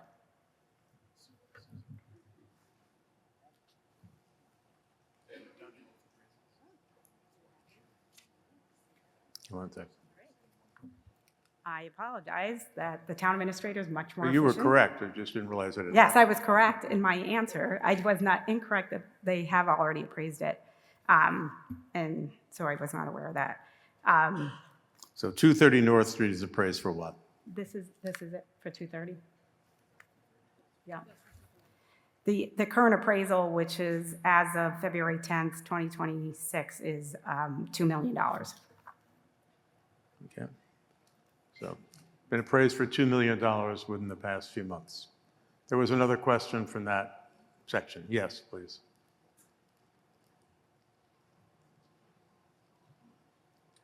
Jen Haggerty, 241 South Street. I've never spoken at town meeting before, but I feel the need to. I'm third generation Hingham. History is important to me. I think we not only owe it to our senior citizens to possibly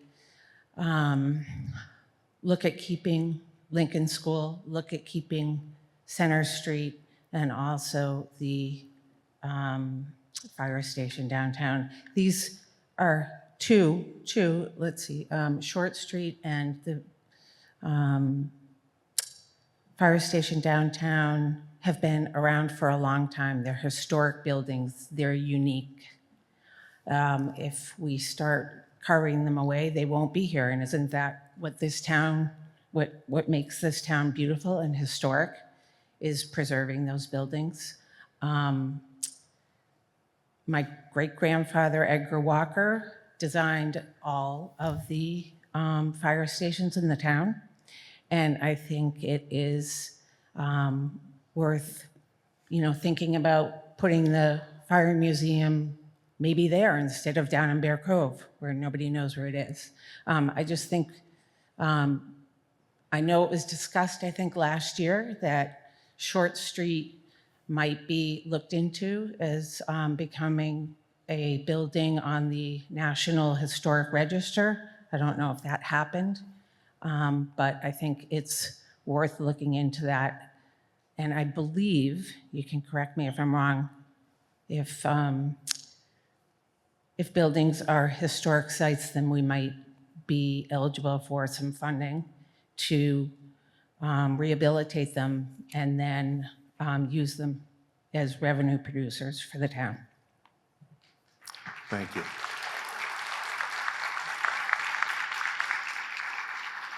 Is there further discussion on the recommended motion under Article 21? Let me just read it again. Yes, I'm sorry. Judy Sneath, 89 North Street. Jen brought up some good points, and I wonder if there's somebody on the advisory committee who could talk to that and about the historic buildings in town and how they are preserved or not, and address the points she made, please. Sure, thank you. Ben? This is Ben Burnham, a member of the advisory committee. The way AdCom works is through liaisons to different articles, and Mr. Burnham was the liaison to Article 21. Thank you, Mr. Moderator. Ben Burnham, 11 Downing Street, speaking for the advisory committee. So, Jen, there were a lot of questions there. I can address them as they relate to 230 North Street. As a former member of the Hingham Historic Districts Commission, I can tell you that what's written in the comment, it is protected in that any changes that would occur to the property, including landscaping, they must go before the board. That's an appointed board here in our community. The rules are rather strict in the district, so the original fabric would be protected. It's also a public meeting. It is, there's an agenda. You could go to those meetings and certainly have a discussion with the board. Thank you, Mr. Burnham. Yes. Why don't you stay just in case the question relates to you? I think we should afford everybody the opportunity some more time to participate in those meetings and have the chance to preserve some of these buildings without deciding to sell them tonight. If I may. Voting to or not to sell them tonight. Right, so this is just authorization, and there's also a process, public meetings again with the select board, when they do find a buyer. That's all public meetings, and certainly you're welcome to come to those and give your feedback. So just to clarify, if we vote to sell these 3 properties, that takes away our right to decide not to sell them in the future? So what you're authorizing is not to sell them, but give the select board the opportunity to sell them. That would mean that there'd be more public meetings and discussion about potential buyers. You can offer your feedback at that point. All right. And I can only speak for 230 North Street. Okay. I would just make a motion to not vote. Yeah, I think the appropriate thing to do would be to vote against it. Since the time, you can resume your seat, Ben. Since some time has lapsed, Let me just read again the recommended motion. I'll leave out some of the citations. That the town authorize, but not require pursuant to applicable laws. Try and make sense of it without leaving out too much. I'll just read it. The town authorized but not require pursuant to Mass General Laws 40, Section 3, 40, 15A, 5A, and 4A of the town general bylaws and all other applicable laws, what? To authorize the select board, to authorize but not require the select board to sell the property located at 230 North Street for any use permitted in the applicable zoning district and subject to the Hingham Historic District Commission bylaws and regulations, all on such terms and conditions as the select board shall deem to be in the best interest of the town, and to have the proceeds from any such sale deposited into the capital stabilization fund. So that is the motion that is before the meeting.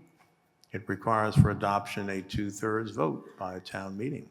All those in favor of the I'm sorry, yes, hand up, sorry. Go ahead, come to a mic. Thank you. Philip Bleak, 2222 Powers Lane. I get a hint, at least where I'm sitting, that the people around us don't quite trust the town. If we authorize, I think it's almost an automatic sale. Also, as I'm sitting here, I'm thinking of the places I've lived here in the United States that has sold their birthrights. We can never get these bits and pieces of properties back in Hingham that are being sold. And Hingham does take pride in its history. Just go down to the museum, across from Nona's, and you can catch that. We were just there with our out-of-state friends last week to tour that. It reminds me, though, that not everything has to be a value of money. Nothing doesn't have to be sold. You can keep things. Just because they don't have a value in dollars doesn't mean what it has an intrinsic value in you. And it reminds me, as we're sitting here, of the Old Testament story with Jacob and Esau. And Esau was hungry, so he sold his birthright for some pottage. It satisfied him for the time, but he was hungry the next day. And I wonder what's coming up next year, 5 years from now. When are we going to run out of things to sell for the town? Thank you. Recognize Mr. Healy in the front row.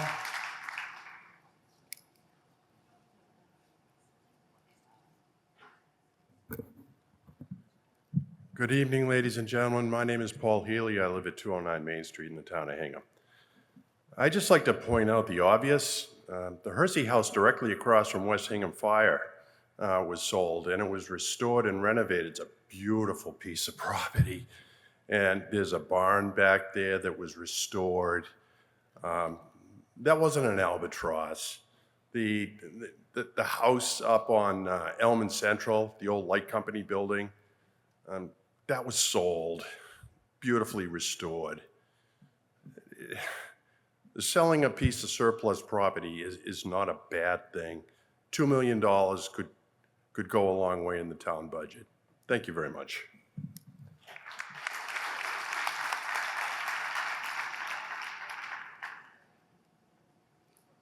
Jennifer Bertner, 16 Powers Lane. It's interesting to hear the example of the Hersey House. I've grown up in Hingham, and I spent a lot of time in the conservation office and various offices downtown. And when I moved back out of town, one of the Hersey family people came in screaming and crying because that house had been sold. If I am not incorrect from the altercation that I saw in that office that day, the Herseys were unbelievably unhappy that that piece of land that, and correct me if I'm wrong, but that's what they said, donated to the town in perpetuity as Hingham history, had been turned around and sold for profit, for money. And that was not their intention upon doing it. And that was one of the most impactful moments in my entire history as a social anthropologist in this town that I have ever seen, because they were completely dismissed. It was their home, it was their land, They trusted this town to safeguard and be a steward of it. And again, stop me if I'm wrong, I only heard it from the Herseys in the town hall offices, they feel like their trust had been betrayed. This is a stewardship role we have been given in this town. This is not a fire sale. And what I'm seeing in the last 2 days looks like a fire sale. It looks like a company in trouble, and they're liquidating their assets. And I've heard that over and over and over again over the last 2 months. What's wrong with Hingham? Yes. Recognize Liz Klein, member of the Select Board.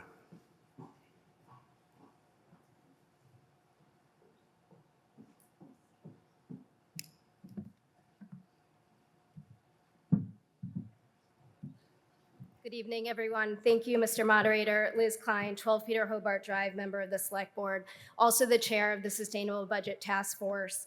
This was one of the recommendations to dispose of a municipal property to generate revenue. The Select Board has been committed to generating revenue in other ways besides raising taxes. This is an important part of that process. As you know, this building had a wonderful place in our history. It served its purpose. It will also be protected by the Historic Districts Commission, which you've heard. So there are protections for this building, but it is time for the town to release this building, generate some revenue from the sale of the property, as well as the ongoing taxes from the building. Thank you. Yes.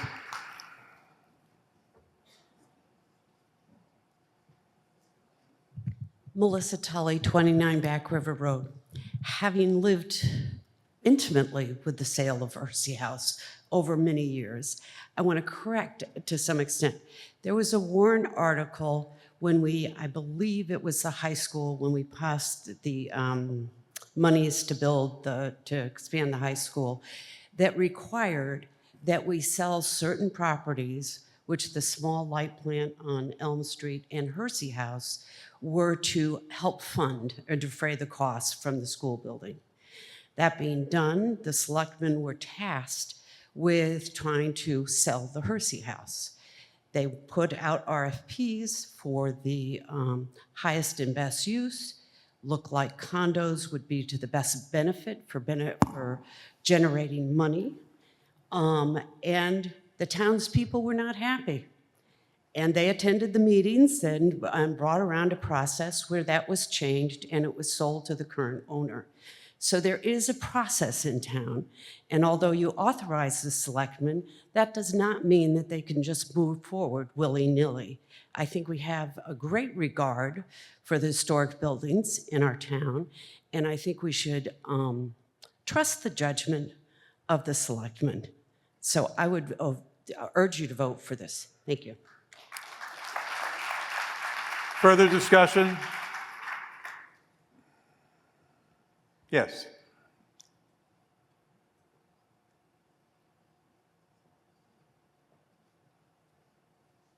Laura Burns, 479 Main Street. I will be supporting this article. I trust our select board to do a good job of examining all of the options available. I wanted to bring up the example of the old police station at the corner of 3A and Thaxter Street, when we had a very similar discussion to this, because it is a lovely building, how to turn it into something that would really bring some money to the town without letting go of its historic character. And as I recall, the solution arrived at then was to sell a 100-year lease on that property. The town still owns that property. It will someday come back to the town to be considered. Do we want to use it or not? But my understanding is that a 100-year lease in the real estate market is thought to be effectively the same as a purchase and allows you to bring in the same kind of funds that you might. So I would suggest the select board consider that idea. May not be the right idea, but that's one way that we've resolved this difficulty in the past. Thank you. Further discussion? Yes, in the rear.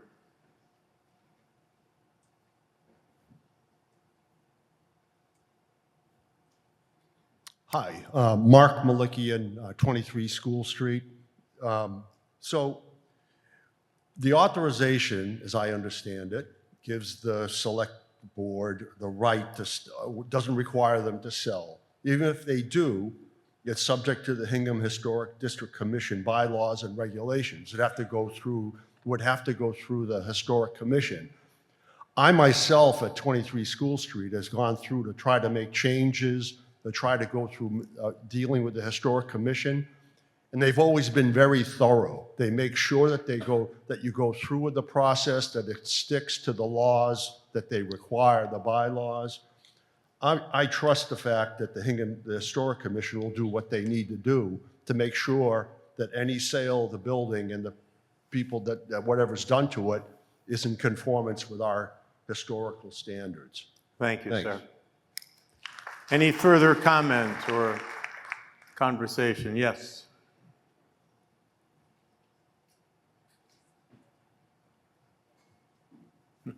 Laura Gonsalves, 65 Fort Hill Street. I'm just wondering if someone can explain what Business A zoning means. Everyone's talking about different houses that have been restored and whatnot, but it seems like these are very specific in terms of how they can be used. Give us a second, we'll get you an authoritative answer.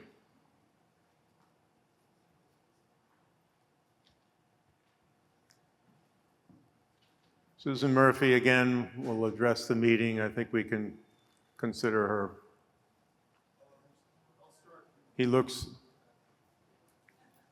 Susan is now appearing as Gordon Carr. The part, you know. Good evening, everybody.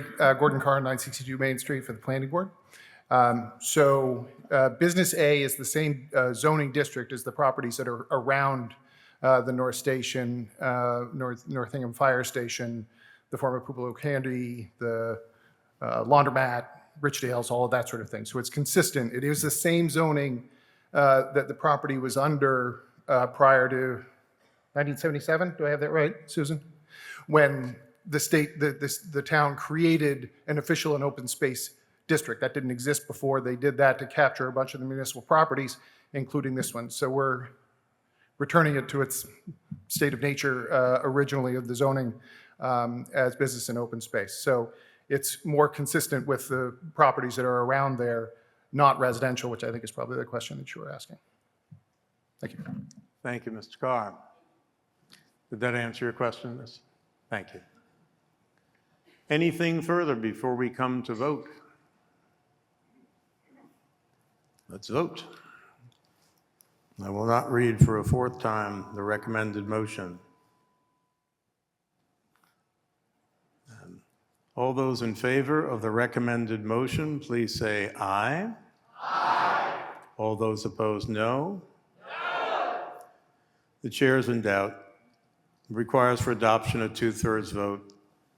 Why don't you put up the slide again, because the gentleman who questions how we do the standing vote was correct. So we're going to have a standing vote. So let's just get to it. Mark your calendars for next Monday.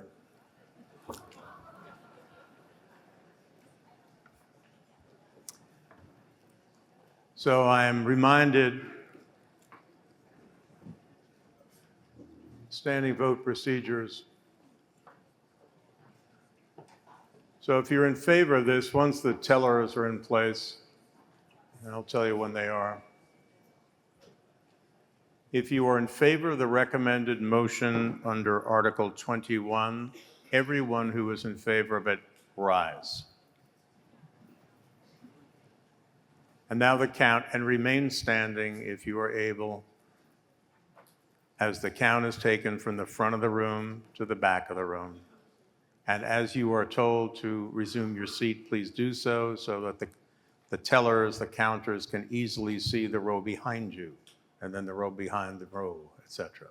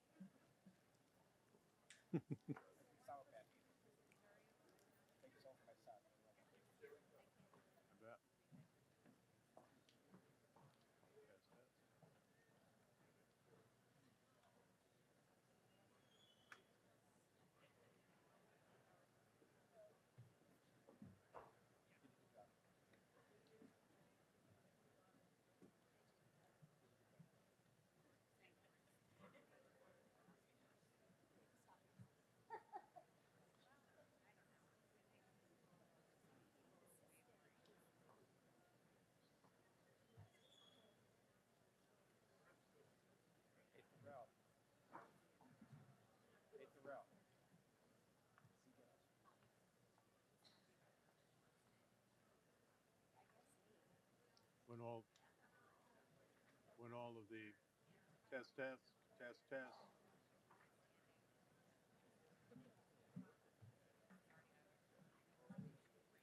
Test, test.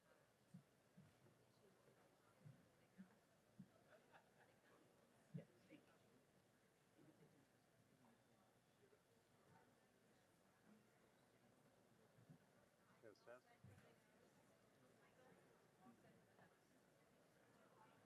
All those who are opposed, please rise and remain standing. If you are opposed, remain standing until your vote is counted.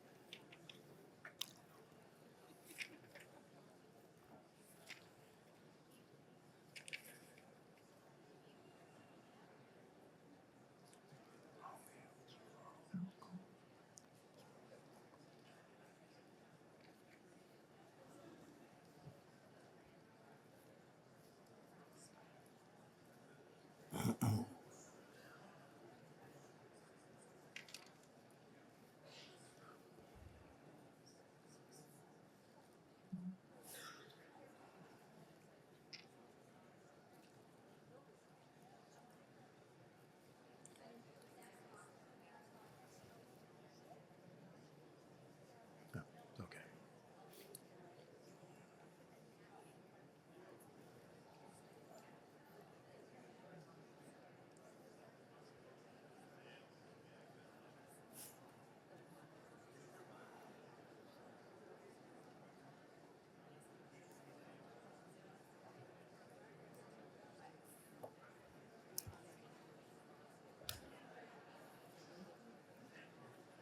Thank you.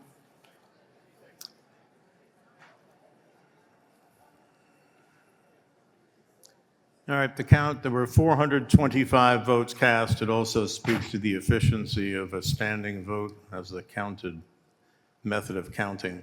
So 425 votes were cast, 341 voted yes, 84 voted no, more than two-thirds voting in the affirmative. The motion is adopted.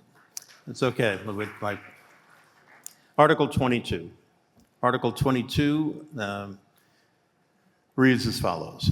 Will the town authorize but not require pursuant to applicable law the select board to sell the property with all buildings thereon located at 8 Short Street for any use allowed or permitted in the applicable zoning district under the Town of Hingham zoning bylaws and subject to a preservation restriction under Mass General Laws 184, Sections 31 through 33, to be held by a qualified governmental body or a qualified charitable corporation or trust, and which the Select Board is authorized to approve and/or accept. That's the preservation restriction, the reference to it, all on such terms and conditions as the Select Board deems to be in the best interest of the town. This comment tells you what property we're talking about, which is the town property at 8 Short Street, a 0.2 acre site with a 2-floor, approximately 3,300 square foot structure, and that was built in 1857. It tells you the provenance of the building in its original location, which is not where it is now. It was the Hingham Center School from 1857 to 1894, moved to Short Street, where it became the Central Fire Station from 1896 to 1942. And it tells you about all its various uses over the years. In January of 2024, the Hingham Historical Commission voted unanimously to support the placement of a preservation restriction on the property. This article asks you whether the town will be authorized to sell the property, ending the responsibility of the town to maintain it and potentially generating future tax revenue. Under under Hingham Bylaw 5A, Section 4A, town meeting must approve the use intended for any property prior to its disposal or transfer. The town proposes selling the property for any use permitted in Business A zoning, but subject to a preservation restriction. The town of Hingham, acting by and through its Historic Commission, will be responsible for monitoring and enforcing the terms and conditions of the preservation restriction. The future use of the property will be impacted by the current limited capacity of its septic system and available parking. Proceeds from any such sale would go into the capitalization stabilization fund. I already read what the purpose of the CSF is. As with the prior article, this requires for adoption a 2/3 majority, and I'll read the motion. It is recommended that the town authorize, but not require, pursuant to Massachusetts General Laws Chapter 40, Section 3, Chapter 40, Section 15A, and Article 5A and Section 4A of the Town of Hingham General Bylaws and all other applicable law. Authorize but not require the Select Board to sell the property with all buildings thereon located at 8 Short Street in Hingham for any use allowed or permitted in the applicable zoning district under the Town of Hingham zoning bylaws and subject to a preservation restriction under Mass law to be held by the Town of Hingham through its Historical Commission, and which the Select Board is hereby authorized to approve and or accept, all on such terms and conditions as the Select Board shall deem to be in the best interest of the town. So that is the motion before you with regard to 8 Short Street. Is there a discussion? Yes. Let me get him over here first. Yes. Good evening. William Here. Catlow, 204 Lozelle Street. That piece of property, I believe, is an asset to the town of Hingham. The man that's presently leasing the place has been there for 12 years. Over the last 12 years, to rent, paying the utilities, maintenance of the building, and paying the taxes on the building with absolutely no cost to the town of Hingham, has contributed $518,000. That's an asset.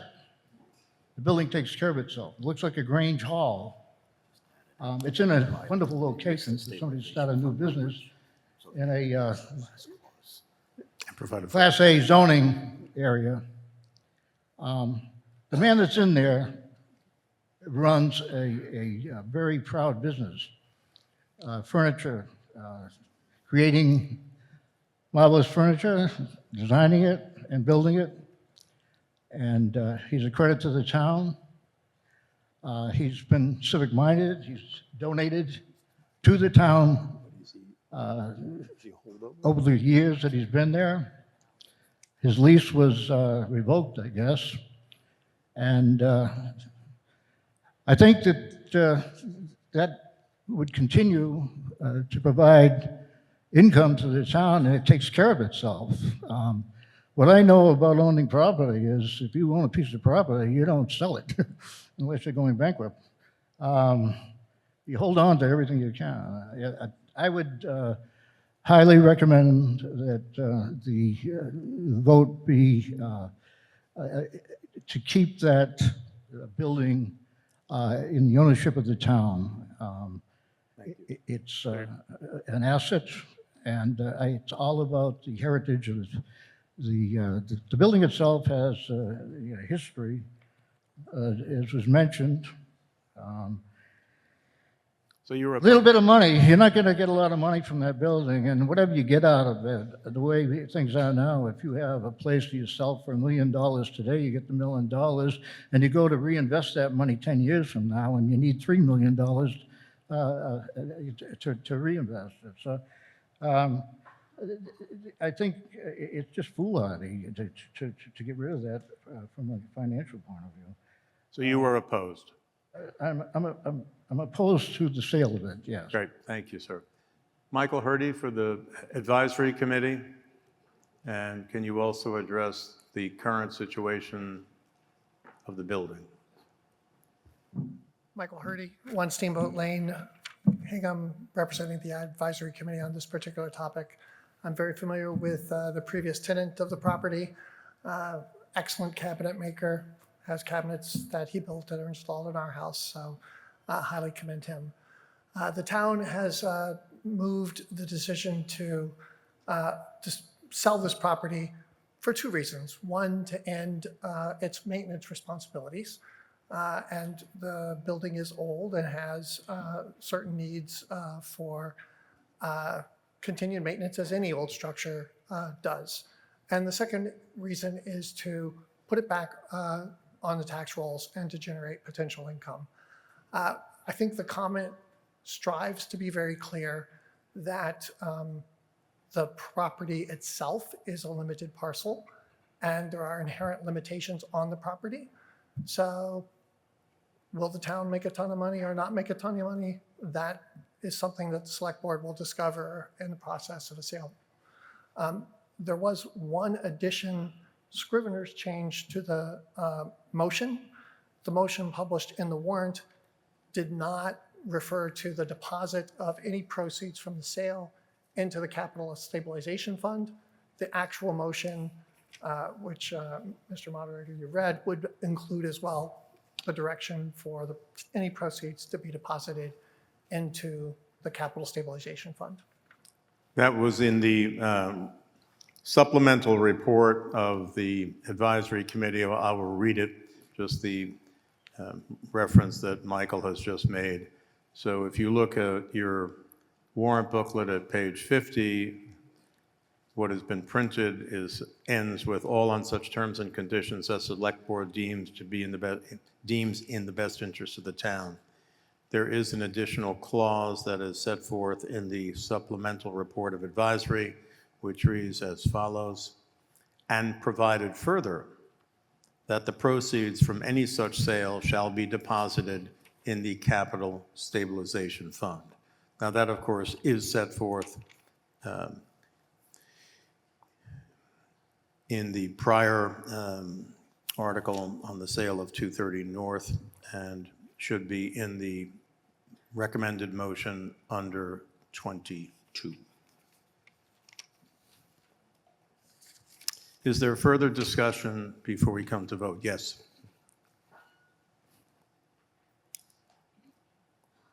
Again, Jennifer Bertner, 16 Powers Lane, and this is a great segue. The best interest of the town.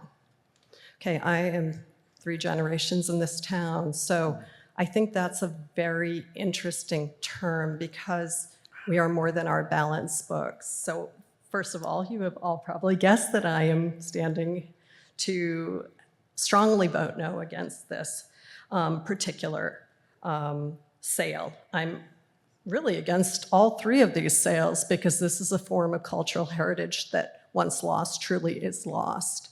And publicly held cultural history is particularly significant. I worked for many years all over the world and with the International Commission on Monuments, and I also worked at the Center for Urban Development Studies at Harvard, and we studied a lot about suburbanization and urbanization and loss of community bonds and their cultural environmental, and social wealth, as it's termed.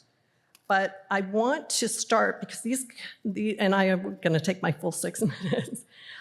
My comments might seem counterintuitively that I am resisting, but I'm not.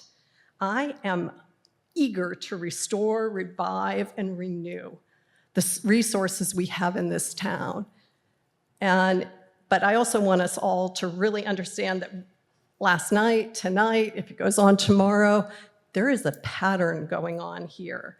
And we just did a move to sell the old fire station on the North Fire Station. After this, there's a move to liquidate Lincoln Apartments, which is home to seniors and residents with special needs.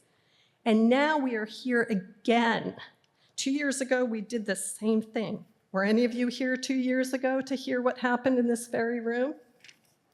This was tabled because of unbelievable opposition to this.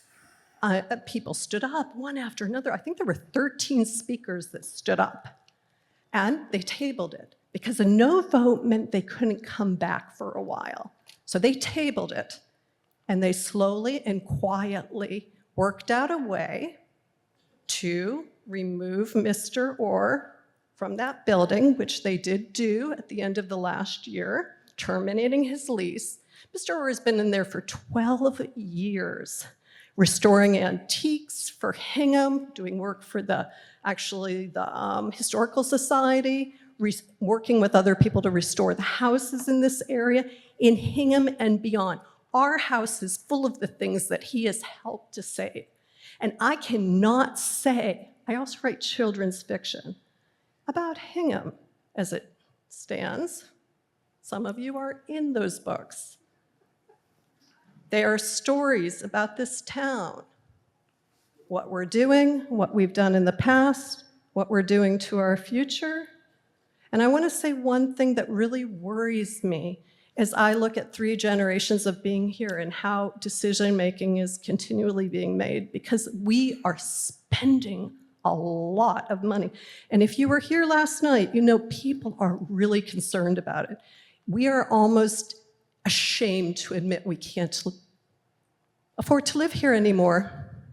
3 generations of my family are struggling. My children can't move back. My mother's terrified what will happen. My special needs sister, we've had to set up special things for. This is not easy, what we're doing here. And the cost of all of these new projects, and then they're selling the things we love and giving us the bill for selling them. So I would like to say a few things. We are known as the bucket town.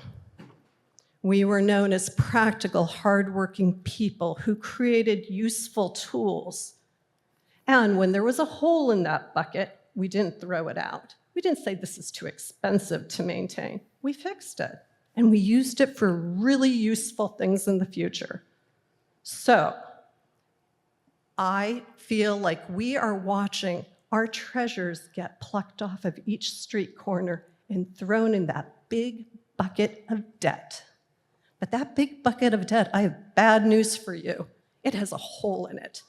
And as Mary Powers stood up yesterday, and I have to say I haven't always agreed with what Mary Powers said, and if you're in this room, I really admire you. You have 1 minute. Because she said we can't continue like this, and we can't. So throwing our treasures in that bucket with a hole will not stop the bleeding or the seeping. We need to protect these treasures because they are truly going to be gone. And I want to ask the moderator to please recognize Mr. Orr because he has a wonderful proposal for us, something that I couldn't have made up for a children's book. A man who restores antiques in the old tree house and the wonderful plan he has for the bucket town. So please, Mr. Moderator, I respectfully ask that you recognize this wonderful man who has helped restore, revive, and renew this town and care for 8 Short Street for 12 years and who wants to continue.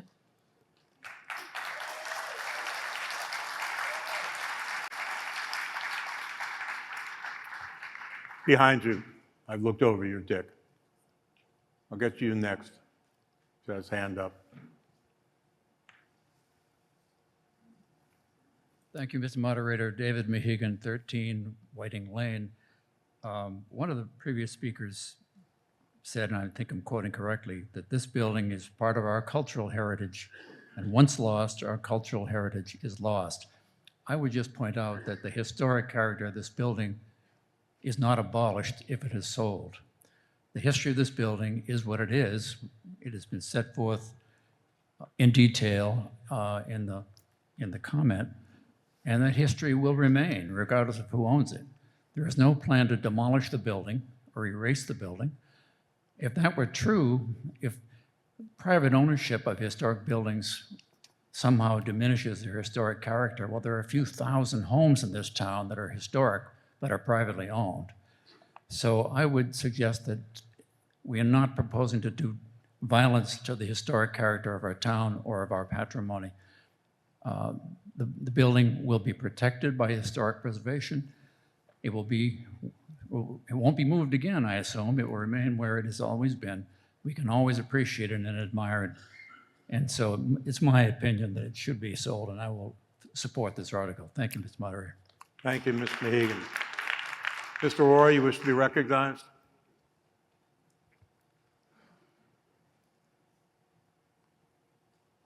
Yes, Dick Orr, 17 Levitt Street. I am the major abutter to the subject property. I was also the renter there for the past 12 years, my little cabinet making business. And it was a wonderful experience there. But in any event, I'm here tonight because I have a proposal for the community, for the town. First off, I vehemently urge a no vote on the sale. And I'm quite familiar with the process. If that were to happen, if the town were to release the property, we go through an RFP process and so forth. I'm quite familiar with that. I was a respondent the last 3 times. I would have a proposal with a group of individuals I've been working with to create a maker's barn. We have a group of like-minded craftsmen like myself, which would come together to create wood-related products. Bill Hersey, for example, the maker of the great Hersey buckets, would be part of this group. We have a wonderful sign carver and also who does gold leaf work, a chair, cane, and rushing expert. These people would be on site performing services, trying to make money. But the big thing is we propose to partner with the town to open up this operation to the town, particularly school children as well as adults and seniors for that matter. I've had discussions with this in the past. To have classes, apprenticeships, but instruction for those who care to learn something about it. I don't think anybody wants to be a professional bucket maker perhaps, but oh, how fascinating could that be? You come in and watch Bill on his shaving horse there with a draw knife. This is how you make a bucket, and he'll make those and make those for sale. It's not all gratis here. These guys are trying to make money, but we can all, I don't know how many times in the last 12 years we've had a parent come in, and usually a mother, that, gee whiz, can my daughter work here for the summertime, or is there some way my son could learn something about furniture restoration or carving? Well, that would be fabulous. So our proposal is to bring this building back to its original use as a school property. It's not surplus property. It's part of the town. We're going to use it as an instructional vehicle, as a community maker's barn to propagate some of these handcrafts which are dying rapidly. In 10 years, nobody's going to know anything about restoring furniture or making buckets. For those people that are interested in learning something about it, here's an opportunity for them to come in and learn and experience something new and exciting. So I hope you'll vote no on the process. Thank you. Mr. Edmondson.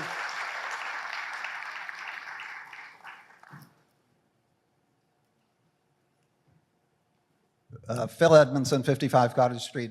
I just had a suggestion that would, I think, inform all of us a bit more. I know on the last article, we talked about preservation of the building, and to the best of my knowledge, there's really only a 6-month demolition bylaw restriction. That building can be torn down in 6 months. And I would be interested to know, based on the language that is in the warrant articles in front of us, what restrictions would exist on this property for someone tearing it down. I realize there's an easement, but I don't know what that means.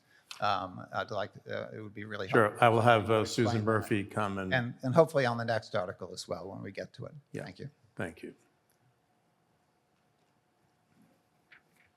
Again, Susan Murphy, counsel to the town on real estate matters, addressing the meeting with your permission. Yes? Yes. Okay, thank you. I think you have a continuing resolution. Right. So to Mr. Edmondson's question, it does say in the recommended motion that it would be subject to a preservation restriction under Mass General Laws, Chapter 184, Sections 31 through 33. These are very specific restrictions that the state has enacted. There's one for historic preservation, affordable housing, et cetera. And so this is a restriction that's different than other types of restrictions that just expire after 30 years. These are perpetual restrictions. As it's stated in here, it would be held by the Historical Commission of the town. It has to be reviewed and approved and executed by the Massachusetts Historical Commission, so that it cannot be changed. The town would not be able to just change or revoke this restriction without the state approval. So it's a very strict type of restriction, hence the name. And the terms of it would get put into any RFP for the property. So the building could never be demolished, and the restriction itself could state all of the types of approvals that it would require, and the Historical Commission would be holding it, which means the Historical Commission would have total control over any changes that happen to the building in the future. Thank you. Does that answer your question, Mr. Edmondson? Thank you. Mrs. Tully, you've already been recognized, I think, on this. So. Is there any? Yes, sir.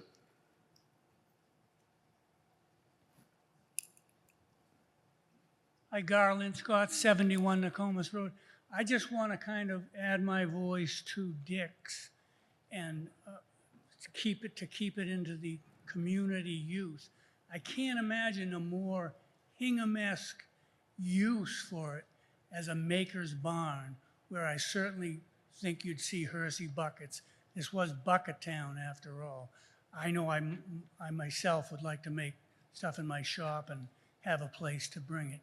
And again, you could make a few bucks on it on a one-time sale and raise some revenue now.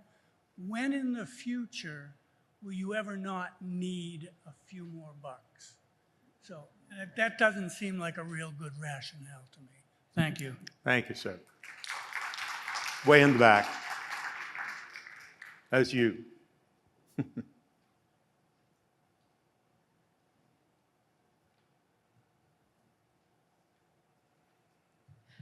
Cynthia Heidel, 63 Guilford Road.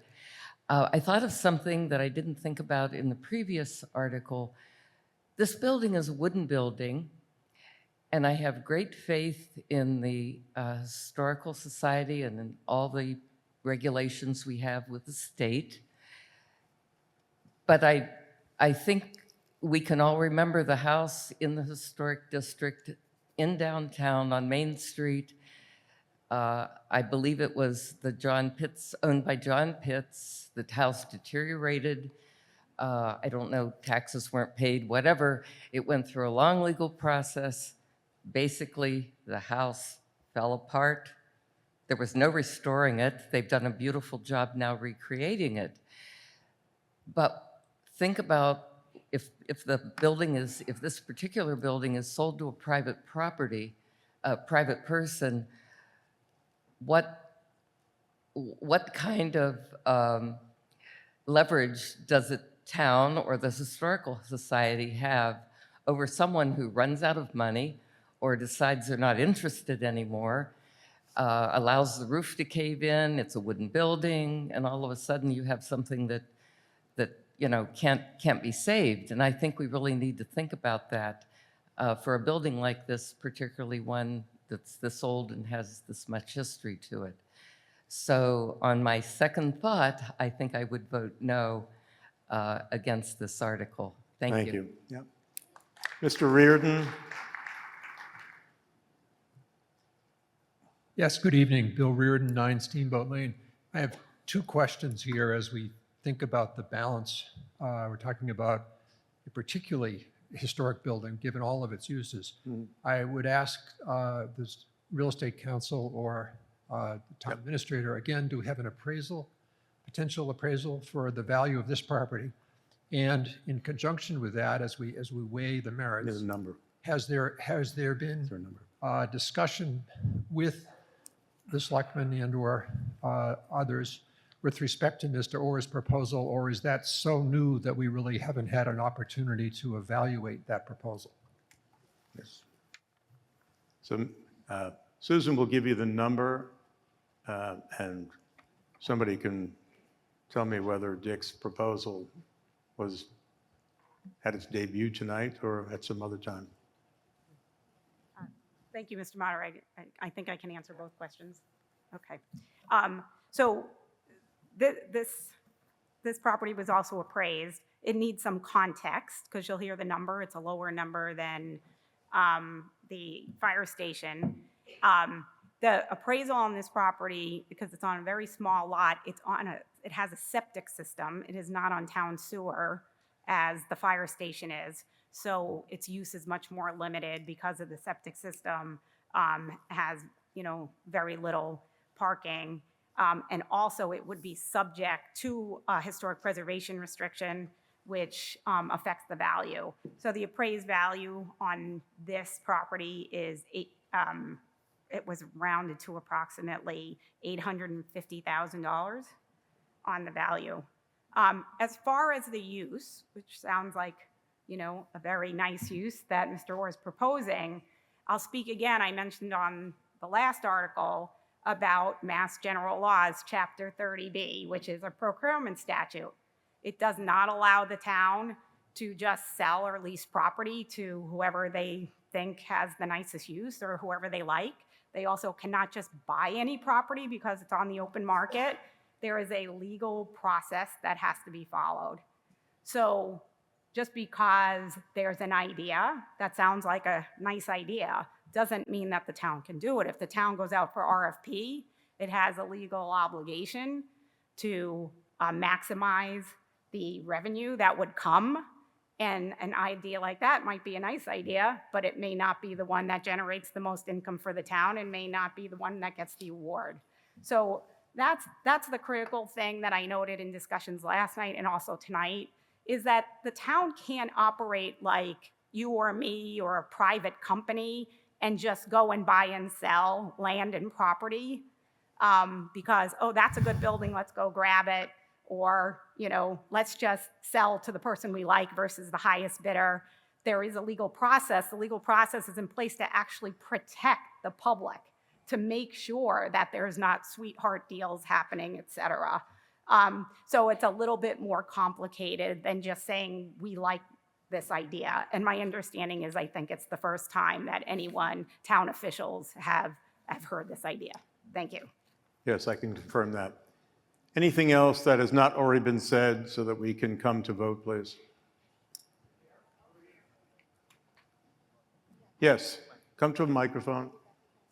Say again? Yes.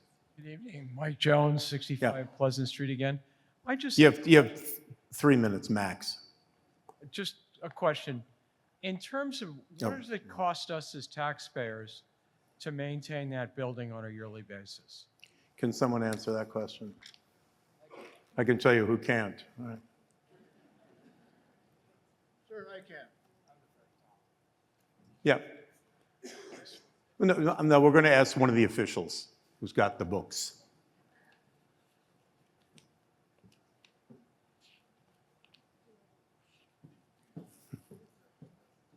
Eight Short Street's the address.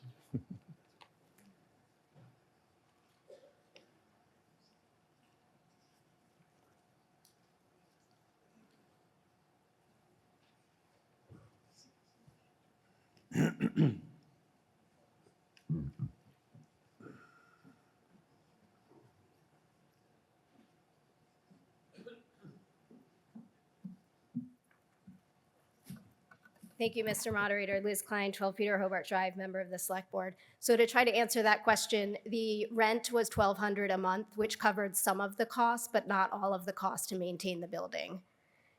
I also just want to add that this article presents a similar opportunity as the last one grounded in both respect for our history and responsibility for our future.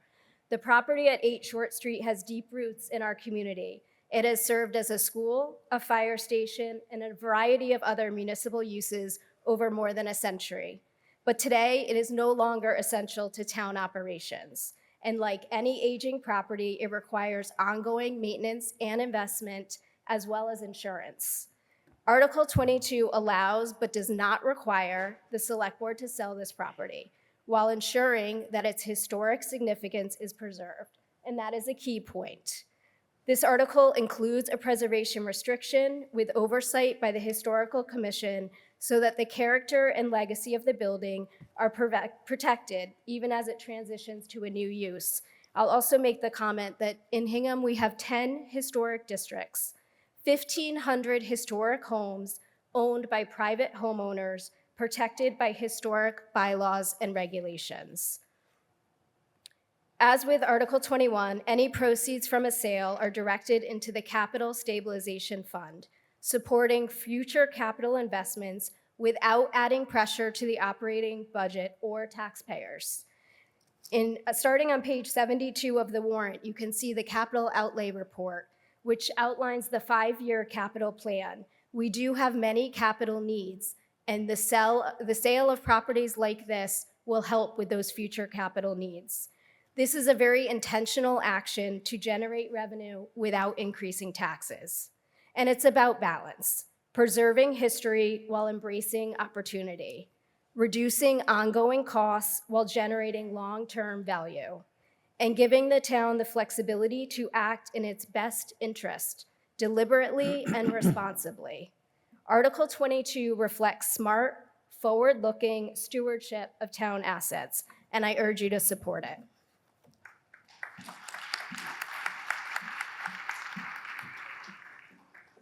Yes, I'll recognize you for 3 minutes. We really need to move this along. Sure. As just a point of clarification, one is I always, of course, pay the real estate taxes, all the utilities, and in terms of maintenance is concerned, the town, of course, put in a septic system some years ago, and they also replaced a doorknob on the side of the building. Other than that, I basically paid for everything. Did the windows, I put in a toilet, a new plumbing system, everything. You just had to do it. So CPC paid for the painting of the building and the fencing on the side. And also regarding the idea, I'm fully aware this is a new idea. I only brought that up in the event that the town we were to vote no on this, and we issued a RFP again for a usage. That would be my response to the RFP. Thank you. All right, we come to vote.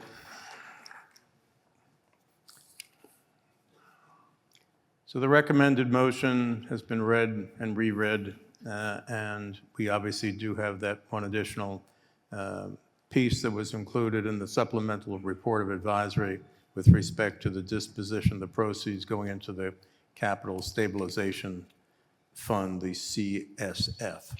All those in favor, this requires for adoption a 2/3 vote. All those in favor of the recommended motion under Article 22, please say aye. Aye. All those opposed, no? No. I'm in doubt. I'm in doubt. So, you know what happens next. This is part of the town exercise and wellness program. So we're going to have another standing vote. And you just, thanks be to God that we're now having 4 ballot votes. At some point, we may have to have a class action. So the tellers will get in position. All those in favor of the recommended motion under Article 22, please rise. The moderator does not vote. Requires for adoption 2/3.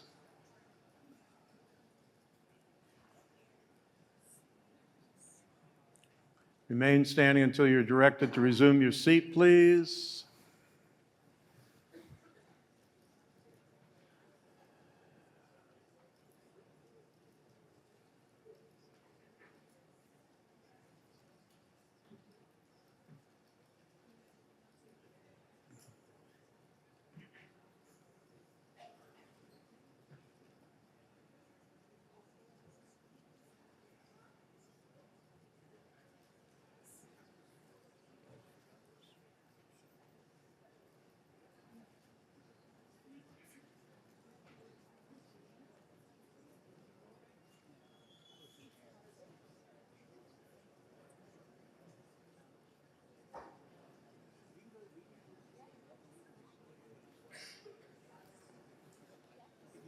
So the affirmative votes are still in the process of being recorded and counted.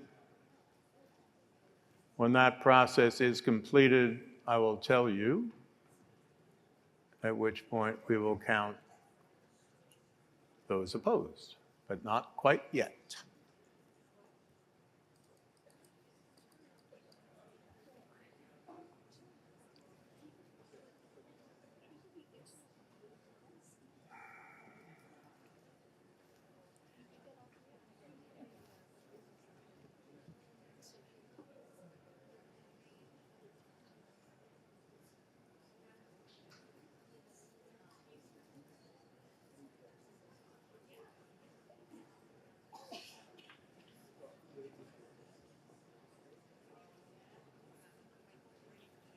We're ready for the opposition. Those opposed who wish to vote no, all please rise and remain standing until you're directed to resume your seat.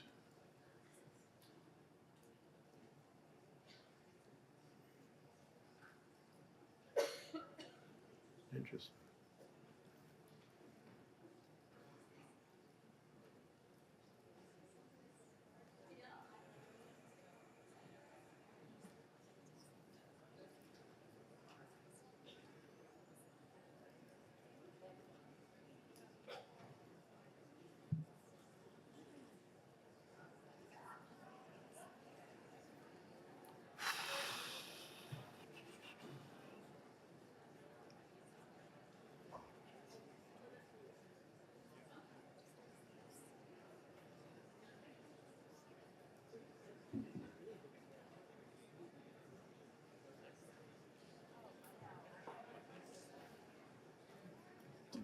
extent you worry about things like our budget during your meeting, which you probably don't, rightfully so. Kevin Feely is here for the 2 civil service articles, and hopefully they would go quick, but I just want you to know you're going to have to stop it at some point. I'd have it rather than bring it back on Monday if I didn't have it.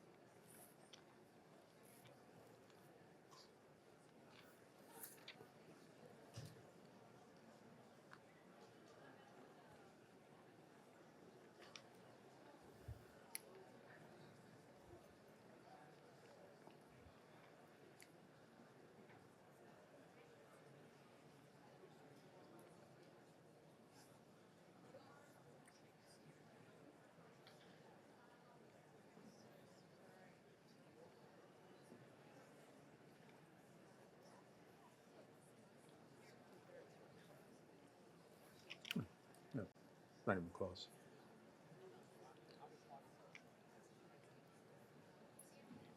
$436, right? 436, yes, sorry about that. Right.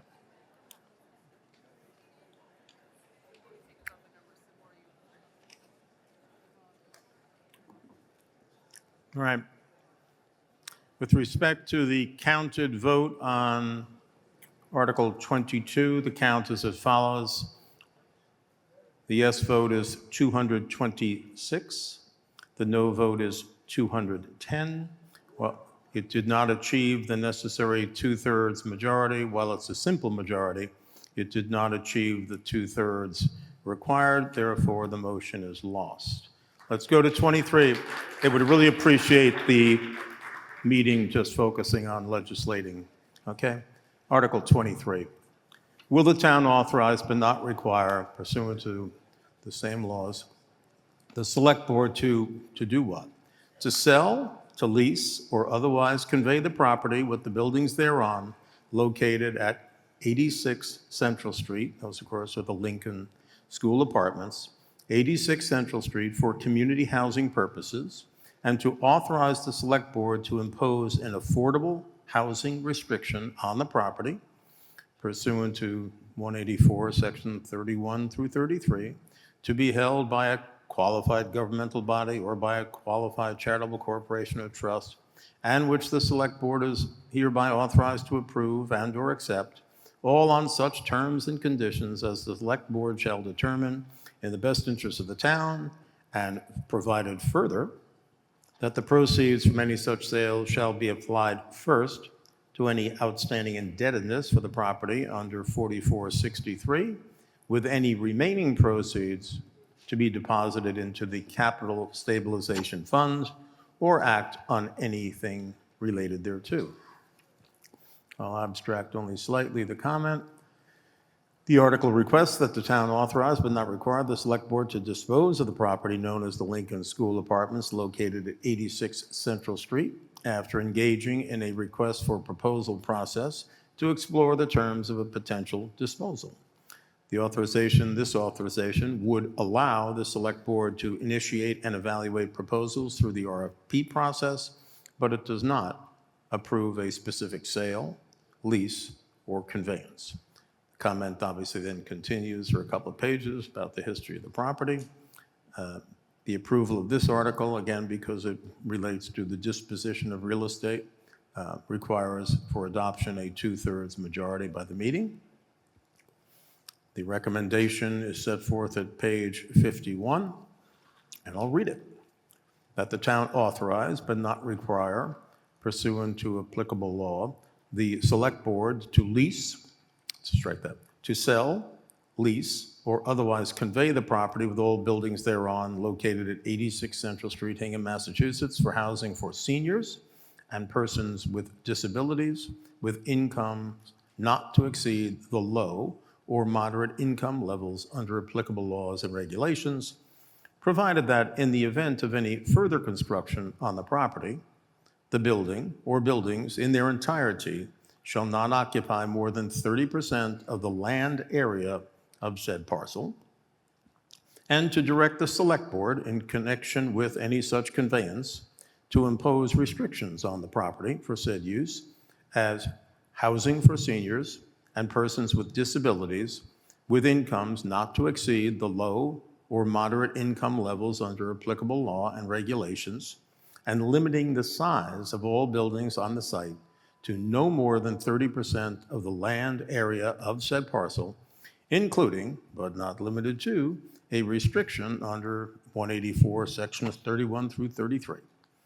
In addition, and to the extent such a restriction is approved by the Commonwealth as required by law, to be held by a qualified governmental body or a qualified charitable corporation or trust, and which the select board is hereby authorized to approve and or accept, all on such terms and conditions as the select board deems in the best interest of the town, and provided further that the proceeds from any such sale shall be applied in the first instance to any outstanding indebtedness for the property under 4463, with any remaining proceeds deposited into the capital stabilization fund. So that is the question that Article 23 asks, and the proposed answer is the recommendation of the Advisory Committee and the Select Board, both of which boards were unanimous in their recommendation. Set forth at the bottom of 51 over on to 52. Is there a discussion? I'm sorry? The AdCom member, Dave, I think you have this one.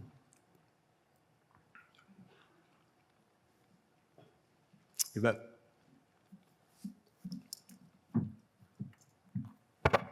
Good evening. Dave Leapart, 19 Middle Street, on behalf of the Advisory Committee.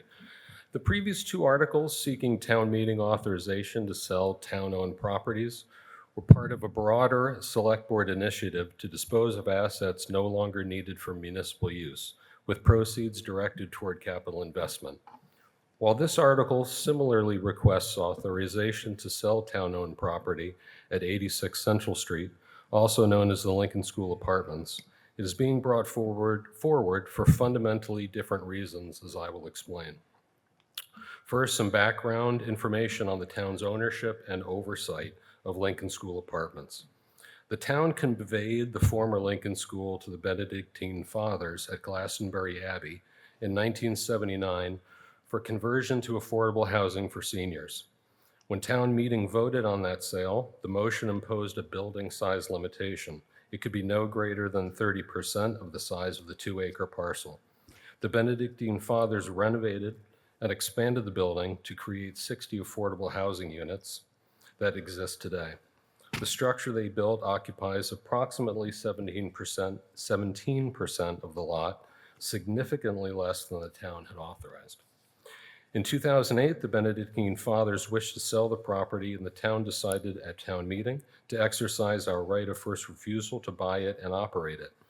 And the town has done that since 2008. The decision for the town to take on ownership of residential housing was controversial. The Advisory Committee supported it by an 8-7 vote. The town set up an arrangement where it leases the property to an LLC that our Affordable Housing Trust owns.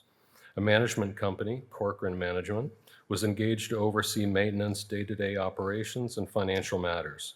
Corcoran reports into another volunteer board, the Lincoln Apartments Board of Managers, which meets monthly to oversee management and approve non-routine expenditures.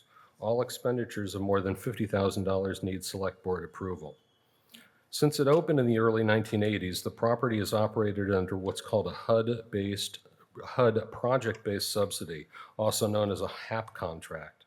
Under that contract, HUD, the federal agency, subsidizes the town as the owner for amounts over and above what each resident can afford so that the owner, now the town, receives a predetermined income for each apartment. The contract is subject to renewal every 20 years. The next renewal is scheduled for 2030. This is a Select Board article supported unanimously by the Hingham Affordable Housing Trust and the Lincoln Apartments Board of Managers. There are three basic reasons for seeking this vote to explore the disposal of the property, which I will briefly summarize. First, Hingham is unique in Massachusetts, to our knowledge, in owning and overseeing a large residential property. The town has determined over the last 18 years that it lacks the expertise and, more importantly, the resources to continue owning the property, given the expense burden for a public owner under public contracting requirements. Second, the Lincoln School Apartments are in need of very significant capital improvements, which will be detailed further, and the town wishes to explore whether those investments can be made sooner and more comprehensively under private ownership. Third, potential expansion of the property under private ownership would enable the Affordable Housing Trust to add more affordable homes for seniors in this decade, in keeping with one of the town's 7 priorities under our 2021 master plan.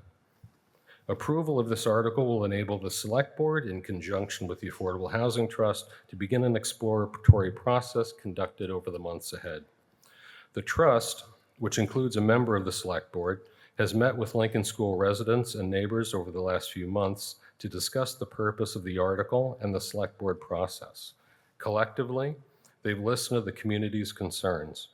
As a result, 3 deed restrictions supporting this article have been stipulated to ensure that the property will remain affordable, that occupancy will remain limited to seniors and persons with disabilities, and that any expansion be limited to 30% of the lot size.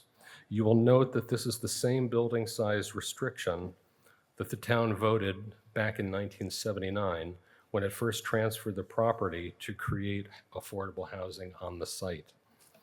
This article reflects a strategic decision about how to best meet the needs of our fellow citizens who reside at Lincoln School and to advance the town's affordable housing goals in a manner that is both financially sustainable and operationally sound.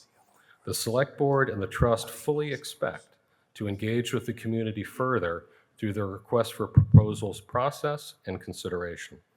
After modifying the motion to add the deed restrictions, the advisory committee voted unanimously in support of the motion to approve this article. Thank you. Thank you, Mr. DePart. Yes, Mr. Falvey.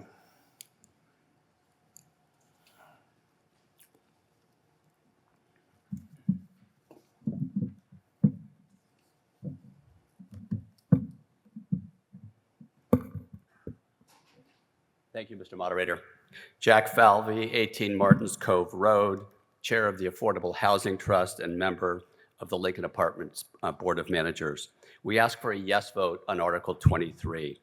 A yes vote will empower the Select Board to oversee a request for proposals process to enable the town to develop its options for the future of Lincoln School. I want to set out more fully the 3 goals behind this article and then talk briefly about process. Each of these goals are equally important. First, we want to explore financing for work needed to preserve and renovate the building. Lincoln School has about $2 million in reserves right now for, that it can put to renovations. We estimate that it will need from $5 to $10 million in improvements in the building over the next 5 to 7 years. The original Lincoln School was built 114 years ago. What we're calling the new wing is 45 years old. The brick and mortar exterior of the building is literally crumbling. Our expert estimates $2 million for that full repair. The roof will need at least $500,000 for repair and replacements. Other renovations scheduled under the existing capital plan will take the total above $5 million. And the building on top of that needs better HVAC. The building's too hot in the summer for the residents and too cold in the winter. For the safety of the residents, this 60-unit building needs a second elevator. A sale or lease transaction would give us the opportunity to bring in private financing to accelerate all of these renovations. Second goal of the article is that the town needs more affordable housing, especially for seniors. As we know, there's a large and growing senior population here in town being squeezed hard by the rising cost of housing. There's a 2 to 5 year wait list for the Lincoln School. We need to move forward now to add more affordable housing to help meet this urgent need for everyone. We also need to add affordable homes to stay within the safe harbor of the Massachusetts Affordable Housing Statute, Chapter 40B. As you may know, to do that, we have to have 10% of our housing stock in town qualify as affordable at any given time. Right now, we're at 10.3%, so we're just above the threshold. We need to make sure we keep adding affordable homes to stay above the 10%.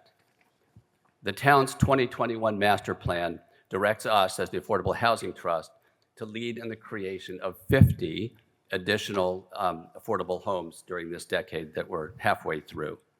We and town staff have been busy buying and renovating and selling condos and houses as affordable homes here in Hingham.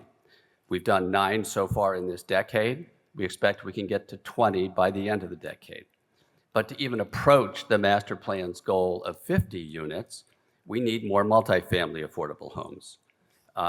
We can't get there doing these renovations one by one. We've discussed this with the town for over 5 years. The town has identified the Lincoln School over that period of time as the most favorable site. It has existing infrastructure, it's permitted for residential multifamily, and it has an excellent location.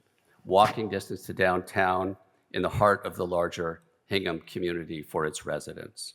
So we'd like to explore a roughly 30-unit addition to the 60-unit building, maybe less.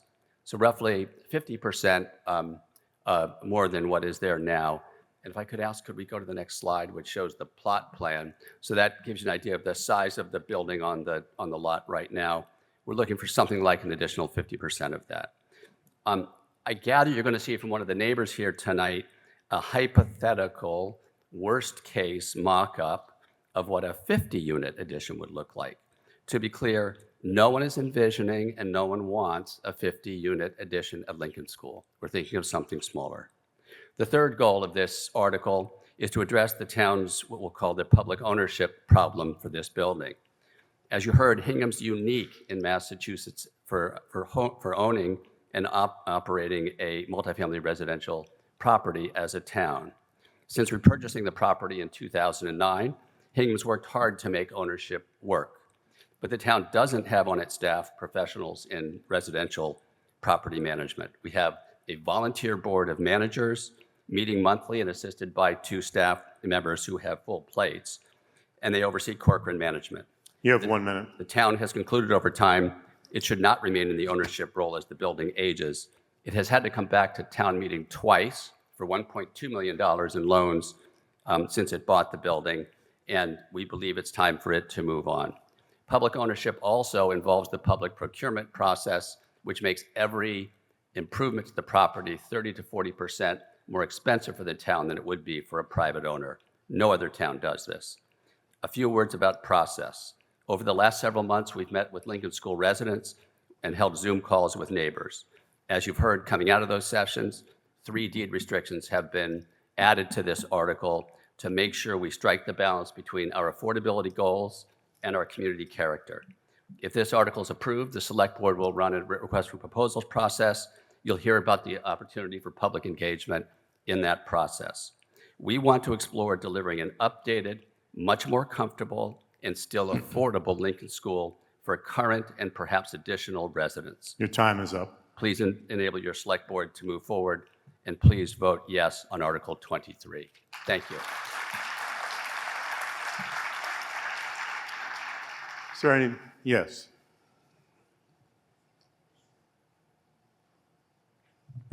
Thank you, Mr. Moderator. Cara Larson, 15 Elm Street, a neighbor of the Lincoln Street Apartments. Lincoln School Apartments is town-owned, community-centered, and a stable home for residents, many of whom have lived there for decades. At its core, this is not just a financial or zoning issue. This is about people and our seniors. These are not just tenants. These are our neighbors. This is their home, their community, and their stability. The town is not just a landlord, it is a steward. Today, we know exactly what this is: stable, town-controlled housing. After a sale, we don't know what it becomes. What will change with the sale? If this property is sold, the town no longer owns it, controls it, or sets priorities. Instead, a private entity makes decisions, and those decisions are driven not by long-term community stewardship, but by financial return, operational efficiency, and market conditions. We risk a disruption to the current residents. Where will they go during years of renovations, construction, and repositioning? Changes in affordability over time, even with restrictions, pressure builds over decades, loss of accountability, residents no longer have direct recourse to the town. If my math is correct, you stated, Mr. Falvey, that you can't build on more than 30% of the lot size. The current structure is 17%, which leaves 13% for 30 units. The photo that you showed is the Lincoln School Apartments today. That green space will be gone. You need a parking lot for all the additional units, and you need the structure. This is a beautiful property. I interact with the neighbors daily. They sit out on the benches. They walk to CVS and can come back. So once the control is gone, it's permanently gone. The town has published an FAQ about how the seniors would be relocated during the expansion. Once they're relocated, many will not return due to age, health progression, or placement elsewhere. That is practical reality, not a speculation. Leaders of the Affordable Housing Trust have stated that the seniors currently living at LSA prefer to have Hingham as an owner of the property, not a third party. Few, if any, communities maintain this level of direct stewardship over senior housing. This is what makes Hingham unique. We have taken responsibility for these residents for decades. The question tonight is whether we continue that responsibility or transfer it to someone whose priorities will be different. Do we continue that stewardship, or do we hand it off permanently? I vote no against the sale of the Lincoln School Apartments. Thank you. Yes.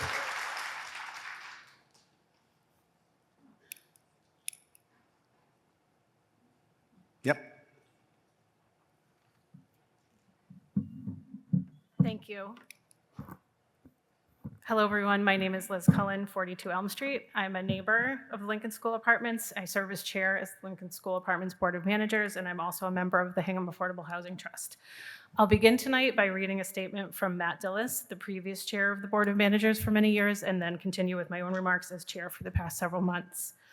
So this is the statement from Matt of 26 Farm Hills Lane.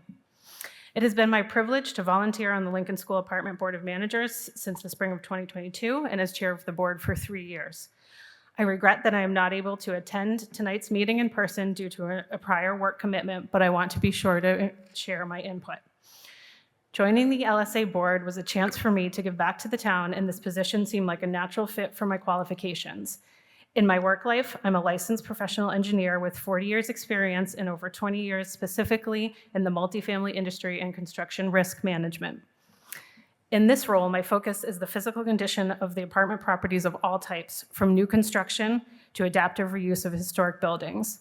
My work covers the full life cycle of properties from design through construction and rehab and renovation, assessing the physical needs of apartment properties, budgeting and planning for work needed to preserve properties long-term is what I do for a living. As a resident of Hingham, I would drive by the LSA property and appreciate the historic character of the original school building, the well-landscaped site, and the fact that the property is truly a part of the surrounding neighborhood. As a professional engineer specializing in apartment properties, I recognize that a property like this presents challenges that may not be obvious from a passing glance. That older buildings were never designed with thoughts of accessibility. That masonry buildings, while solid and durable, are not waterproof. That as elevators age, they effectively become obsolete. While it's possible to extend the life of an elevator, manufacturers discontinue older parts and controls, making maintenance and repair more difficult and costly. And that having only one elevator in a senior apartment property, especially when that one is aging and unreliable, poses a real risk to residents beyond just inconvenience and aggravation for any resident with limited mobility. As a member of the Lincoln School Board of Managers, I have struggled with my fellow board members and dedicated town employees to prioritize and juggle multiple capital needs with limited funds available, always prioritizing the safety and the comfort and well-being of residents while apologizing for those things that need doing but don't have that same level of urgency, like updating worn finishes, for example. Not being a resident of Lincoln School Apartments, I don't know firsthand the fear of being stuck in a broken elevator, or the anxiety or physical challenge of having to negotiate the stairs because that elevator is down again, or the aggravation of having to let another work crew into my apartment to try to locate and fix leaks, or the aggravation of hearing yet another group of board members apologize that once again, we need to put off updating finishes or improving air quality in the hallways or trying to balance the heating or cooling in my unit. Article 23 is not about the town trying to generate revenue from the sale of Lincoln School Apartments or stepping away from a commitment to affordable, comfortable living for current and future residents. A commitment to provide safe and affordable housing for seniors. This article authorizes but does not require the town to take action if a suitable proposal is not presented. Some might argue, even with the best guarantees about preserving affordability and maintaining positive qualities of the property, that an unscrupulous developer could find a way to subvert the wishes of all those who seek only to preserve and improve the LSA through this process. I am not naive enough to put 100% faith in government agencies, but there are multiple layers of policies and regulations in place designed to protect and preserve affordable housing, like LSA. I know from experience that not all developers of affordable housing are in it for the right reasons, but I also know that there are many good developers, and the RFP process can identify those good guys based on their track records in other communities. I trust the current and former LSA board members, the Hingham Affordable Housing Trust, the select board, and dedicated town employees who invested time and effort in working to maintain and improve LSA over the years, and only have the best interests of LSA and its residents at heart. I sincerely believe with the right development team, balanced with the right controls, we'll be able to improve and maintain the property better than we do now. I support Article 23, and I invite all who have an interest in providing safe, quality, affordable housing in Hingham to volunteer your time and talents as we work through this process. That was Matt's words, stepping into my own. I will just You have add, 1 minute for your own. Thank you. That since I started as chair last summer, the age of the building has become increasingly apparent to me. In the past recent months, the board has had to approve payments for repairs to leaks in residents' units due to the mortar, leaks in other areas of the building due to issues with the roof, the current HVAC system air handlers, a sinkhole that opened up in the parking lot, the boiler, and emergency repairs to the elevator, which has been mentioned.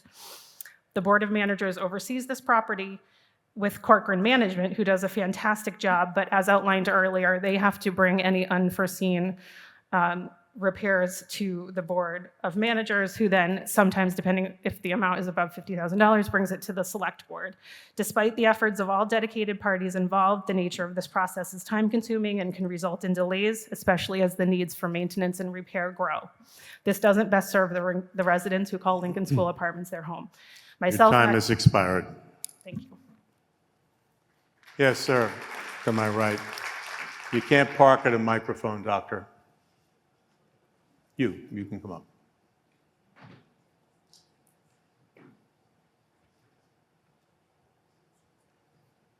Why don't you come forward? Identify yourself and your address, please. Hello, I'm Jim Blakey, 29 Elm Street. I'm all in favor of affordable senior housing, and I'm all in favor of having whatever needs to be done to the Lincoln Street apartments done, because it ought to be in good shape for our seniors who live there. But I'm opposed to the town's proposed sale of the Lincoln Street apartments.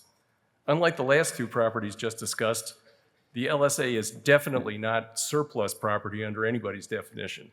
It's 100% occupied and generates a great deal of income for the town.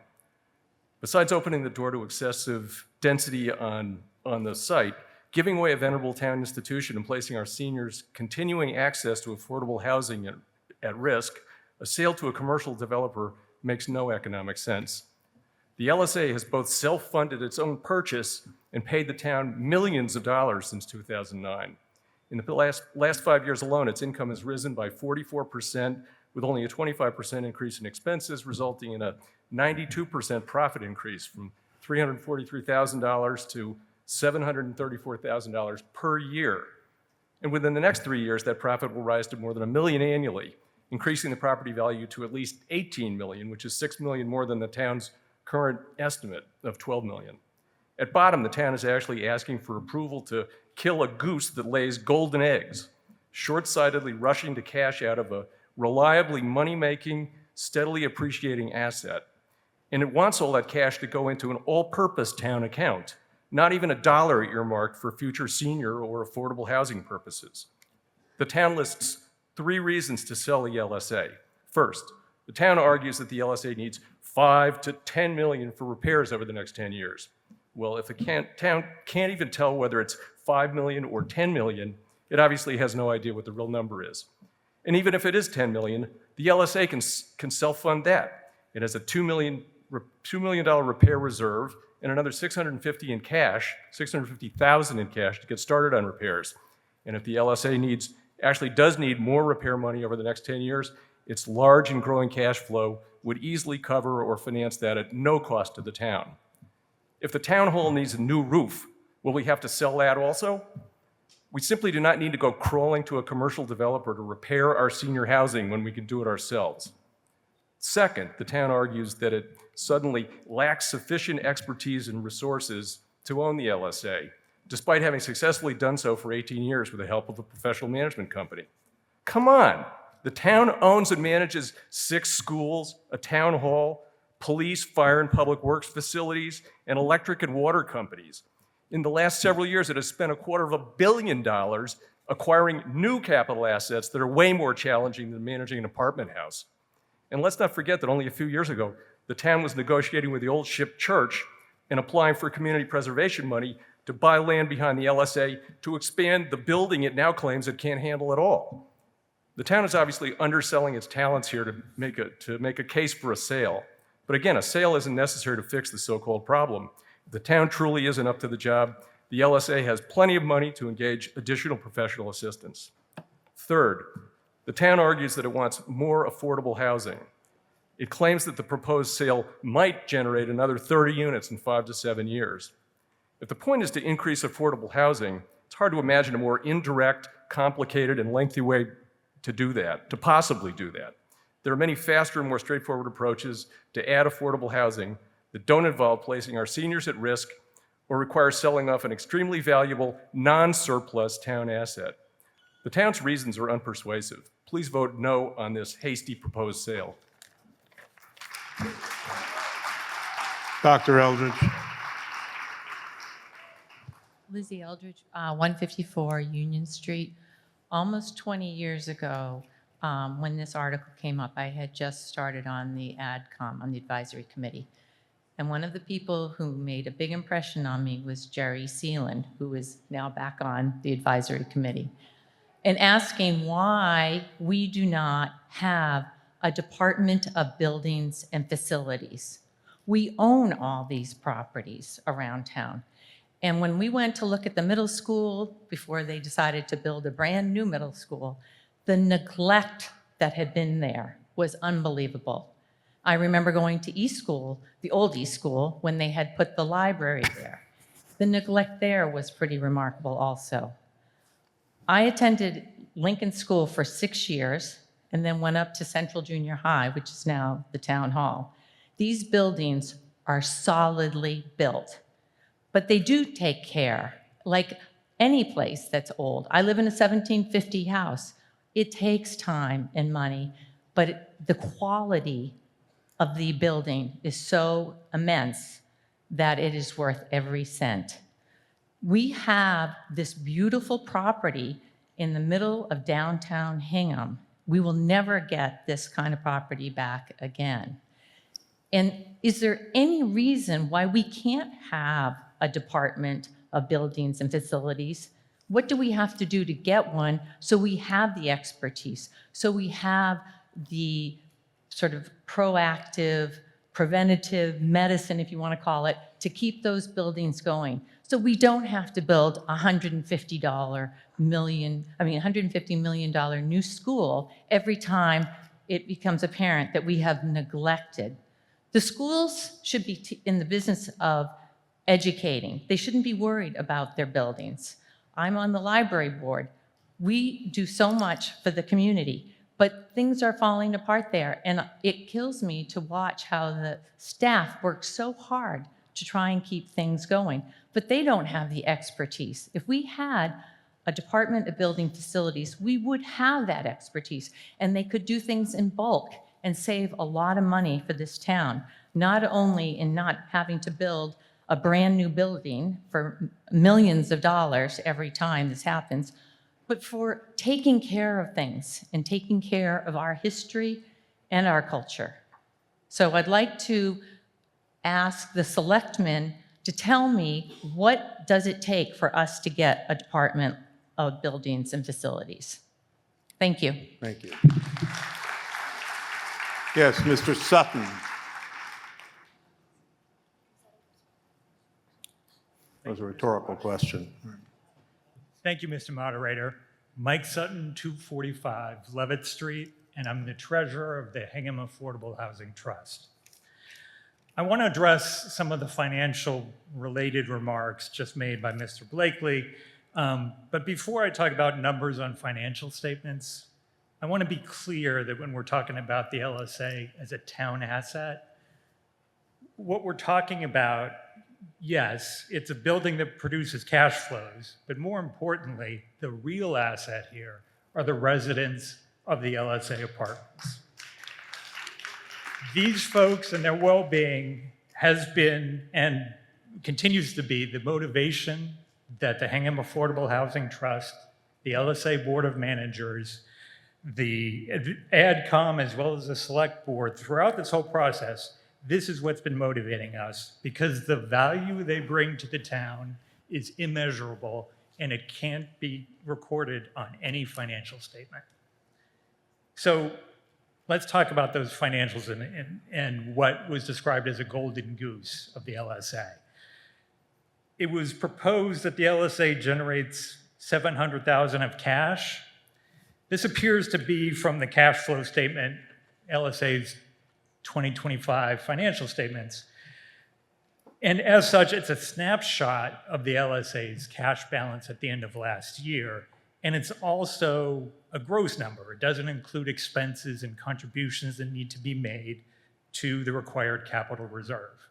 And so when these adjustments are made, as recorded in the financial statements, it brings the LSA's net increase of cash for 2025 down to only about $116,000. Now, $100,000 is not nothing, but compared to the $5 to $10 million of capital improvements that need to happen in the short term, it's woefully inadequate to fund that. Second point about the acquisition debt being paid off and that after this happens, there's somehow going to be $1 million a year to use. Again, looking into the LSA's audited financial statements, its debt payments to the town in 2026 are roughly $360,000. In 2028, this number is scheduled to be reduced down to $113,000, not to zero because of other capital improvements that the town has funded. So the decrease in annual debt payments starting in 2028 will be roughly $250,000. Again, not nothing, but this benefit is going to be swallowed up by the significant capital needs of LSA that we've outlined. And so the bottom line is that the Lincoln School apartments have never been, and probably likely never will be, a significant cash cow for the town, unless we either raise the rent on residents or defer or cut the maintenance and improvements to the property, neither of which I think this town has any interest in doing to these wonderful residents. And so why do we know that exploring the use of a private owner makes sense? That's because a private owner has two fundamental financial advantages that, as a town, we do not. First, this kind of affordable housing project allows a private owner access to financing alternatives involving federal and Massachusetts low-income housing tax credits, which are long-standing incentives provided by the federal and state governments to encourage privately owned affordable housing projects. These structures allow private owners greater access to cheaper capital than we as a town can benefit from, even given our favorable borrowing rates. And second, once private owners have this capital, they can stretch every dollar farther than the town can. This is because the town is required to pay statutorily mandated prevailing wages for all project labor performed at the LSA site. But a private owner does not have this requirement. Prevailing wages are typically 30 to 40% higher than market-based wages. And so to play out this financial advantage that a private owner has, a 30% savings means that for the same labor costs that the town would have to spend to renovate only 40 of the 60 existing units, a private owner could renovate all 60. So just to finish up, just please, in order to, one, allow the town to provide better living conditions to the current residents of LSA, and two, in order to potentially allow for more senior and disabled residents to stay in our town affordably, please vote yes on Article 23. Thank you. Mr. Healy.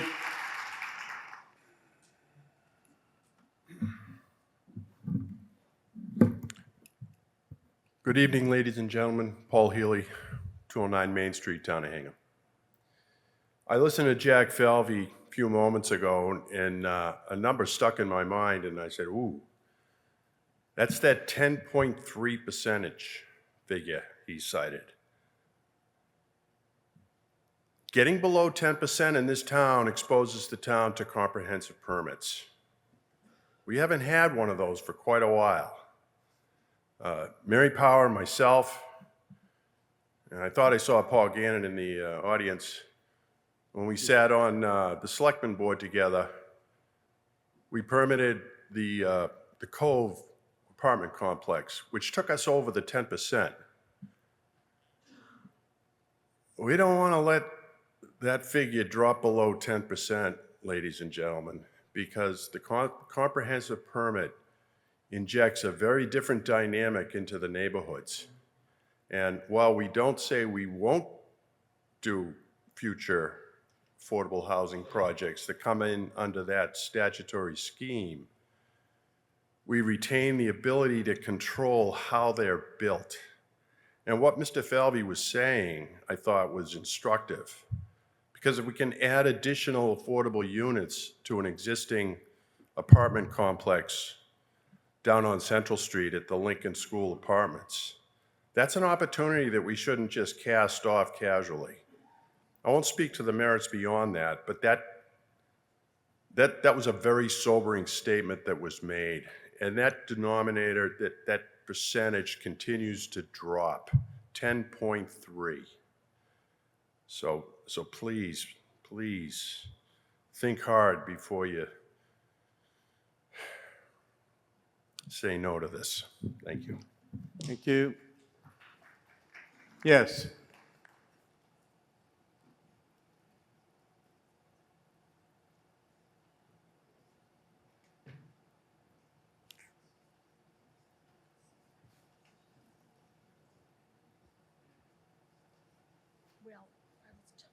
Get up close to the mic.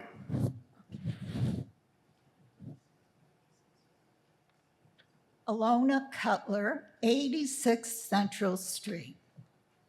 Good evening, everyone. Hope you can all hear me on this extremely important issue to the residents of Lincoln School Apartments. So, as I said, my name is Alona Cutler, better known as Lonnie.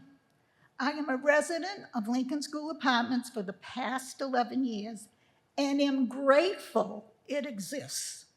I am very much interested in where I call home and regularly attend the Board of Managers meetings. The volunteered board members are hardworking, caring individuals. They have Lincoln School Apartment residents' best interest at heart and have to work with the town's restrictions and budget. It makes sense to me that this aging building should have an expansion to accommodate the growing number of seniors and people with disabilities for affordable units in Hingham. An expansion would require another elevator. Lincoln School Apartments would have 2 elevators, which we desperately need. Having a private developer that is responsible with a good reputation, such as Glastonbury Abbey, the former owners, would improve the timely manner given to capital expenditures and save costs. Please, please vote in favor for Article 23. I have faith in our town government on this issue, that they are doing the right thing for a better solution for the Lincoln School Apartment residents with this aging building and its expansion. Thank you. Thank you. Yes, sir.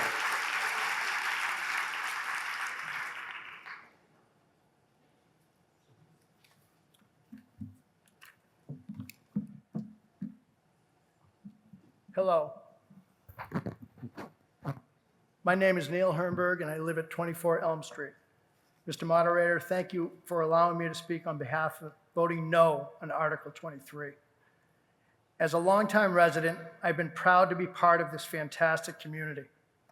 Tonight, the residents of Hingham are being asked to vote on allowing the town to sell the Lincoln School Apartments to a developer without true hard limitations in place. Developers will expand Lincoln School Apartments in such a way to maximize profits for themselves. That is just the way it works. And the town leadership is in favor of this approach. The sale of Lincoln School Apartments is not what is best for Hingham. Displacing our seniors of Lincoln School Apartments is not what is best for the residents who are currently living in Lincoln School Apartments. So when the construction happens, these seniors are going to be displaced. And adding more congestion and taking away most of the existing green space at the Lincoln School Apartments is not what is best for our historic downtown area. The final vote is to lose control of our town asset and hand it over to a developer. I say no. Could you give me the... What I'm going to show to you is the current Lincoln School footprint. 53% green space, beautiful. We've seen some pictures of it tonight. We all know it. It's great. Now, what I'm going to show you, hold back. What I'm going to show you here is a conceptual drawing by a licensed architect, assuming that 30% of the building will be on the footprint of the property. So 30%, what we talked about, what Jack talked about, and others talked about. What I'm going to show you is the same height and style of the existing wing built in 1980 as we expand out, maintaining 0.8% parking spots per unit. Jack indicated earlier tonight that it might not need to be that high, okay? Let me show a picture. That's 30%. That's no exaggeration. That's 30%. And if you think that's good for us, I'm not so sure. Let's be clear. The size of Lincoln School Apartments will what Jack said tonight was 30 units. That's the first time I've heard it, and I've been in meetings for a while here. So we'll use Jack's number of 30 units. Why don't you try to refrain from referring to another voter by name, please? Yes, sir. Currently, there are 60 apartments, in the town leadership is welcoming the developers to add up another 30 additional apartments, give or take. Above is a conceptual rendering, okay? So an expansion also comes with an additional 25 parking lots. By allowing this, there will be minimal green space left on this beautiful property for people to enjoy. Be it the seniors who are currently living at LSA, or the neighbors who live near Lincoln School Apartments, or the hundreds of walkers who pass by each day with their kids and dogs on their way to downtown. They will be looking at an oversized building with big parking lot and no green space. This is a massive building for this space, which could potentially house up to 90 units on a 2 acres land of lot. 2 acres, 90 units. Doesn't make sense to me. This planned expansion does not make sense for the town on a small lot in historic Hingham. That is not even taking into consideration the lighting impact,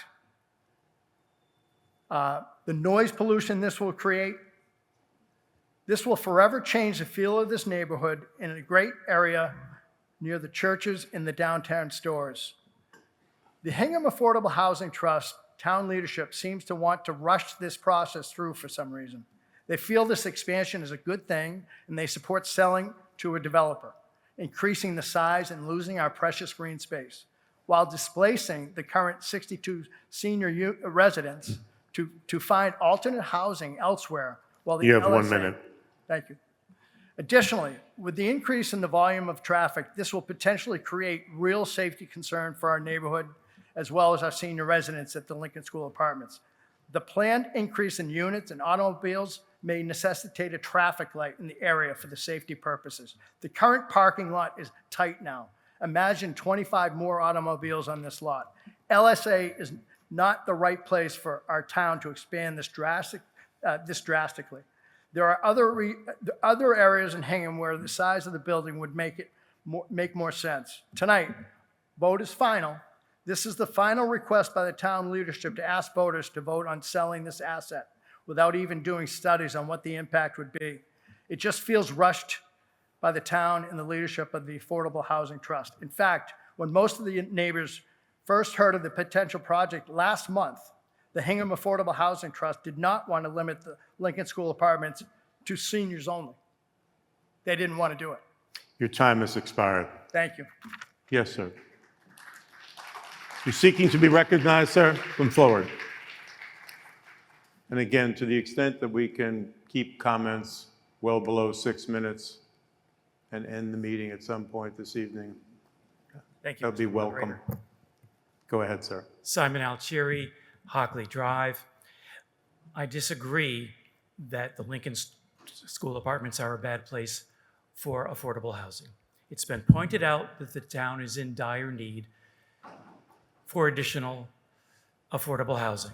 I would submit to you that a place that's on town water, town sewer, where you can walk to the drugstore, where you can walk to churches, coffee shops, restaurants, where there are people, where there are families, where there is access to public transportation, that is in fact where affordable housing should be built. You don't agree with me? Of course, you don't have to. Do you think Crow Point would be a better spot for it? World's End? Liberty Plain? Well, in the real world, we have to pick someplace. I say the Lincoln School Apartments is what I'm going to vote for. Thank you for your time. Thank you, sir.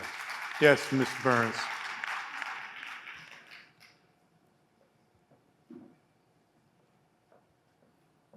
You have 1 minute. No. Sorry.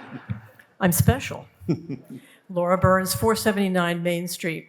When I learned that Lincoln School Apartments was being discussed for sale, my heart went through my feet because I am the last remaining former select board member above ground who invested over a year of our time in acquiring the Lincoln School Apartments. The reason for acquiring it was because if it went into the private sector, there was no way to keep all of those 60 units affordable. It would have been possible for any future owner to simply decide it's a 40B, we only need 25 of those units, and we will just sell off the other 3/4 of it. We needed to take control of that piece of property, and I personally was excited by the idea of being the only town in Massachusetts that owns directly an affordable housing property like that. I had the opportunity to discuss the proposal with the Affordable Housing Trust members and found out that it wasn't what I feared at all. It's actually about expanding affordable housing, which has always been close to my heart. That's why I wanted to buy the Lincoln School Apartments in the first place. And first of all, I suggest that when you are thinking about the numbers involved, that you rely on the report of your Lincoln School Board of Managers and your Affordable Housing Trust. They are the volunteers who are looking out for that facility, doing the best they can with the funds available. And if they say that the funds are not available to bring the property up to what the residents deserve, they are working for you and they are volunteering and they are telling you what is the truth. So I think that what we've learned is that there's a reason why there is only one town in Massachusetts that directly owns an affordable housing complex. I thought it was an exciting experiment. I think the time has told us that it is not an effective way to operate a facility like this. And the possibility, it would be possible for us to carry on as we have and just scraping together money here and there to just barely stay up with what the issues are there, but it would not be possible for us on the basis of operating it by volunteers, people like yourself who step up to the plate and say, I'm going to be a Lincoln School board manager and I'm going to operate this affordable housing facility. It would be impossible for us to expand this property under those circumstances. We simply don't have the resources. We don't have the time from our volunteers. We don't have the expertise. And so I believe that the Lincoln School Apartment managers, the Affordable Housing Trust, have come up with the correct approach. I'm very excited now about the possibility of expanding Lincoln School Apartments. I think that going through the private sector is the way to do it for all the reasons that I won't repeat that have been raised here, and I urge you to vote for this article. Yes.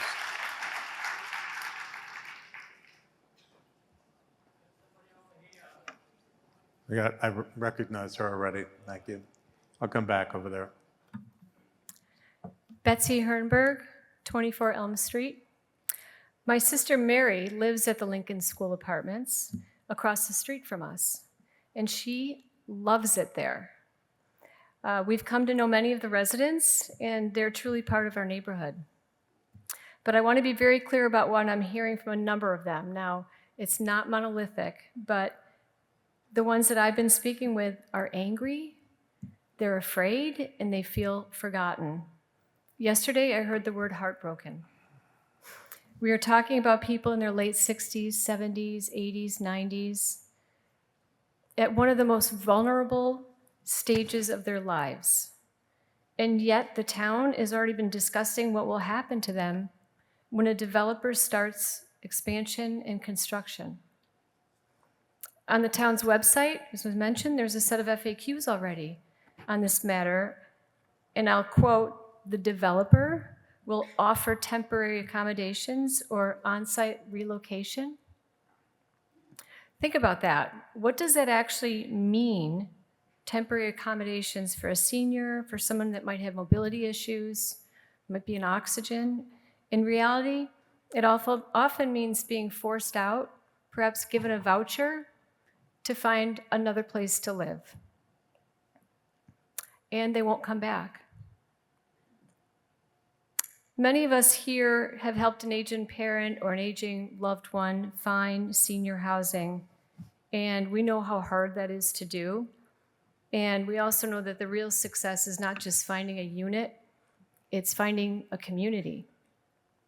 And that's exactly what exists today at Lincoln School Apartments.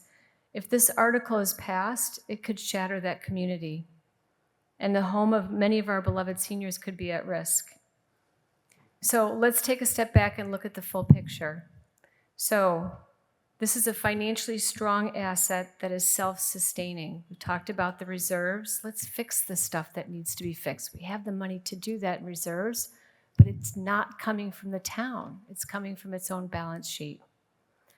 It provides stable housing and town stewardship for our low-income seniors.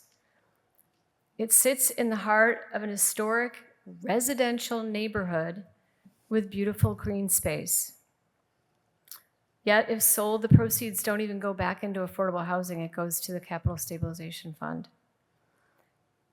So, why are we rushing to sell something that's working and putting all of this at risk? We're all for affordable housing, especially for our seniors. But this site is too small for expansion, and it was never meant to be for that size of a construction. And most important, after tonight, you do not get another vote on this. And we as a town lose control. You might hear about public meetings, community input, but the decision to sell will have already been made in this town meeting. And as we can tell by the discussion, that the town is predisposed to sell the asset, obviously. And surprisingly, the town has comments on the rendering, yet we haven't seen any of the town's rendering. And wouldn't we be discussing that if we're asked to vote on selling the property? What does that actually mean? So this is your moment. If you believe that we should protect our seniors, we should preserve this green space, and that we should not give up control of this property, please vote no on Article 23. Thank you. I will recognize the voter from over here. And after that, I would be disposed to accept the motion for the previous question. I've called on you, ma'am. Yeah. Take your time, take your time.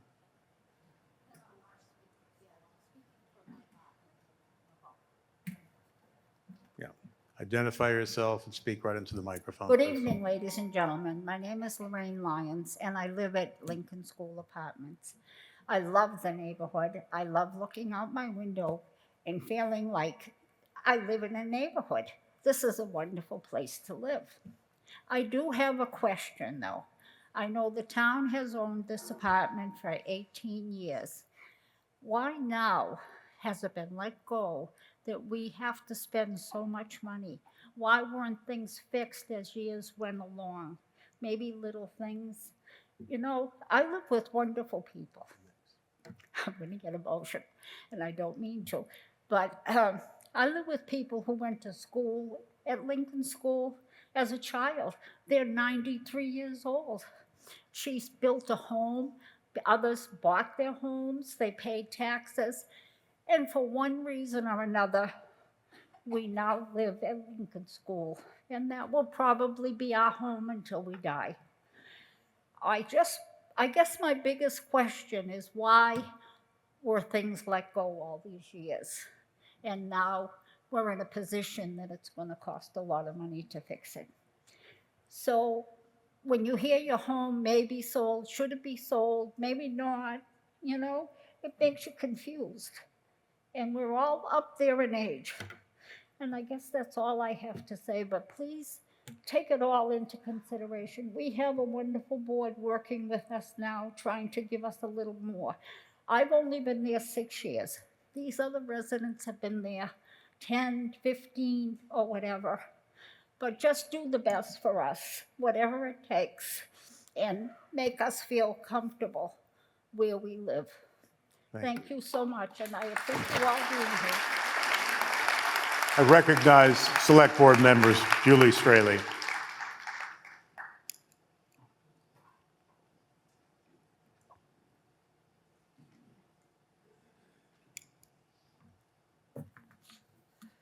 Hi, Julie Straley, 231 Levitt Street.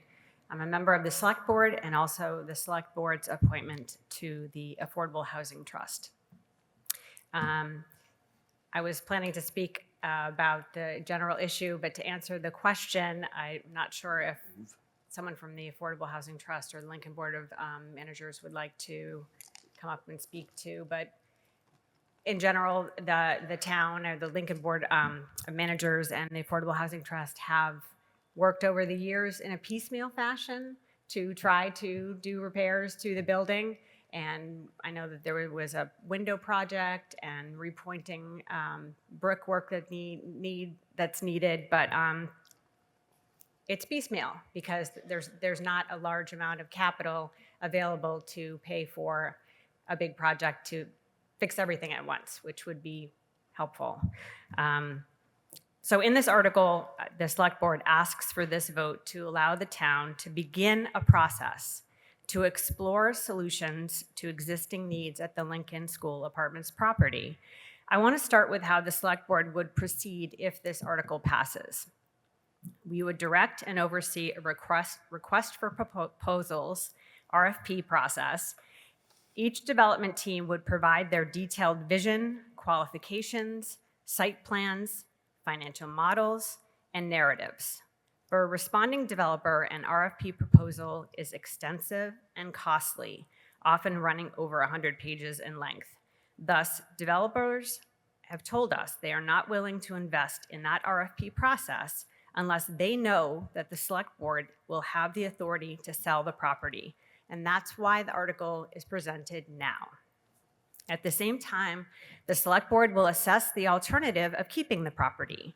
It will direct a financial analysis of what it would cost or benefit the town if we were to keep the property, including up-to-date renovation cost estimates and adding staffing as needed to replace the current volunteer board model. We will make sure that this RFP process considers the interests of the current Lincoln School residents, the neighbors, and the rest of the community. In structuring the RFP and reviewing proposals, we will focus on 3 key elements. First, require any buyer to demonstrate how they would ensure that our current residents will continue to live there. How would developers invest in building renovation, as well as management and care for current residents during the building process, an area in which affordable housing developers have a lot of experience? Second, what is the development team's demonstrated track record? What prior developments can they point to, and what resources do they have to build and run a large residential development? An experience with delivering a high-quality, financially viable development on time and on budget. And as you have heard, operating the Lincoln Apartments under a volunteer board has been a struggle for the town, despite a lot of hard work. Third, we will focus on whether Lincoln School can be renovated and expanded to provide a beautiful and well-run building, inside and out, including the proposed size of any addition, landscaping, building design, parking, the preservation of green space, and energy efficiency. We know that the neighbors and community want to preserve the beauty of the property, and so do we. I'll note that a plan like this one, the plan that was displayed earlier on the screen, it's fiction, a hallucination. This is not the approach the select board would take with this property. If there is to be an addition, it's going to need to be more modest, and will make clear in the RFP process itself. I want to also emphasize that there are 3 key limitations on the select board on our authority, which addresses many of the concerns that we've heard here tonight. First, the property may be used only as affordable housing for seniors and persons with disabilities. This is going to be through deed restrictions. Second, the size of any building on the site can't exceed 30% of the size of this 2-acre parcel, again, by deed restriction. And third, if we approve any further development, the proposal would still need to obtain approval from Hingham Zoning Board of Appeals and any state or federal approvals. Finally, I want to talk about the goal of adding affordable housing, affordable apartments in Hingham's master plan. 7 years ago, town meeting voted to update its master plan, the 10-year strategic plan for the town. You have 1 minute. The master plan committee, drawn from leaders and volunteers in town, conducted a grassroots process, 23 different visioning sessions across all age groups, plus nearly 1,000 responses to an online survey. The resulting 2021 master plan envisioned a town that encourages housing that meets the needs of seniors. It's set as an action item to provide for the development of housing appropriately designed, managed, and located for older adults and people with disabilities, directing the Affordable Housing Trust specifically to create 50 affordable units in this decade. Then there's the town's 2021 housing plan, adopted at the same time, found that Hingham actually needs an additional 250 affordable units in total over the same decade. 20 to 30 more units at Lincoln School Apartments would be a significant step toward our goals. The select board takes the master plan seriously. We now regularly meet with all town committee chairs to confirm that we are working toward master plan goals. So we have the opportunity to transition the Lincoln School Apartments to a private owner through lease or sale. Your time has expired. Thank you. Yes, Mr. Miller.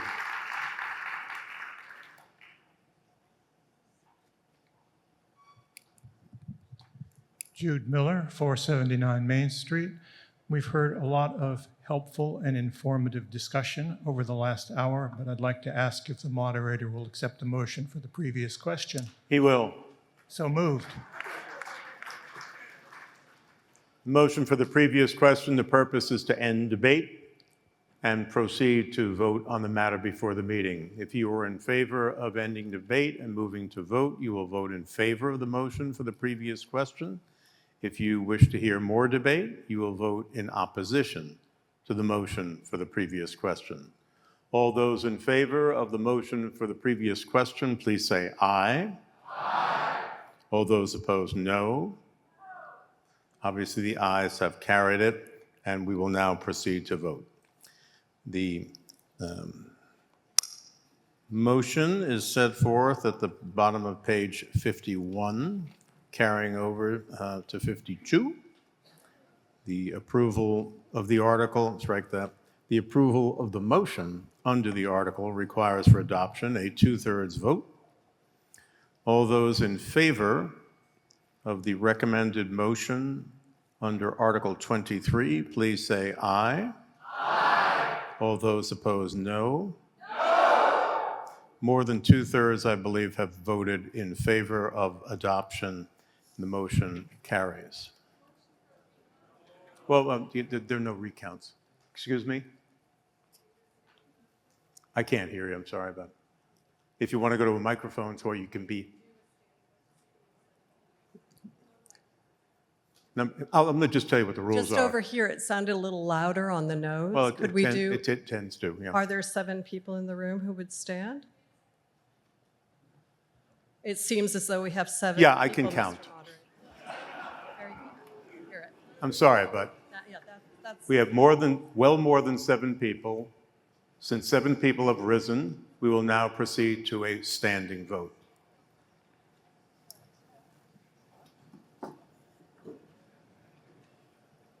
The tellers will come down.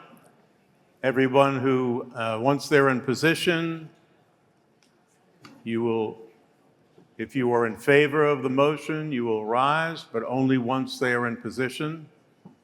And you will remain standing. If for some reason you cannot stand or stand long enough to be counted, please make that known. So you tell me when you're ready to start counting. We'll ask people to rise.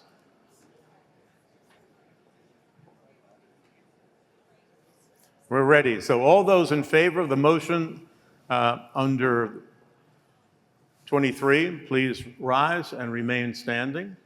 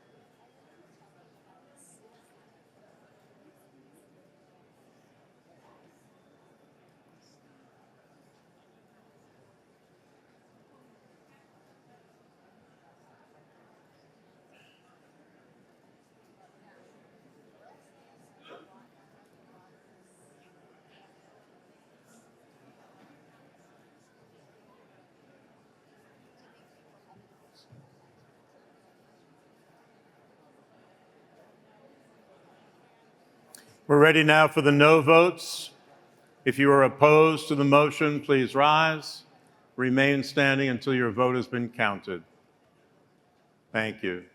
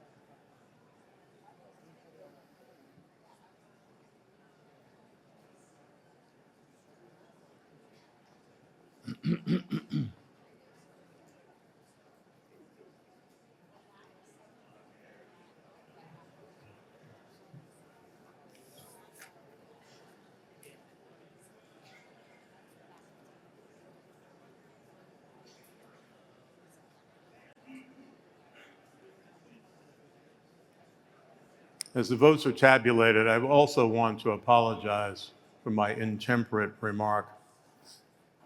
It was inappropriate. I apologize. It's been a long couple of nights.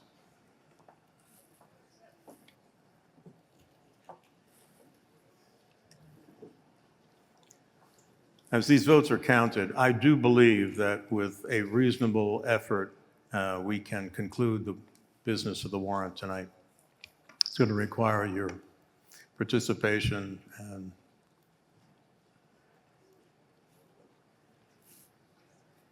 this, of course, requires for adoption a 2/3 majority, meaning that there have to be twice as many yeses as there are noes to constitute 2/3.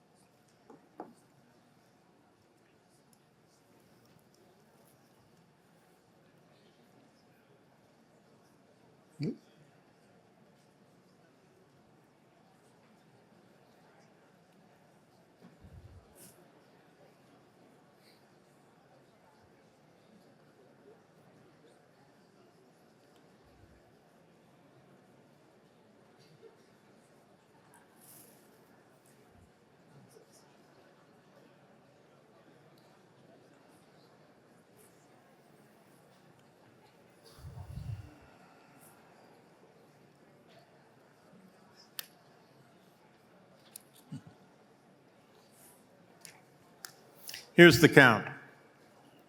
There were 411 votes cast. There were 264 in favor. There were 147 opposed. So while there is obviously a clear majority, it falls short of 2/3. The motion is lost. Let's look at 24 and let's look at 25. Excuse me, 24 and 25. I'm going to allow debate on 24 and 25 to the extent that people can remain. I would encourage them to do so. Otherwise, we will have to get you back here Monday. Article 24 says, will the town rescind its vote back in 1944 by which they accepted civil service for the town of Hingham firefighters? If you are exiting, I'd ask you to keep it down. Provided that the revocation shall not affect existing civil service rights of said members or employees. This was worked out with the Personnel Board. It comes to you with the recommendation of the Advisory Committee, 12-0. I also want to allow for debate on police civil service because they are really peas in a pod here. 25 asks, will the town rescind its vote under the 1943 ATM to end civil service, but also exempt existing civil service? If you look at the recommended motion, paragraph 1, 2, 3, 4, it says rescinding civil service would return full hiring control to Hingham. Down toward the bottom of 52, it says once approved, a one-time payment of $7,500 will be made to each firefighter as a member of the union at the time the contract terms are ratified. It will require, Will 24, $390,000 to compensate members who are currently in civil service for their removal from civil service. Article 25 would do the same thing for the police, and those police who are covered by civil service would receive in the aggregate $360,000 to compensate them for removal. So I would invite any conversation on the recommended motion under Article 24. It's set forth at page 53. Recommended that the town vote to rescind its vote under Article 34 of the town 1944 annual town meeting, by which the town accepted Massachusetts General Laws 3148 applying civil service laws, rules, and regulations to the regular or permanent members of the town's fire department, providing that the revocation shall not affect the existing civil service rights of any members employed as of the date of this vote, and appropriate and transfer from unassigned fund balance a sum of money not to exceed $390,000 to compensate said members for their removal from civil service, all in accordance with and subject to the terms of and conditions of an MOU, a memorandum of agreement rather, between the town and the Hingham Permanent Firefighters Association, IAFF, Local 2398. Is there a discussion on the recommended motion under Article 24? Yes, sir.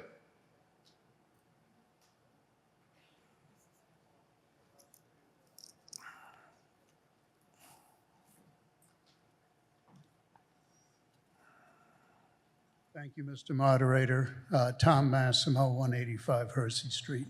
I have a question. If I'm reading this correctly, or understanding it correctly, the existing members, both for police and fire, retain their rights under civil service, but they each get a $7,500 payment notwithstanding that. I'd just like to ask, what is the purpose of that? Like, what are they being compensated Thank you. Mr. Manning, is that a question that you wish to respond to?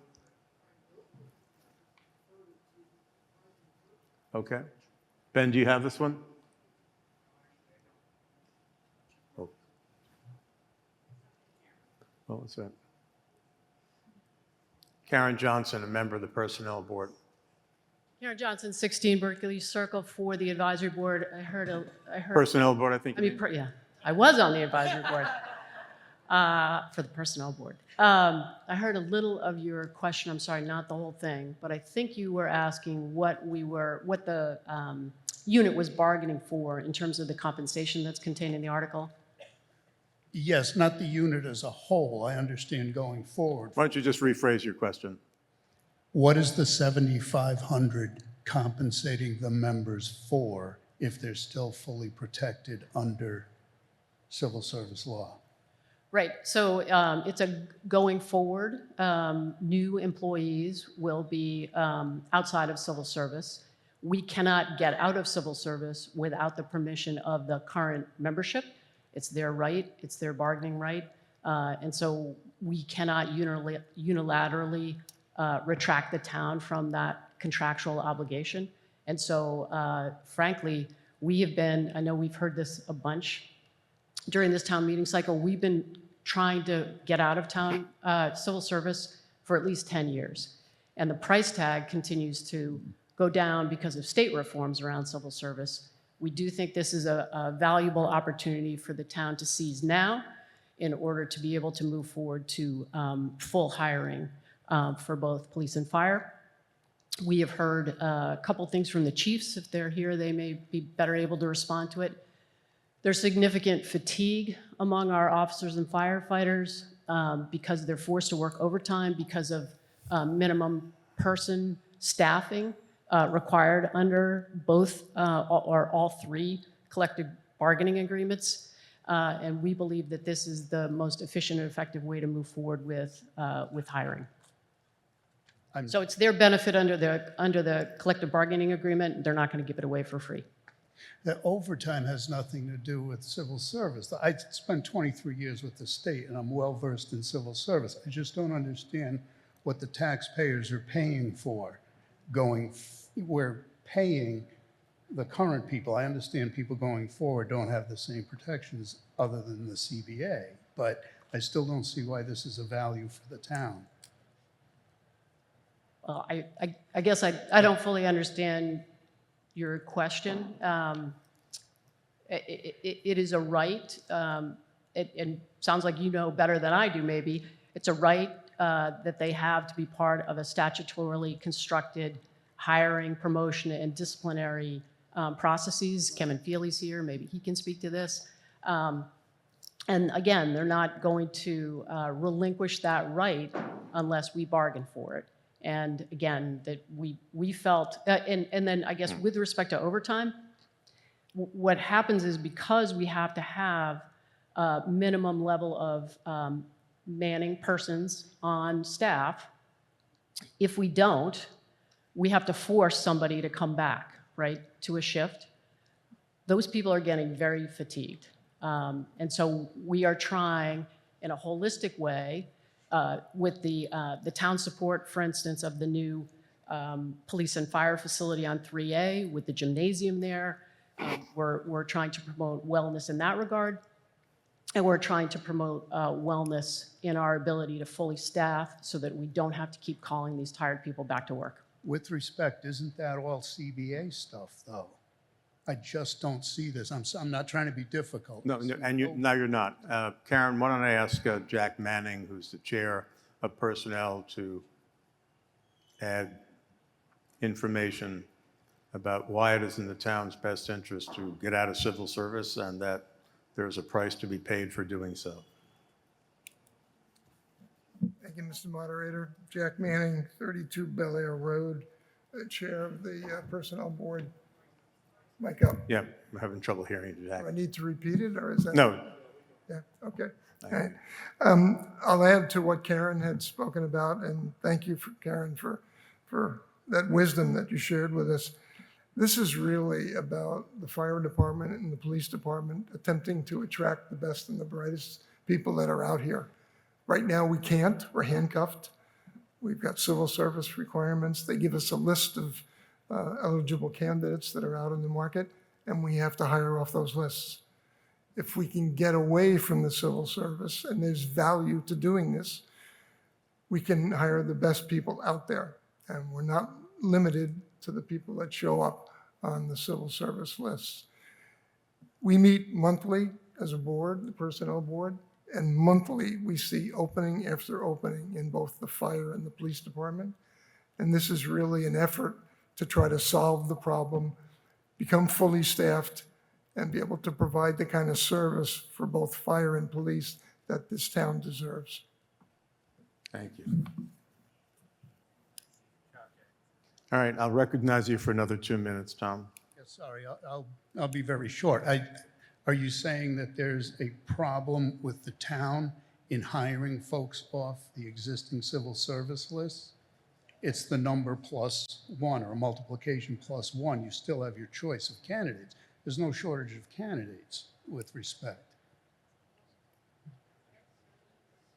Go ahead.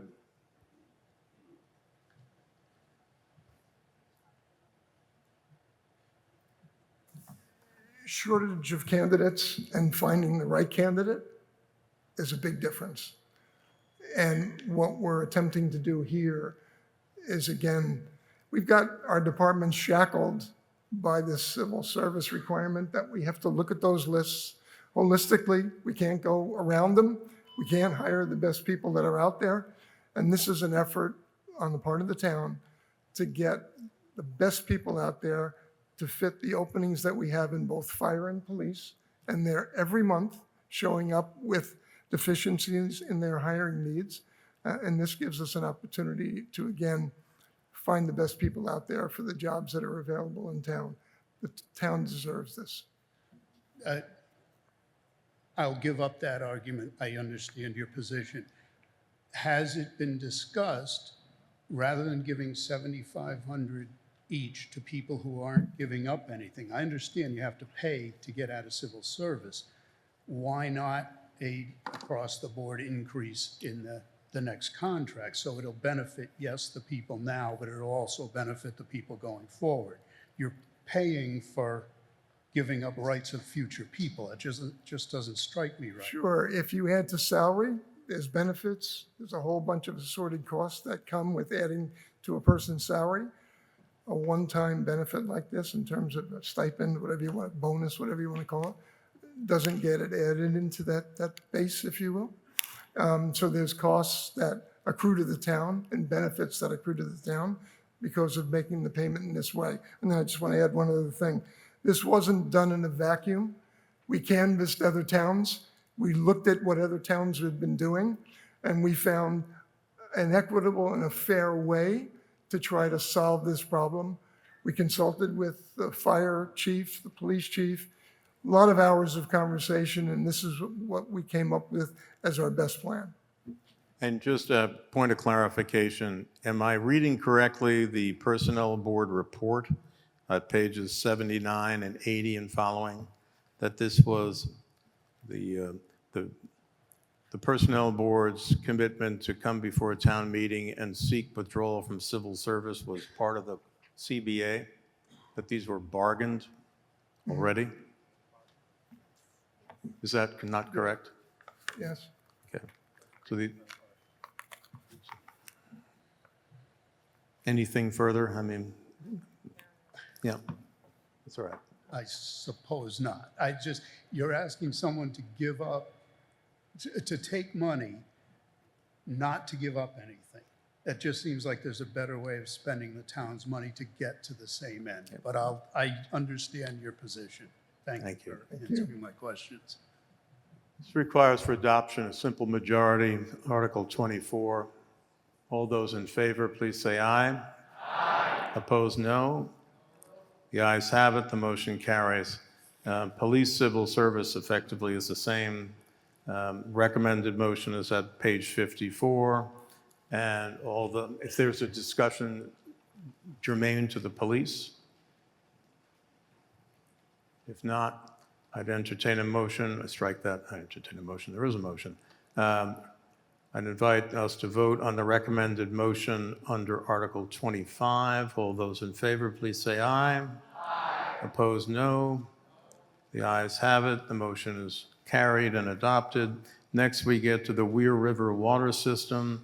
Will the town to appropriate a sum of money from the PFAS fund, the town of Hingham, to be expended under the Weir River Water System, by the water system rather, for any required expenditures under the PFAS settlement. I'll call these forever chemicals.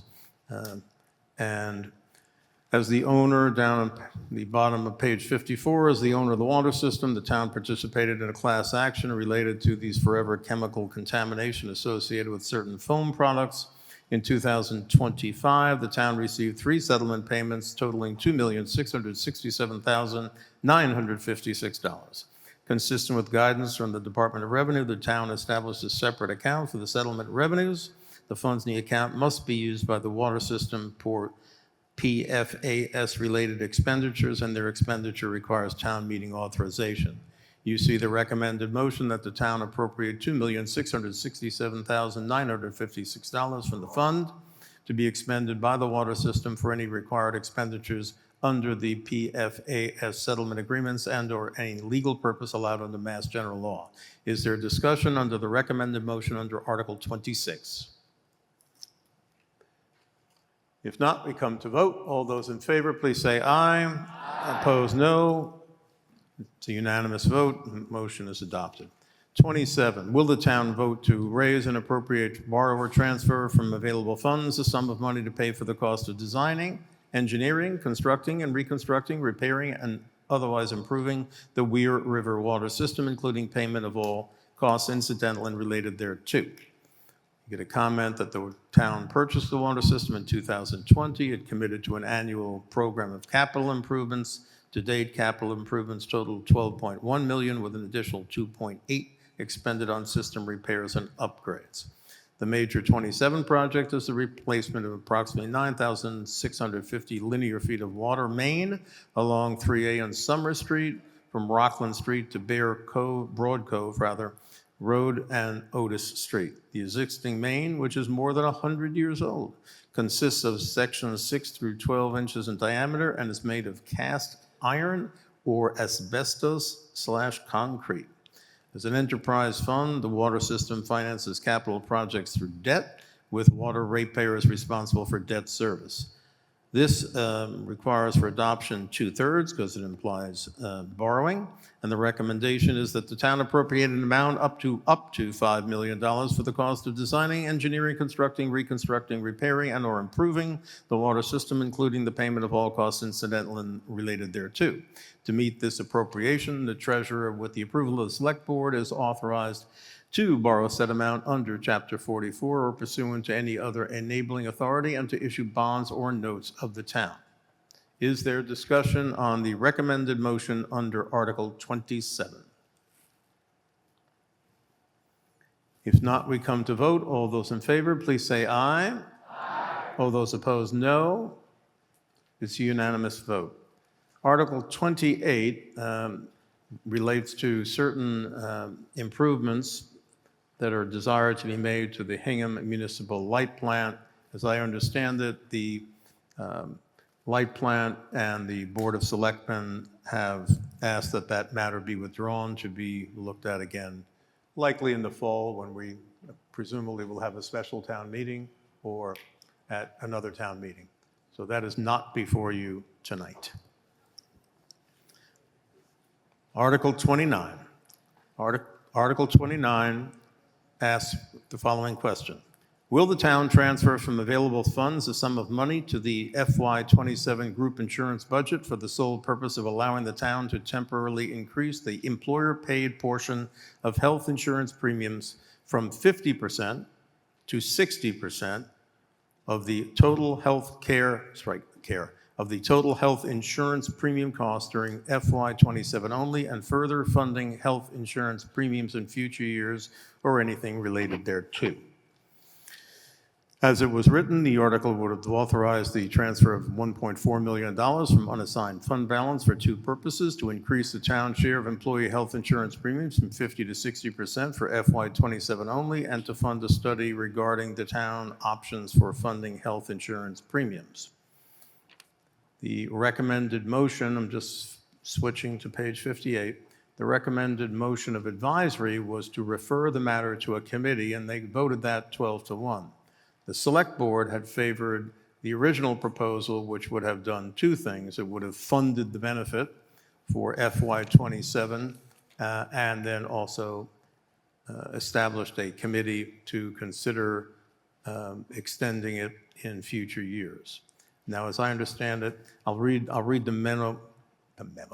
I'll read the motion that is before us. Because the advisory committee is recommending a positive motion, it will be received as the main motion before the meeting. So what I'm about to read is the motion of advisory, which was voted 12-1 in favor of what I'm about to read. That the town appropriate and transfer $100,000 from unassigned fund balance to be expended under the direction of the Personnel Board for expenses, including those of a consultant associated with the study, to be led by the Personnel Board via a task force made up of members and liaisons as determined by the Personnel Board, to study the town's policies regarding health insurance options provided to town employees, including not only the town's share of the health insurance premiums, but also the scope of the offerings, to be completed as soon as reasonably possible so as to deliver the findings and discuss them with stakeholders. Give me a second. No later than November 30th, 2026. Among other things, the study and the results shall include an analysis of the offerings of the town's benchmark communities, a recommendation and cost analysis of what a competitive package should include, and a recommendation of how and when to implement the recommended package. So that is the main motion that is before the meeting at this time. Does advisory wish to make any comment on Article 29? Mr. Pohl.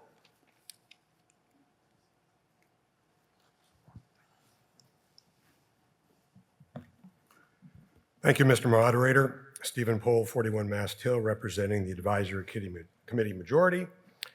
It is not often that a select board proposed article is voted down by AdCom. We did so here not lightly. The context is that the town has approximately 1,350 employees. 493 are on the town's health insurance, and the town pays 50%. Most communities pay more. Thus, in collective bargaining negotiations, the town has offered additional monetary and non-monetary compensation to try to make up for that.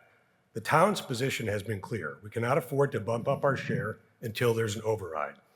Procedural background. The original select board article that is not in the warrant proposed using $1.3 million to fund balance to provide a one-year stipend to employees, which, as the moderator has informed you, would bump up the town share to 60%. The proposal did not come to AdCom with much backup support. No study, no analysis, no assessment of long-term implications, just to add the one-year stipend. AdCom deliberations began, and it was clear that the study was necessary, whether AdCom voted the stipend up or down. In response, the select board modified the article to add money to fund a study.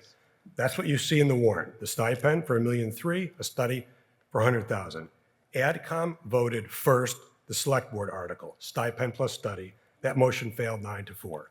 Second, AdCom voted the study only. That passed 12-1. That's the motion that was just read to you. Now the substance. AdCom has never questioned the central point raised by this article. The town leadership believes the town should increase its share above 50%. But if the town could do that, three things would be true. One, that increase would be included in the balanced budget presented to you at page 14 of the warrant. Two, the town would have a plan in place for how it will fit the cost into next year's budget and the following years. Three, I wouldn't be standing here. The advisory committee supports a study-only option for 5 principal reasons. 1 year, number one, 1 year really isn't 1 year. When the town administrator presented this article to AdCom, Personnel Board leadership was present and was very clear. What is given will be very difficult to take back. If no override for 3 years, this is a $4 to $5 million multi-year ask. It's the wrong process. Benefit changes of this magnitude should be part of an overall budgeted multi-year compensation strategy. That is what happens in collective bargaining. So the process calls for more, such as the proposed study that looks at our benchmark towns and potential changes in offerings. 3, the stipend does not solve the problem. And is it even fair to all employees? A 1-year stipend will not solve the structural problem, support a competitive offering to employees, help with recruiting or collective bargaining, because there's no assurance that it's permanent. Is it even fair? Boiled down, this stipend is a mid-year cycle outside of collective bargaining negotiations, non-negotiated gift. It's extra cash compensation, but only to certain employees, only those that get town insurance. Does that even seem fair? What about the employees that rely on a spouse's work insurance coverage? Number one, while that employee saves the town the entire cost of insurance, they would not share in the gift. There's no precedent. Number 4, the town is not aware of any Massachusetts community that has instituted this type of 1-year stipend. 5, it goes against our financial policy. It's not an emergency. Using fund balance for operating costs runs counter to our financial policy. You heard this yesterday from AdCom's chair. You heard more reasons why from Mary Power during the discussion on the Article 10 reserve. This situation does not fall under the emergency exception to the policy. First, it's not new news. It's not unforeseen. It's been an issue for several years. Second, the financial policy emergency exception requires more than putting an emergency label on it.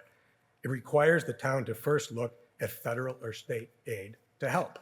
And second, importantly, it conditions the use of the emergency exception on controls set by the select board, advisory committee, school committee, town administrator.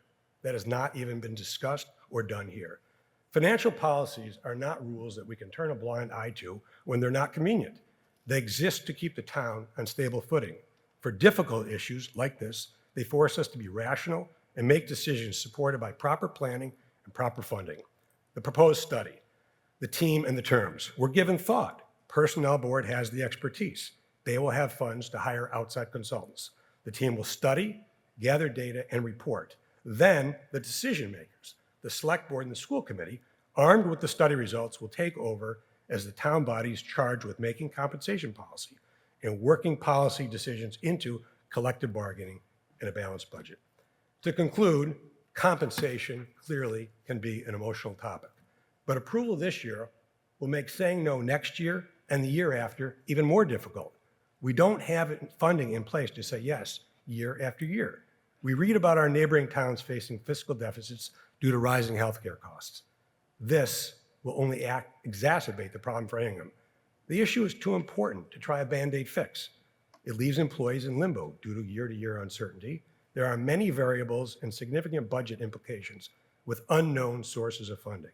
It should be left to a study in a financial setting with known costs and known funding, be it in connection with an override or in some other fashion where it can be fit into an annual balanced budget. For these reasons, the majority of the advisory committee recommends approval of the study-only motion and no action on any stipends. Thank you.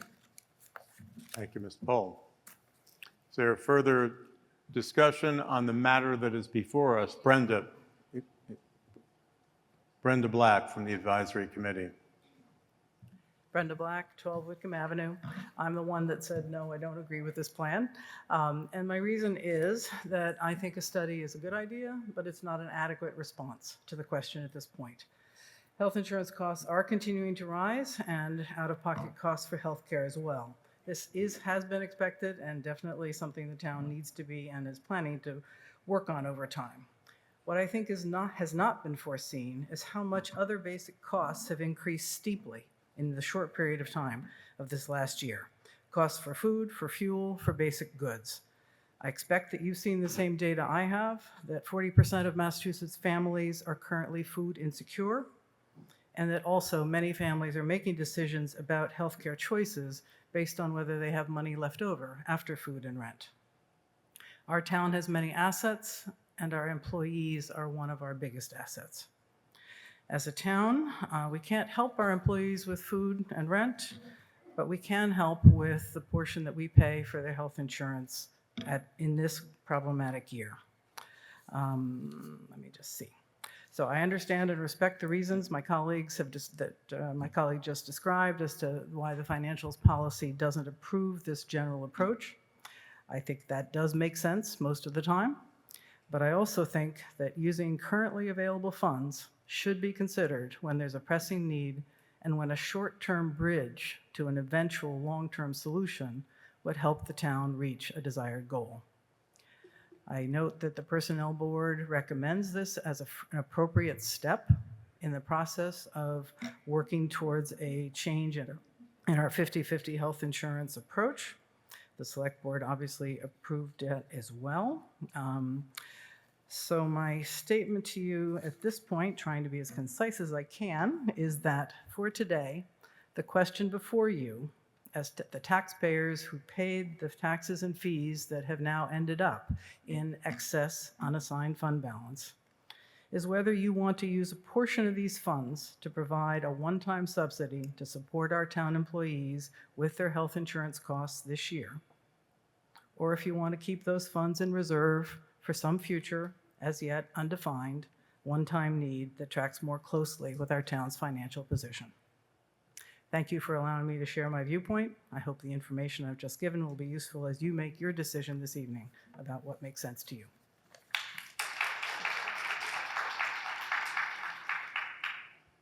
Yes, come forward. I think you're better off coming up here.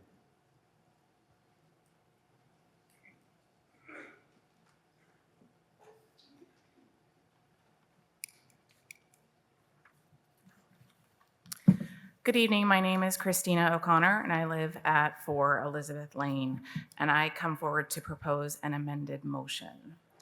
All right. So the motion that is before you right now, of course, is that Mr. Pohl addressed the study-only option, I'll call it, from advisory. That is the main motion, but as the moderator's message details, the main motion is subject to amendment, and Ms. O'Connor has just told us that she is proposing an amendment. And it's not so brief that we can just hear it orally. So she has it written down, and she can read it to us. Okay.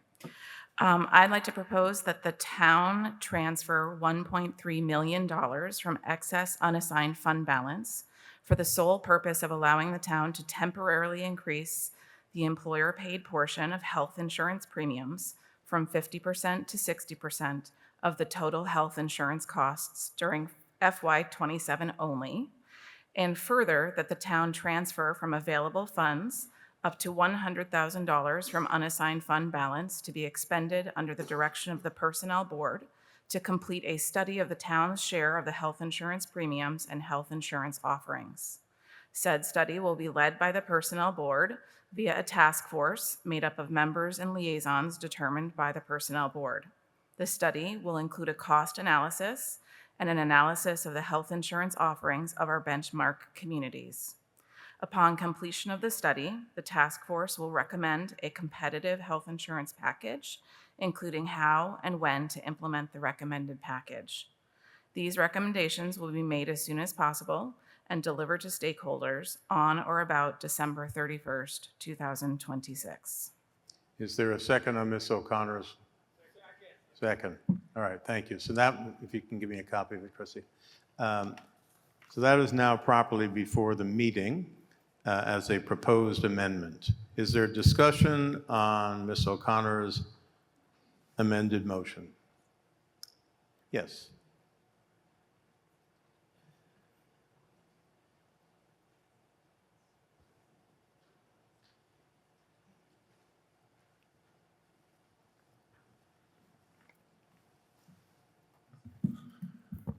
Ben Lockheim, 15 Gardner Street, also a teacher in the town. I was a teacher at Hingham High School for 14 years and now teach at Hingham Middle School.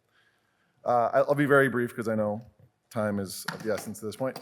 I know someone spoke earlier from AdCom saying that they would not share in this gift as far as certain people that would not directly benefit from this one-time fund balance. I am one of those people.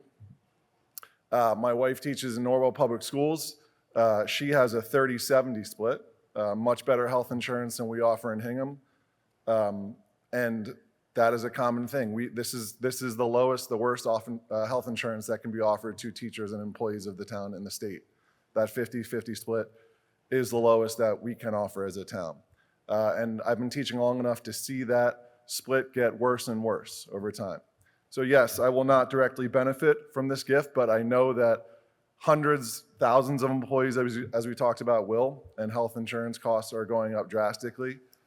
And I know of several coworkers that will benefit from this incredibly. So I would really appreciate your vote.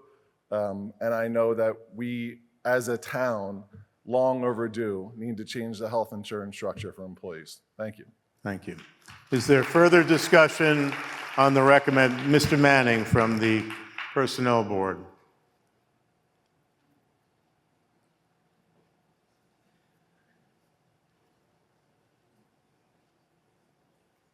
Mr. Moderator. Yep. Jack Manning, 32 Bel Air Road, Chair of the Personnel Board. I want to speak in favor of this amended motion, and I want to create some context at the same time and talk a little bit about the work that we do on the Personnel Board. One of the responsibilities of the Personnel Board is to negotiate the collective bargaining agreements with the different unions that represent the fire, the police, the Department of Public Works, and the library. When we begin our negotiations, we spend considerable time canvassing the 19 towns that we compare ourselves to. Our aim is to develop a fair, reasonable, and ultimately acceptable salary and benefits package that we can offer our employees. We always aim for our workers' salaries to be just above the median of the other 19 towns that we compare ourselves to. If not, we make an equity adjustment to bring our workers' salaries in line. For years, healthcare benefits have not been discussed in our bargaining discussions. The town's position has been to hold a 50-50 split on healthcare costs with our workers. Adherence to that strategy has become increasingly difficult, as most towns offer a much more generous contribution. In fact, while our salaries have stayed at the median or slightly higher, holding our healthcare contribution to 50% has left the town tied for dead last among many other 19 towns that we compare ourselves to. And to describe the impact on our workers, DPW has employees who have worked for the town for over 30 years. Our average DPW worker earns around $70,000 a year. And if that worker selects an average family health care plan, they're going to pay out of pocket $15,600, making $70,000. If they take one of our better plans, the costs skyrocket to over $20,000. Both plans take a huge bite out of our employees' take-home pay. Often, our employees have to make a choice between a catastrophic healthcare plan and putting food on the table. The fire and police salaries are higher. A firefighter, EMT, paramedic starts in the 70s and a police officer in the 80s. But the healthcare decisions and costs to our employees are the same. The stipend in this motion is an attempt to help our town employees deal with the ever-increasing healthcare costs and give us an opportunity to help ensure that we're providing our employees with a fair and equitable and a living compensation package. I urge you to vote yes on the amended motion. Thank you. Is there further, Ms. Nave?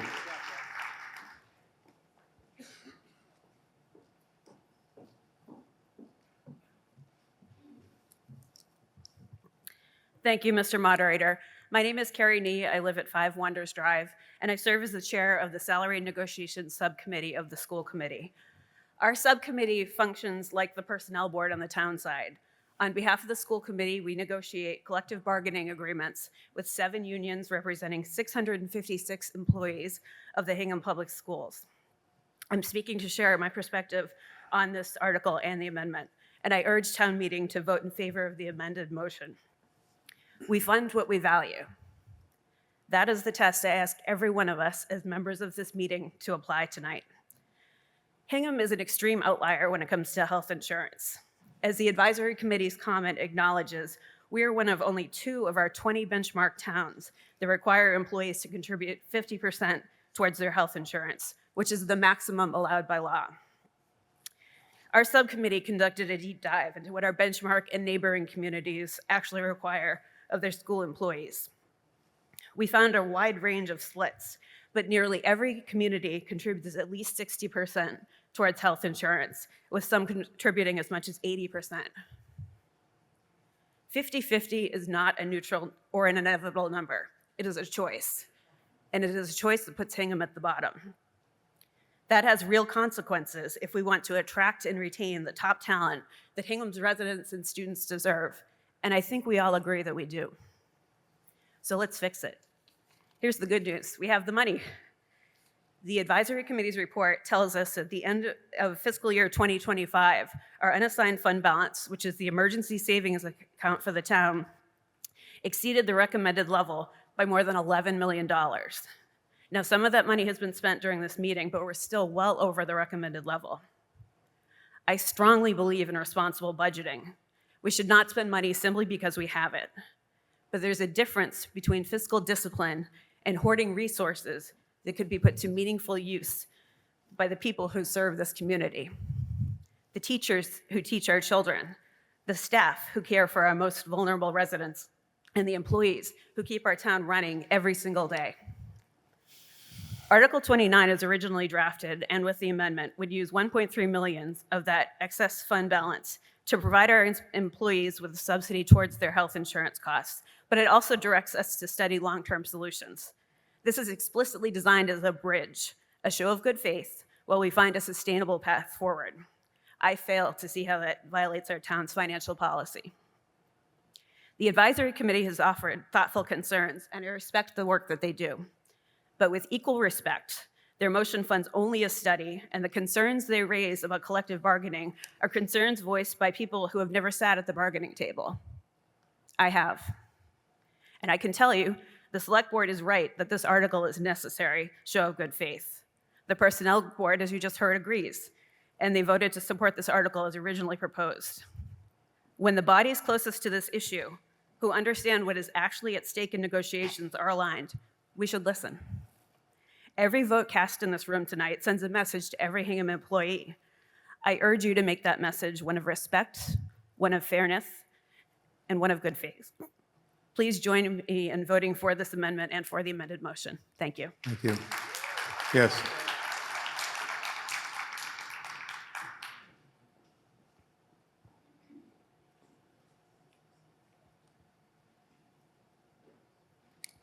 Thank you, Mr. Moderator. Margaret Curran, 9 Harborview Drive. I've lived in Hingham for 25 years, and I have taught 6th grade at Hingham Middle School for 18 years. I love my job. I cannot say it enough.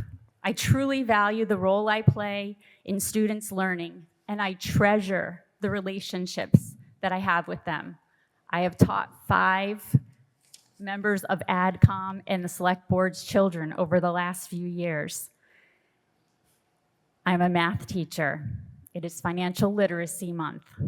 I love when I'm in my classroom and we get to talk about real-world math, negotiating car loan percentages, understanding various types of mortgages, saving for retirement, effectively avoiding or paying off credit card debt, and overall, how you advocate for yourself. I'm here as both a town employee and a taxpayer to speak about the amendment to Article 29. I want to start by acknowledging the Advisory Committee and Select Board. I know the decisions you face are a balancing act of competing needs, and I am grateful for the care you bring to this process. I'm here to respectfully advocate for this increase in the town's contribution to town employees' health insurance. To understand why this is necessary, we have to look at the math that our staff is facing. Over the past 3 years, my health insurance premiums have jumped by 8.8%, then 14%, and then another 6.6%. When compounded, that represents 29.4% increase in just 3 years. For many of my colleagues, especially those early in their careers or raising young families, these aren't just adjustments. They are effectively pay cuts. In fiscal year 26, 52% of my salary increase was immediately swallowed by the rise in my family's health insurance premiums. And I'm lucky enough to be on the higher end because I've been teaching so long. We aren't just treading water, we are sinking. The 50-50 split is becoming increasingly unsustainable. By moving to a 60-40 split, we aren't asking for an extravagance, we are asking for a partnership. This model is common in many of our neighboring Massachusetts communities, and for good reason. It recognizes that while employees cannot negotiate premium rates or shop around for better deals, the town can help stabilize the financial reality for the people who make our schools run. And I'm speaking for all employees of the town, but I work in schools. I understand the concern regarding the use of unassigned fund balance. What I ask is for you to view this subsidy as a critical bridge. It provides the town and its employees the necessary breathing room to find a long-term path forward without forcing our staff to make impossible financial decisions and choices in the middle of a volatile market. This investment is about more than just one line item. Yes, it is about retention, keeping the experienced employees who know their value and value Hingham, keeping school employees who know our students' names and their individual needs. For recruitment, remaining competitive in a labor market where 60-40 and 70-30 splits are often the standard. And for stability, ensuring that all employees can focus on their primary responsibilities. For teachers, this means being innovative and patient in my classroom rather than being financially squeezed at home. Strong schools, services, and facilities are the heartbeat of Hingham. They protect our property values and they attract the families that keep this community vibrant. But a strong Hingham requires town employees who feel respected and supported. Investing in Hingham employees is a direct investment in the quality and stability of Hingham. I ask for your support of the amendment to Article 29 to provide this essential, predictable relief. Thank you for your thoughtful you. consideration. Yes. Select Board Member Klein.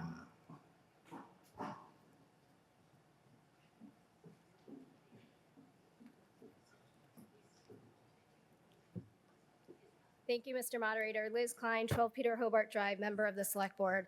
I'm speaking in support of the recommended alternate motion made by Ms. O'Connor on Article 29. At its core, this article is about people, the employees who keep our town running every single day, the teachers in our classrooms, the public safety professionals who respond when we call, the DPW crews maintaining our roads and infrastructure, the staff who ensure our town services operate smoothly and efficiently. Today, Hingham asks these employees to shoulder 50% of their health insurance costs, a structure that places us at a disadvantage compared to nearly all of our peer communities. The Select Board committed to studying our healthcare structure and options, recognizing that this is a major pain point for many employees. A healthcare task force was created. It was comprised of the town administrator, assistant town administrator, a liaison from the personnel board, and me as the liaison from the Select Board. We worked with a consultant on the first phase of this project. The task force analyzed the healthcare cost structure of the town, of Hingham's participation in the Group Insurance Commission, known as the GIC, as well as alternatives available to the town to provide health insurance to its employees, retirees, and their dependents. The work completed is a phase 1, outlining the many challenges the town faces in managing subscriber costs in a very difficult healthcare market. After careful review of the Healthcare Task Force report, and in light of the $11 million in excess fund balance this year, the Select Board has proposed a healthcare subsidy for our employees. I appreciate the very difficult position my colleagues on Advisory Committee have been put in. As always, they have done their due diligence with careful consideration and stewardship of our financial policy. Article 29 proposes a modest but meaningful step forward, a 1-year increase in the town's contribution from 50% to 60%, paired with a phase 2 of this effort, a formal study led by the Personnel Board to develop a sustainable long-term solution. Let's be clear, this is not a permanent change, it is a bridge to better support employee morale, a bridge to improve recruitment and retention, a bridge to a more thoughtful, data-driven, long-term strategy. We've heard concerns about using one-time funds for what could become an ongoing cost, and those are very valid concerns, and they are exactly why this article includes a study. This is not a decision made in isolation or without foresight. It is a deliberate step that says, we recognize the issue, we value our employees, and we are committed to getting this right. We've also heard that a 1-year increase may be difficult to reverse. That may be true, but we should ask ourselves, what message do we send if we do nothing? Doing nothing tells our employees that we are comfortable remaining behind our peers. Doing nothing risks continued challenges in hiring and retaining the talented individuals who serve this community. And doing nothing delays the inevitable need to address this issue in a more comprehensive way. Article 29 is a good faith gesture, outside of collective bargaining, that demonstrates respect for our workforce while we do the hard work of designing a sustainable path forward. It balances urgency with prudence. It provides immediate relief while committing to long-term planning. And it reflects the values of a community that understands that investing in people is essential to maintaining the quality of services we all depend on. I urge you to support the alternate motion on Article 29, not as a final answer, but as a responsible and necessary next step. Thank you. Thank you. Is there anything that we need to say before we come to vote? So the motion for the previous question has been made and seconded. You know what it means. All those in favor of the motion for the previous question, the purpose of which is to end debate and proceed to vote on the amended motion under 29, say aye. Aye. All opposed, no.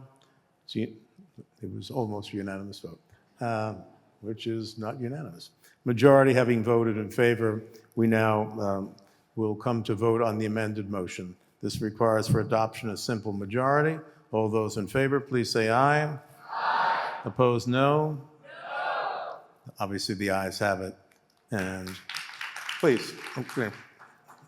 Article 30, the motion is adopted. Article 30. Now, Article 30 has been around for a long time, and I hope it is. Yes? I missed. I'm sorry? We voted on the amended article under 29. I'm sorry, what?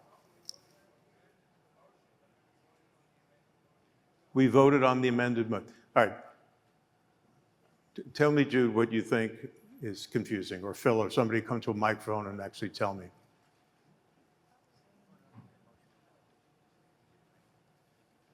Jude Miller, 479 Main Street. I believe we voted to accept the amendment to the main motion. Which we did. Or perhaps as a substitute motion, but then And then I called, or rather than just quibble about it, I called for a vote on the motion as amended. I'll read it, and we will re-vote it. That the town transfer $1.3 million from excess unassigned fund balance for the sole purpose of allowing the town to temporarily increase the employer-paid portion of health insurance premiums from 50 to 60% of the total health care insurance, health insurance cost during fiscal 27 only.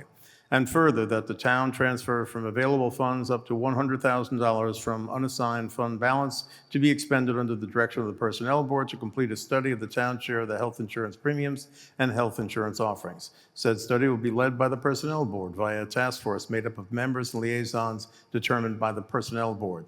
The study will include a cost analysis and an analysis of the health insurance offerings of our benchmark communities. Upon completion of the study, the task force will recommend a competitive health insurance package, including how and when to implement the recommended package. These recommendations will be made as soon as possible and delivered to stakeholders on or about December the 31st, 2026. So that is the amended motion that is before the meeting. All those in favor, please say aye. Aye. Opposed, no. The ayes have it. The motion as amended is adopted. Let's do Article 30, and let's take this to whatever, the end zone, or whatever your metaphor or image of choice is. Article 30 relates to the 3A project. It's been around for a long time. As you see in the comment, it's been around for more than a decade of analysis and the like.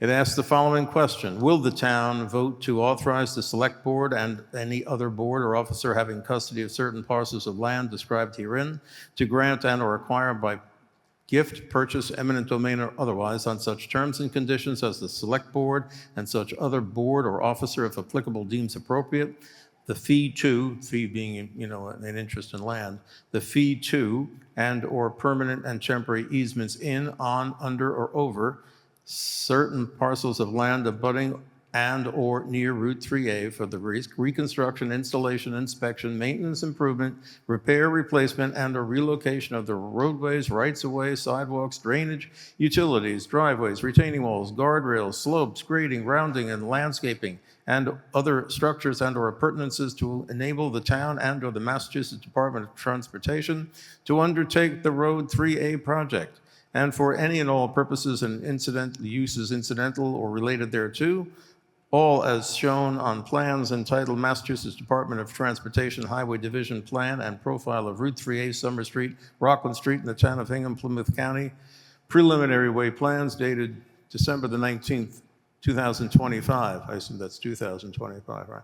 A copy of which is on file with the town clerk. As said, plans may be amended from time to time. B, transfer the care, custody, and control of the portions of the town-owned property or properties interests shown on the aforesaid plans from the board or officer having custody of same for the purposes, let me strike that, for which such properties are currently held by the Select Board for said public way purposes, and if applicable, authorize the Select Board and such other board or officer if applicable to submit a petition to the General Court to permit the aforesaid use under Article 97 of the Massachusetts Constitution, and C, authorize the Select Board and such other board or officer applicable to enter into any and all agreements and take any and all actions necessary or appropriate to effectuate the aforesaid purposes, including but not limited to dedicating the town-owned parcels to the foregoing purposes or act on anything relating thereto. So this was inserted by the Route 3A Task Force. The recommendation of the Advisory Committee is contained in its supplemental report. It is a positive recommendation. It is consistent entirely with the recommended, with the article under Article 30, and it requires for adoption after debate a 2/3 majority. So is there conversation, debate, or information to be shared on the Article 30 Route 3A project before we come to vote on it? Yes, sir. Come to a microphone, please. Rob Mueller, 3 Manor Drive. There's been some confusion, just speaking with neighbors. I hear various opinions on how far along or approved. I hear that it's 100% approved, but that's obviously not the case given that we're here today. Otherwise, we wouldn't be voting on it. So I would just love to know what boxes are left to check, what other approvals, what other votes. Just love to know when this is actually Perfect. Excellent question. I'll invite Deirdre Anderson to come forward, who chairs this committee. Yeah. Oh, Judy Sneath chairs. All right. Apparently there was a coup, Judy. No. Deirdre Anderson, 31 Oak Colony Road, on behalf of the Route 3A Task Force chaired by Judy Sneath with Paul Healy, Bryce Blair, Alan Peralt, and myself. Where we are on the Route 3A Task Force is at a critical vote tonight, which authorizes the town Select Board to work with the Massachusetts State Legislature on Article 97 land, which includes slivers of land along the Route 3A corridor project from the Hingham Lobster Pound to Muzzy's Corner, which is the intersection of Rockland Street and George Washington Boulevard. Along that corridor, there are pieces of land that are under the care, custody, and control of the Conservation Commission. And when that happens, you have to get town legislative approval and state legislative approval to compensate for that land if it is to be used in the safety improvements on the Route 3A project. If we are able to get this affirmative vote this evening, it goes to the Massachusetts State Legislature for this summer's session, and it keeps us on the state's transportation improvement plan, which is the TIP, to begin work in 2027. Thank you. Is there further discussion? Is there further discussion before we come to vote? It requires for adoption a 2/3 majority. All those in favor of the recommended motion under Article 30, please say aye. Aye. All those opposed, no. It's a unanimous vote. Next, we have Article 31, Citizens Petition to establish a Youth Commission. The Select Board and the Advisory Committee have voted no action. Is there a debate or discussion on that? Yes, sir, Mr. Buckley. Henry Buckley, 235 Lincoln Street. I'm the primary sponsor of this warrant article. It has been thoroughly reviewed by both the Select Board and the Advisory Committee, and I believe that it has been appropriately and properly adjudicated.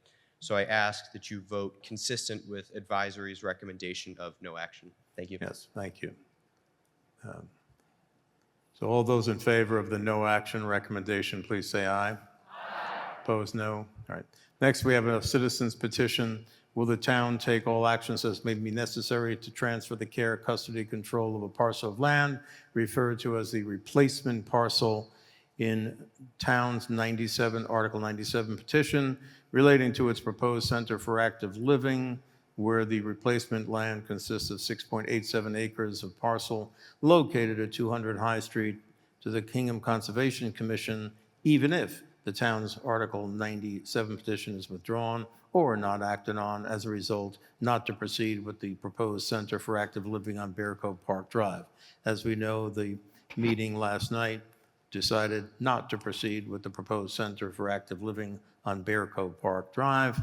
The recommendation of Advisory and Select Board is that the town take no action on this article, which was inserted at the request of Anita Ryan and others. Ms. Ryan, I assume you wish to speak on behalf of something. Anita Ryan, 37 Baker Hill Drive. I am very tired, and I will proceed for no action as well. So there is a proposal of no action. All those in favor of taking no action on 32, please say aye. Aye. All those opposed, no. It's a majority no action. Next is a citizen petition to amend the town's noise bylaw. It asks the following question. Will the town amend Article 42 of the town's bylaws, recognizing that town employees work outside, children play outside, residents enjoy the use of their property, and residents value the tranquility of passive recreation in our open spaces? It seeks to add the following. Section 7F, pickleball. So this would be an amendment to the town's bylaws, and it would read as follows. No new public pickleball courts shall be constructed where none currently exist, unless and until it can be demonstrated that the sound generated by pickleball noise, is effectively mitigated through sound attenuation measures, such as enclosure, sound barriers, or soundproofing, such that the pickleball noise is not plainly audible beyond 100 feet, or does not infringe on the legitimate rights of others, which is the standard in Section 6A of the bylaw, or act on anything related thereto. The Advisory Committee and the Select Board voted unanimously no action. This was inserted at the request of Hillary Tutko and others. Is there discussion on the recommendation that the town take no action on this article?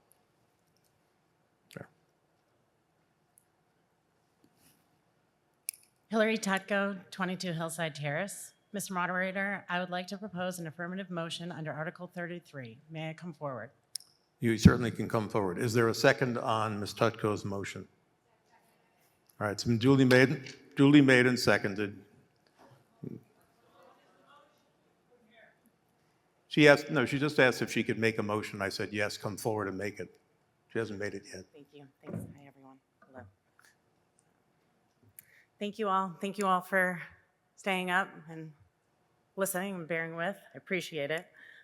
Thank you, moderator. Thank you, Select Board and Advisory Committee, for all your continued hard work and commitment to this town. Cities across the country are banning pickleball due to the excessive noise and disruption of the peace. Latest was Carmel, California. Canton, Mass. took pickleball courts off the town meeting agenda last year due to noise concerns next to conservation lands. Houses were 600 feet away. Wellesley, Mass., after years of noise complaints, has 5 pickleball courts lined on newly refurbished tennis courts to curb the pickleball noise impact.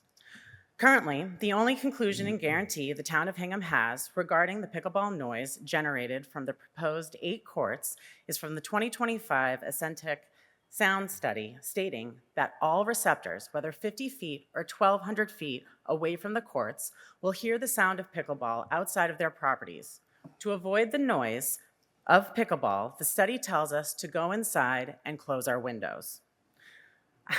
I have been following the pickleball progression since January 2025 and listened to each town committee tell me that noise will not be an issue, even though the sound study has concluded that noise will in fact be an issue.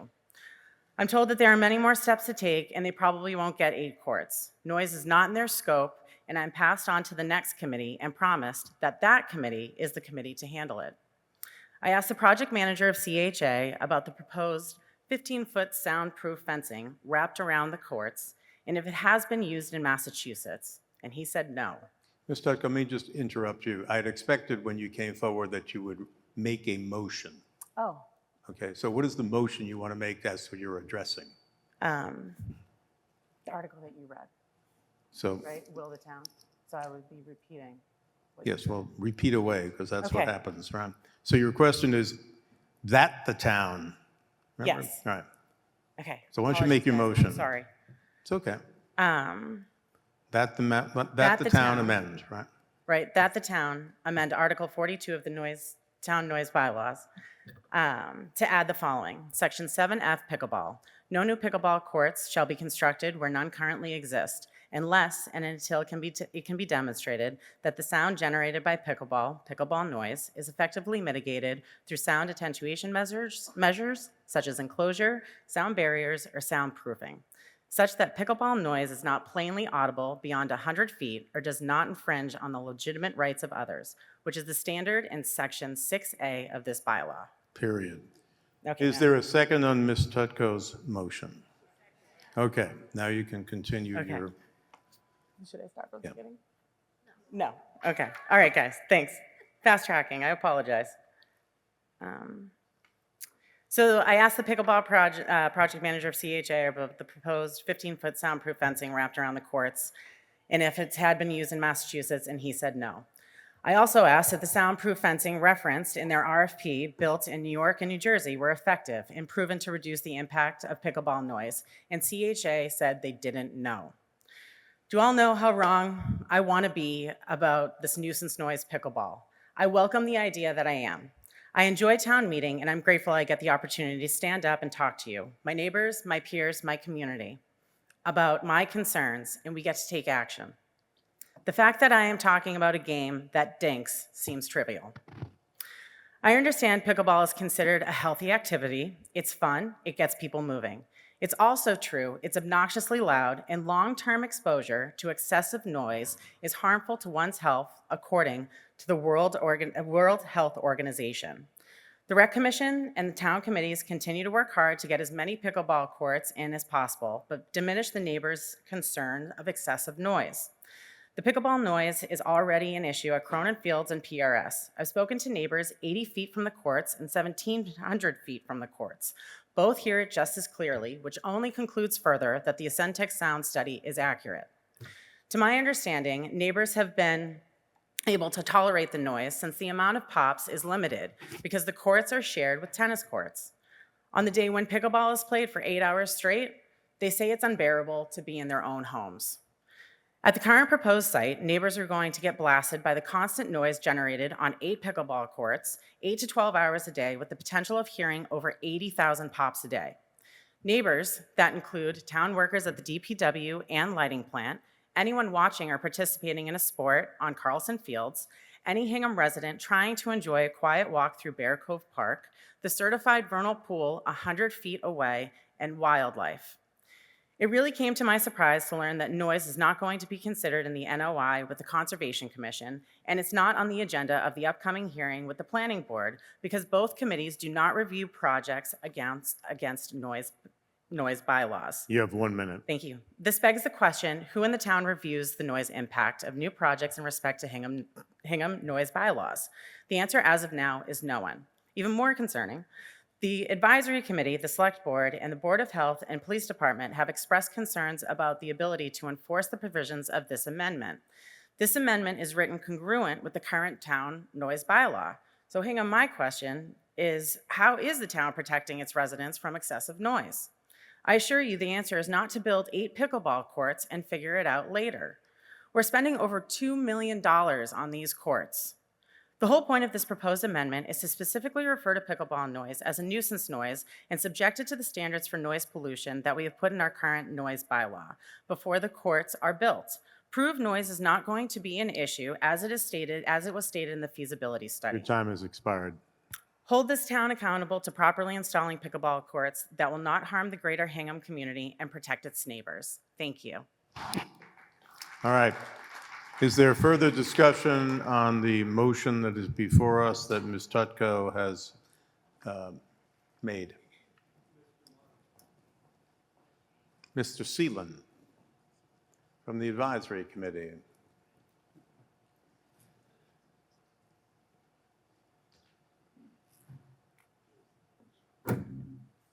Thank you, Mr. Moderator. Jerry Seelan, 166 Hersey Street, speaking for the advisory committee that voted unanimously for no action on this. We're all sensitive to people's concerns about noise of any kind. Our concern was that this proposed amendment to the bylaw has a number of problems. First of all, the proposed standards, if adopted, would apply to all new pickleball courts throughout town, including, of course, as Ms. Tutko mentioned, the Recreation Commission courts at Bear Cove Drive that were approved last year under Article 20 of the town meeting. So if we approve the proposed amendment, it has a significant impact on what town meeting voted for last year for the pickleball courts. The proposed noise control restrictions are pretty subjective and they're very demanding, particularly the restriction that the noise not be plainly audible beyond 100 feet. That's beyond 100 feet anywhere. That's not just in a residential neighborhood. That's in the industrial park. That's in a commercial district. That's anywhere in town. So the likelihood that any outdoor pickleball court could be built in the town of Hingham if this amendment is passed is zilch. Any pickleball courts, I think, would have to be indoor. I think plainly audible means you can hear it. It's highly unlikely that any sort of exterior noise control mitigation measure would prevent hearing anything 100 feet away. So I think that's the advisory committee's largest concern, is that basically it takes this particular sport, it treats it differently from all other sports which do generate their own kind of noise, says this noise is unique and we don't want to hear it anywhere in town at any level.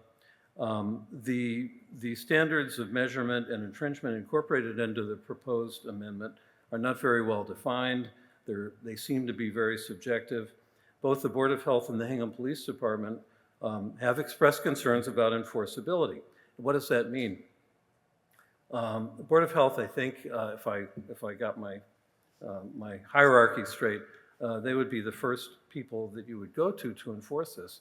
And yet many pickleball games, like any sports games, are played after hours. Board of Health employees work Monday through Thursday, nominally 8 to 5, 8 to 4.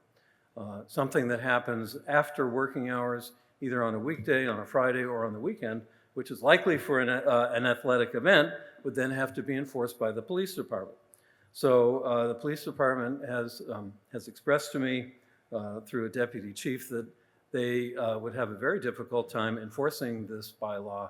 Kind of going to a pickleball game and telling people to stop playing pickleball. They don't even have the proper instrumentation to measure noise, and there are no noise measurement standards in the proposed bylaw. So I think while we are sensitive to the concerns of noise, particularly in residential areas, we feel like this proposed bylaw amendment is way too broad, that it would effectively eliminate any outdoor pickleball courts in the town of Hingham. And that it is singling out a particular sport rather than objectively regulating quality and quantity of noise itself. And it's inequitable and unenforceable. And that's why we voted against it. I think a bylaw that covers noise from any outdoor athletic activity is certainly something worth debating, but I think it needs more study and more analysis and maybe another year. Anyway, thank you. Is there any further discussion before we come to vote on the motion that is before us? Again, under our practice, where the advisory committee votes no action, that is a negative motion that allows a citizen to propose a positive motion, which Ms. Tutko has done. It is properly before you, and I think we can vote on it. It would take for adoption a majority. All those in favor of Ms. Tutko's motion, please say aye. Aye. All those opposed, no. No. The noes obviously have prevailed. The motion is lost. Next, we come to 34. 34 speaks to electronic voting devices and asks the following question. Will the town raise and appropriate, borrow, or transfer from available funds a sum of money to be expended under the direction of the Select Board in consultation with the moderator to be used to pay for electronic voting devices and associated equipment for use at town meeting or act on anything related thereto?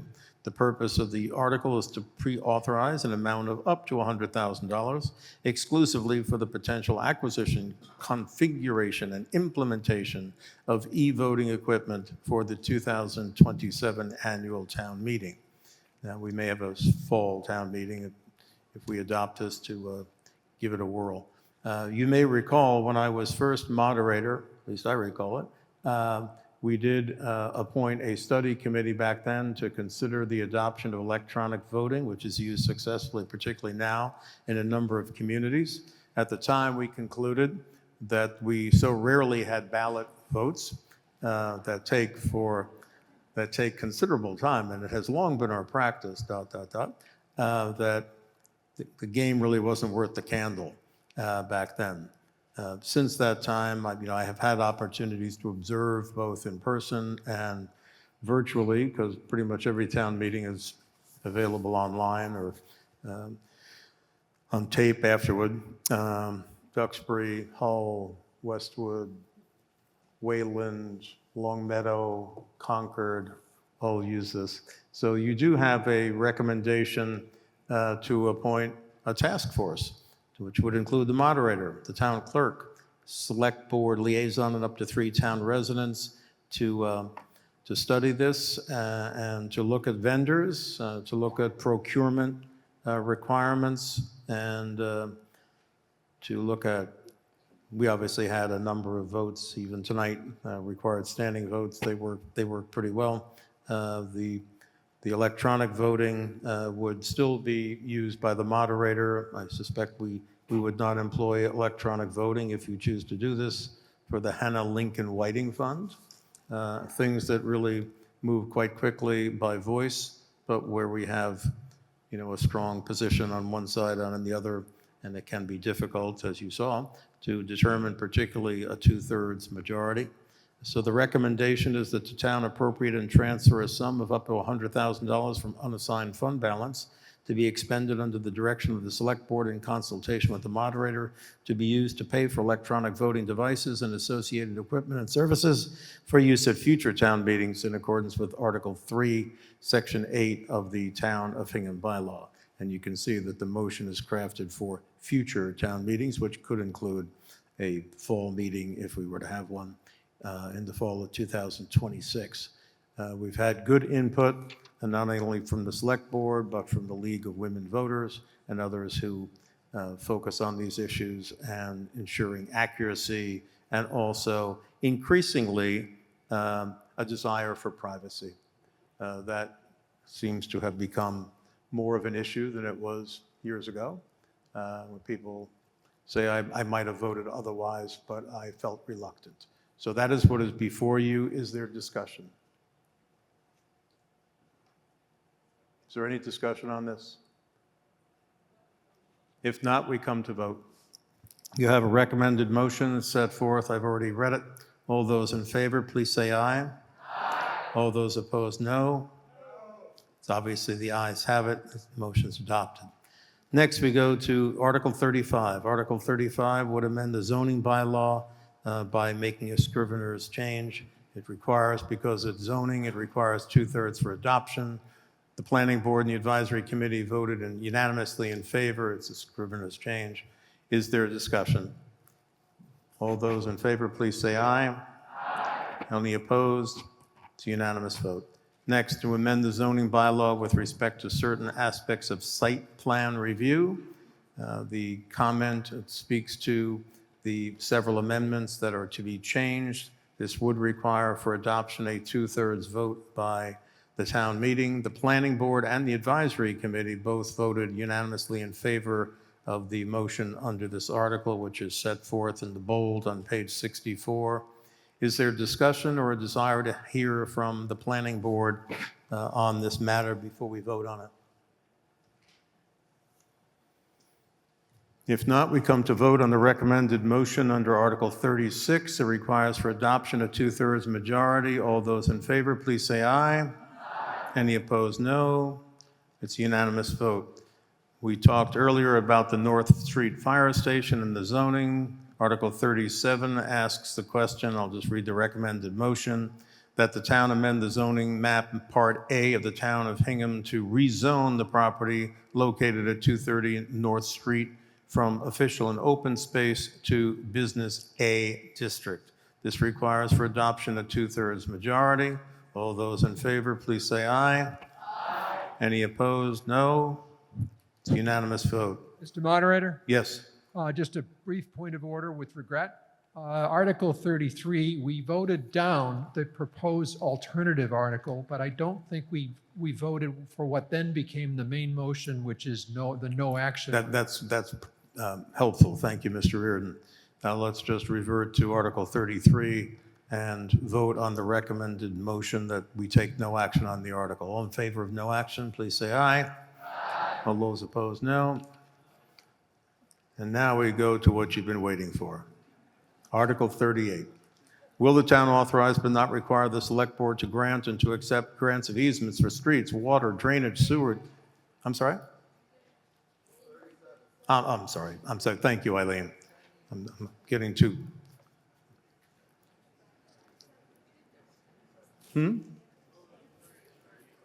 37. The recommended... Yeah, I thought we did too. It was unanimous, but we'll do it again. It was so good the first time. That the town amend the zoning map of the town of Hingham to rezone the property at 230 North Street from official and open space to Business A. All those in favor say aye. Aye. Any opposed, no. It was more than 2/3. Now we come to 38. It's adopted. The motion under 37 was adopted by more than 2/3. Last is that the town authorize but not require for a period through the end of fiscal '27, the select board to accept grants of easements for streets, water, drainage, sewer, and utility purposes or any public purpose, and to grant easements for the limited purpose of streets, water, drainage, sewer, and utility purposes or any public purpose on terms and conditions that the select board considers in the best interest of the town. Is there debate? No. All those in favor, please say aye. Aye. All those opposed, no.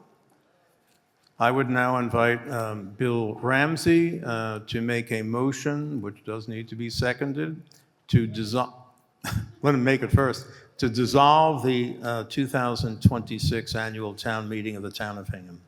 I make a motion to dissolve annual town meeting 2026. Is there, the motion is regrettably not debatable. It does require a majority for adoption. All those in favor of dissolving this meeting, please say aye. Aye. Any opposed, no. It's a unanimous vote. Thank you all.